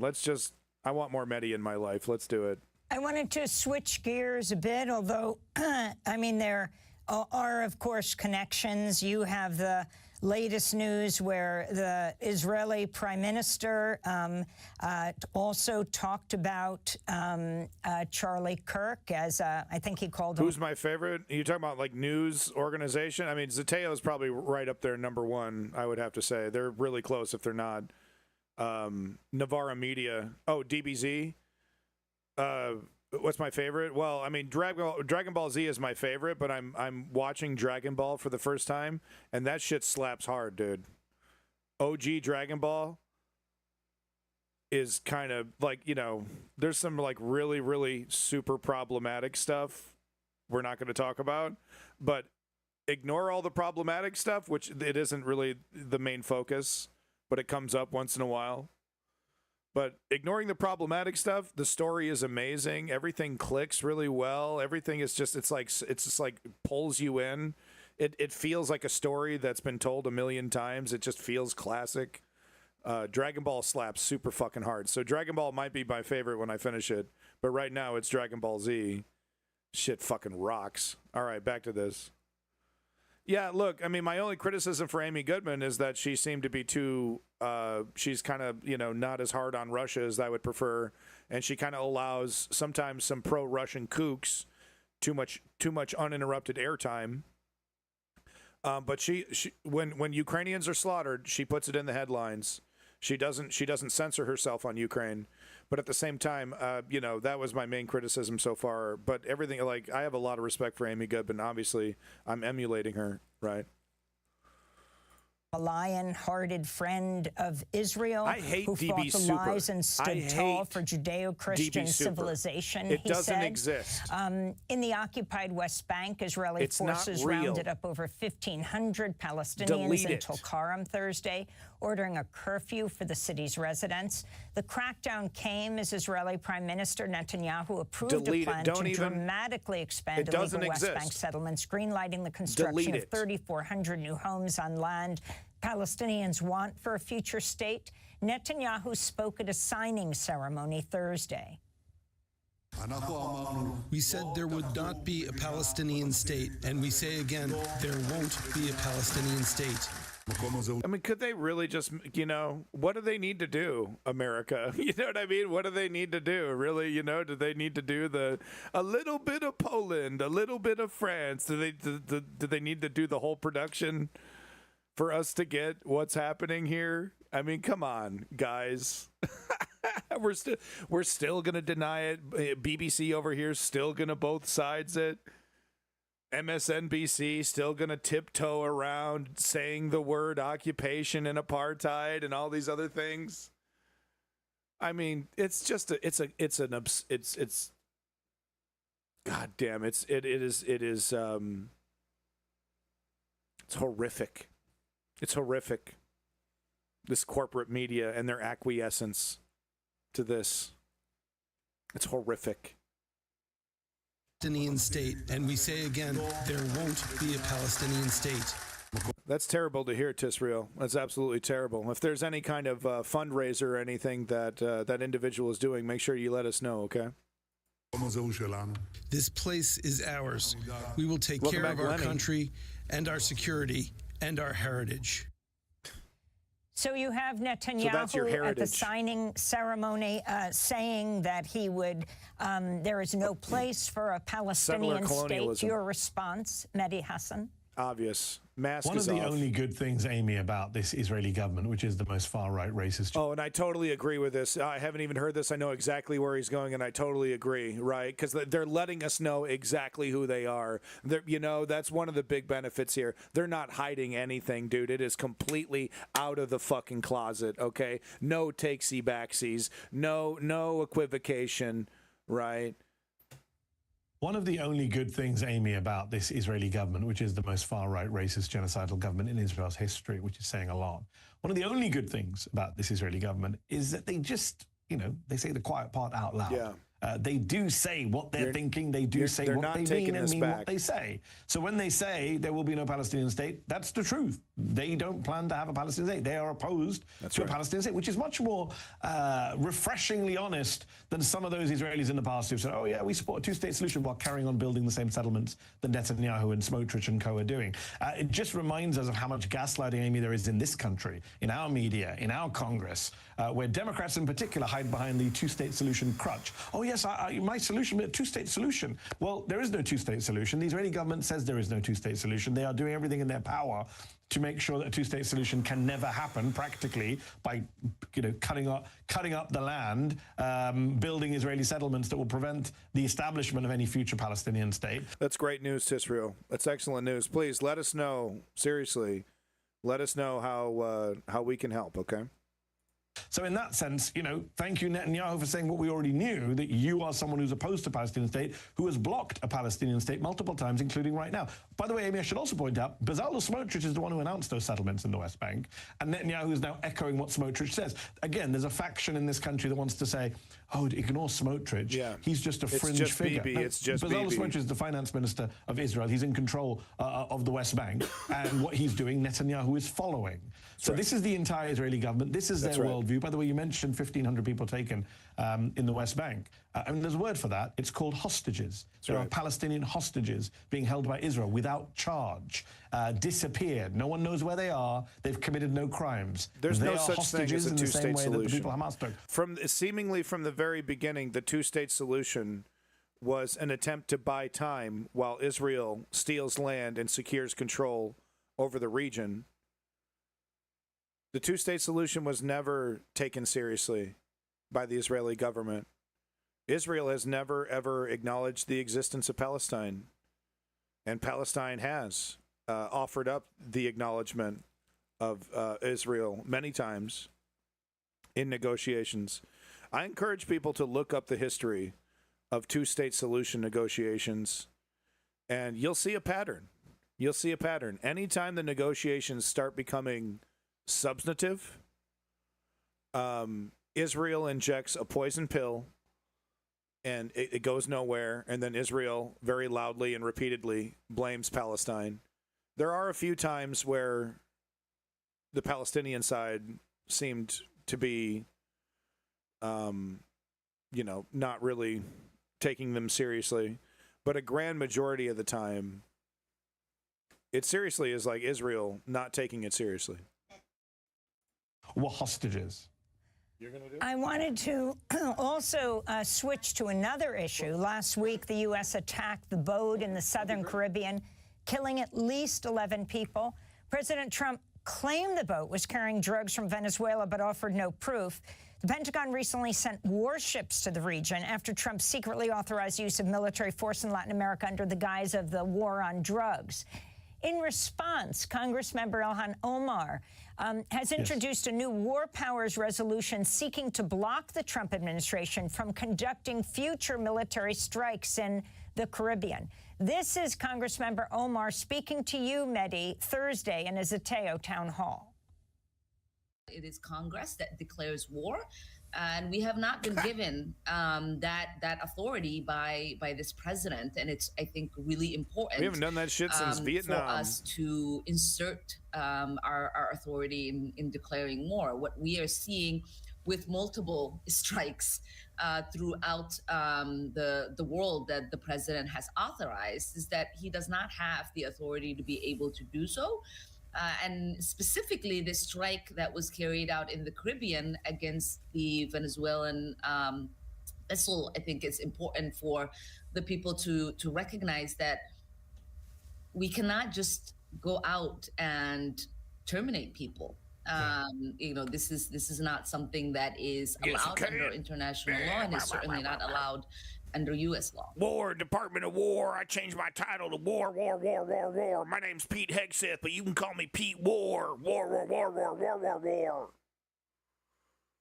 If they're not like us, then we could kill them. That's the rule. We're moral. War. Moral. Somehow he says war when saying moral. Moral.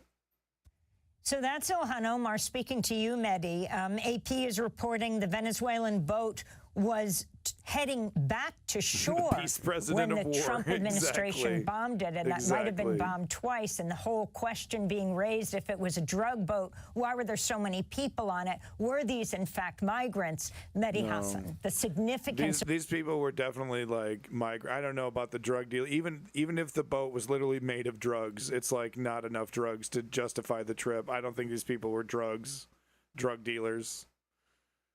Okay. And apparently they were going in the other direction. Yeah, just so Donald Trump could be like, I'm a hero. Whoa, look at me. I'm killing people. I'm smart. I know what I'm doing. That's why these people got. They were apparently driving away. They were moving away. Some reports are saying they were moving away from the United. They were like, you know, they're like, okay, we get it.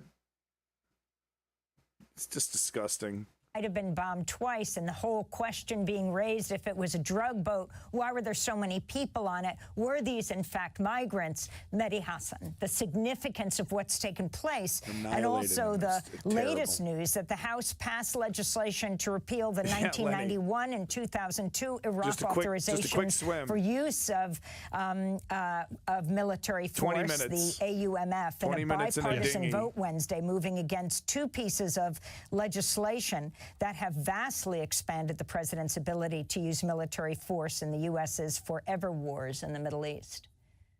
Well, let's start with the AUMFs that you mentioned.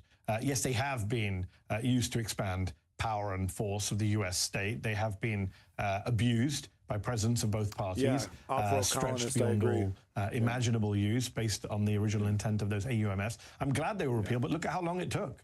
You know, hopefully it'll be very similar to Donald Trump's attempted assassination, you know, but the Charlie Kirk news will probably, you know, especially now that it's like confusing the political motivations of this person. It's not, you know, it makes it kind of hard to keep things going, right? So I wouldn't be surprised if things kind of fizzle out with Charlie Kirk in the next couple days, and then it's right back to the daily rage from Donald Trump, the daily insanity from DTJ.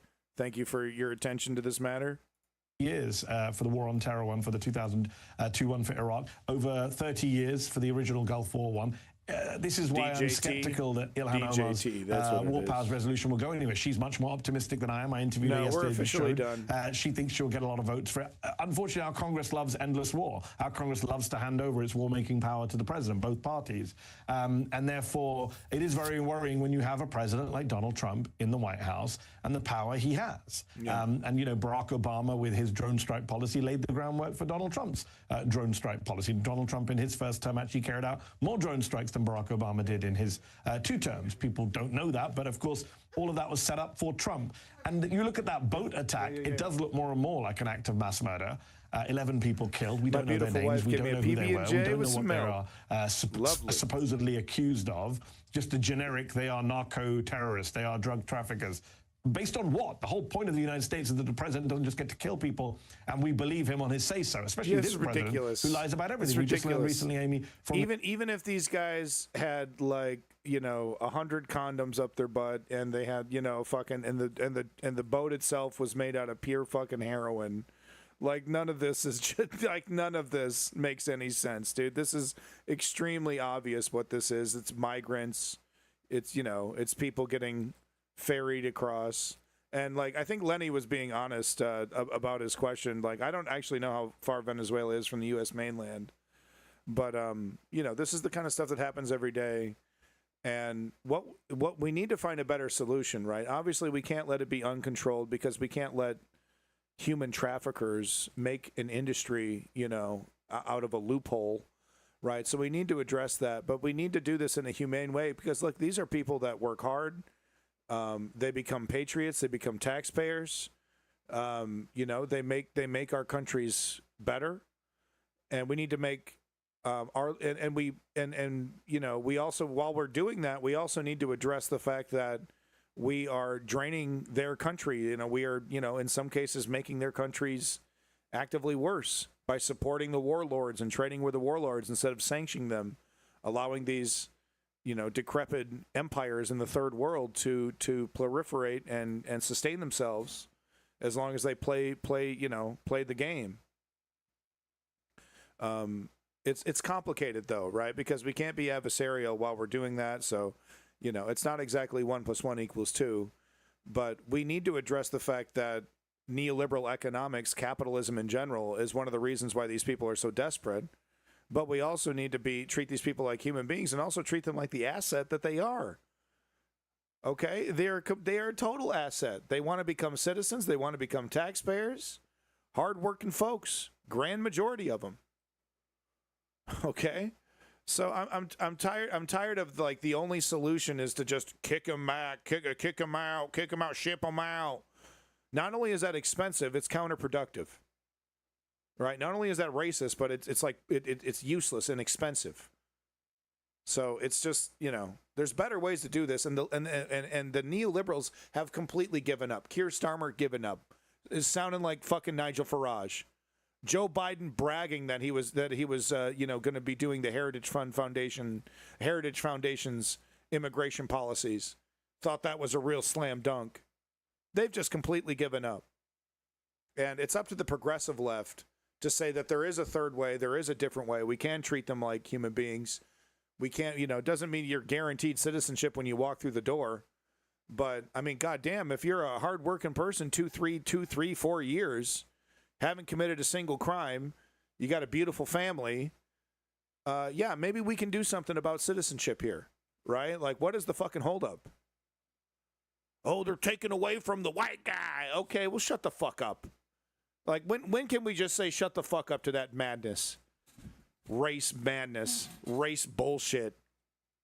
The New York Times that in his first term, he sent the SEALs into North Korea to plant a listening device, and those Navy SEAls ended up killing a boat full of unarmed Koreans, North Koreans, and then coming out I remember not telling the world, not telling the United States, not telling Congress. So why would we believe anything Donald Trump says on the National Security Front? You trust Marco Rubio? You trust Peter Hegseth? You trust Donald Trump? No. Yeah, exactly. In fact, the New York Times is reporting this week that the boat was turning around. Yeah. And they still attacked it. This was a boat that was 2,000 miles away from the U.S. coastline. There's no scenario. There's your answer. You can say There's it was your an answer, imminent Lenny. threat to the U.S. That's why we attacked it. It was 2,000 thousands of miles away. And it was heading in the other direction. And as you say, had 11 people on board, which is very strange. Most drug boats don't have that many people on board. So I hope there is some kind of investigation, an international one, if not a U.S. one, because it looks like Donald Trump may have just murdered 11 innocent people. Mehdi Hassan, I want to thank you for being with us. Award-winning journalist, editor-in-chief, and CEO of Zeteo. The We'll link to your new... Okay? He's my favorite Dragon Ball. Mehdi Hassan. I mean, he's just that good, folks. Mehdi Hassan. Go to Zeteo.com, subscribe, give this man money. This is real journalism. And while you're at it, give a little money to Democracy Now! Huh? You know, they probably need it too. I don't know. Maybe. Yeah, I don't know. Maybe. Unless you got super beef with them, which is understandable.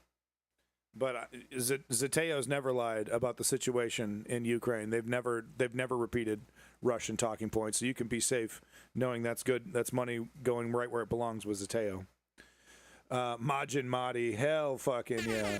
Folks, I got to get rolling. I got to go pick up my kid. It's been great talking to you. I wish I could give each and every one of you individual props, but just know that I appreciate you. Thank you so much for the view. All you lurkers, all you chatters. B-Re especially, though. Especially Lenny. Hashtag more Lenny. Thank you to every single one of you. Rebellion, Salazam, Hexenhammer over there at D-Live. Can't even choose a name. Ponder Monkey. Here I am. I'm giving everyone props. Colonist. Lenny. Woke Patriot. Thank you for everybody that contributes in the Discord. Everybody, thank you so much. When am I on? Usually Saturdays, but I've been trying to stream more during the week. So, you know, whenever. I don't know. Sometime. He said my name. I didn't even have to give him $20. Oh, it's amazing. Oh. Peace in that motherfucking Middle East, and glory to the Ukrainian democracy. And also, you know, maybe God help us all as well. We could probably, you know, Adam the Shinobi. Fuck you mean I can't go to the car show? They're gonna have all the lowriders News there on Underground, bitch. 1317. News Underground.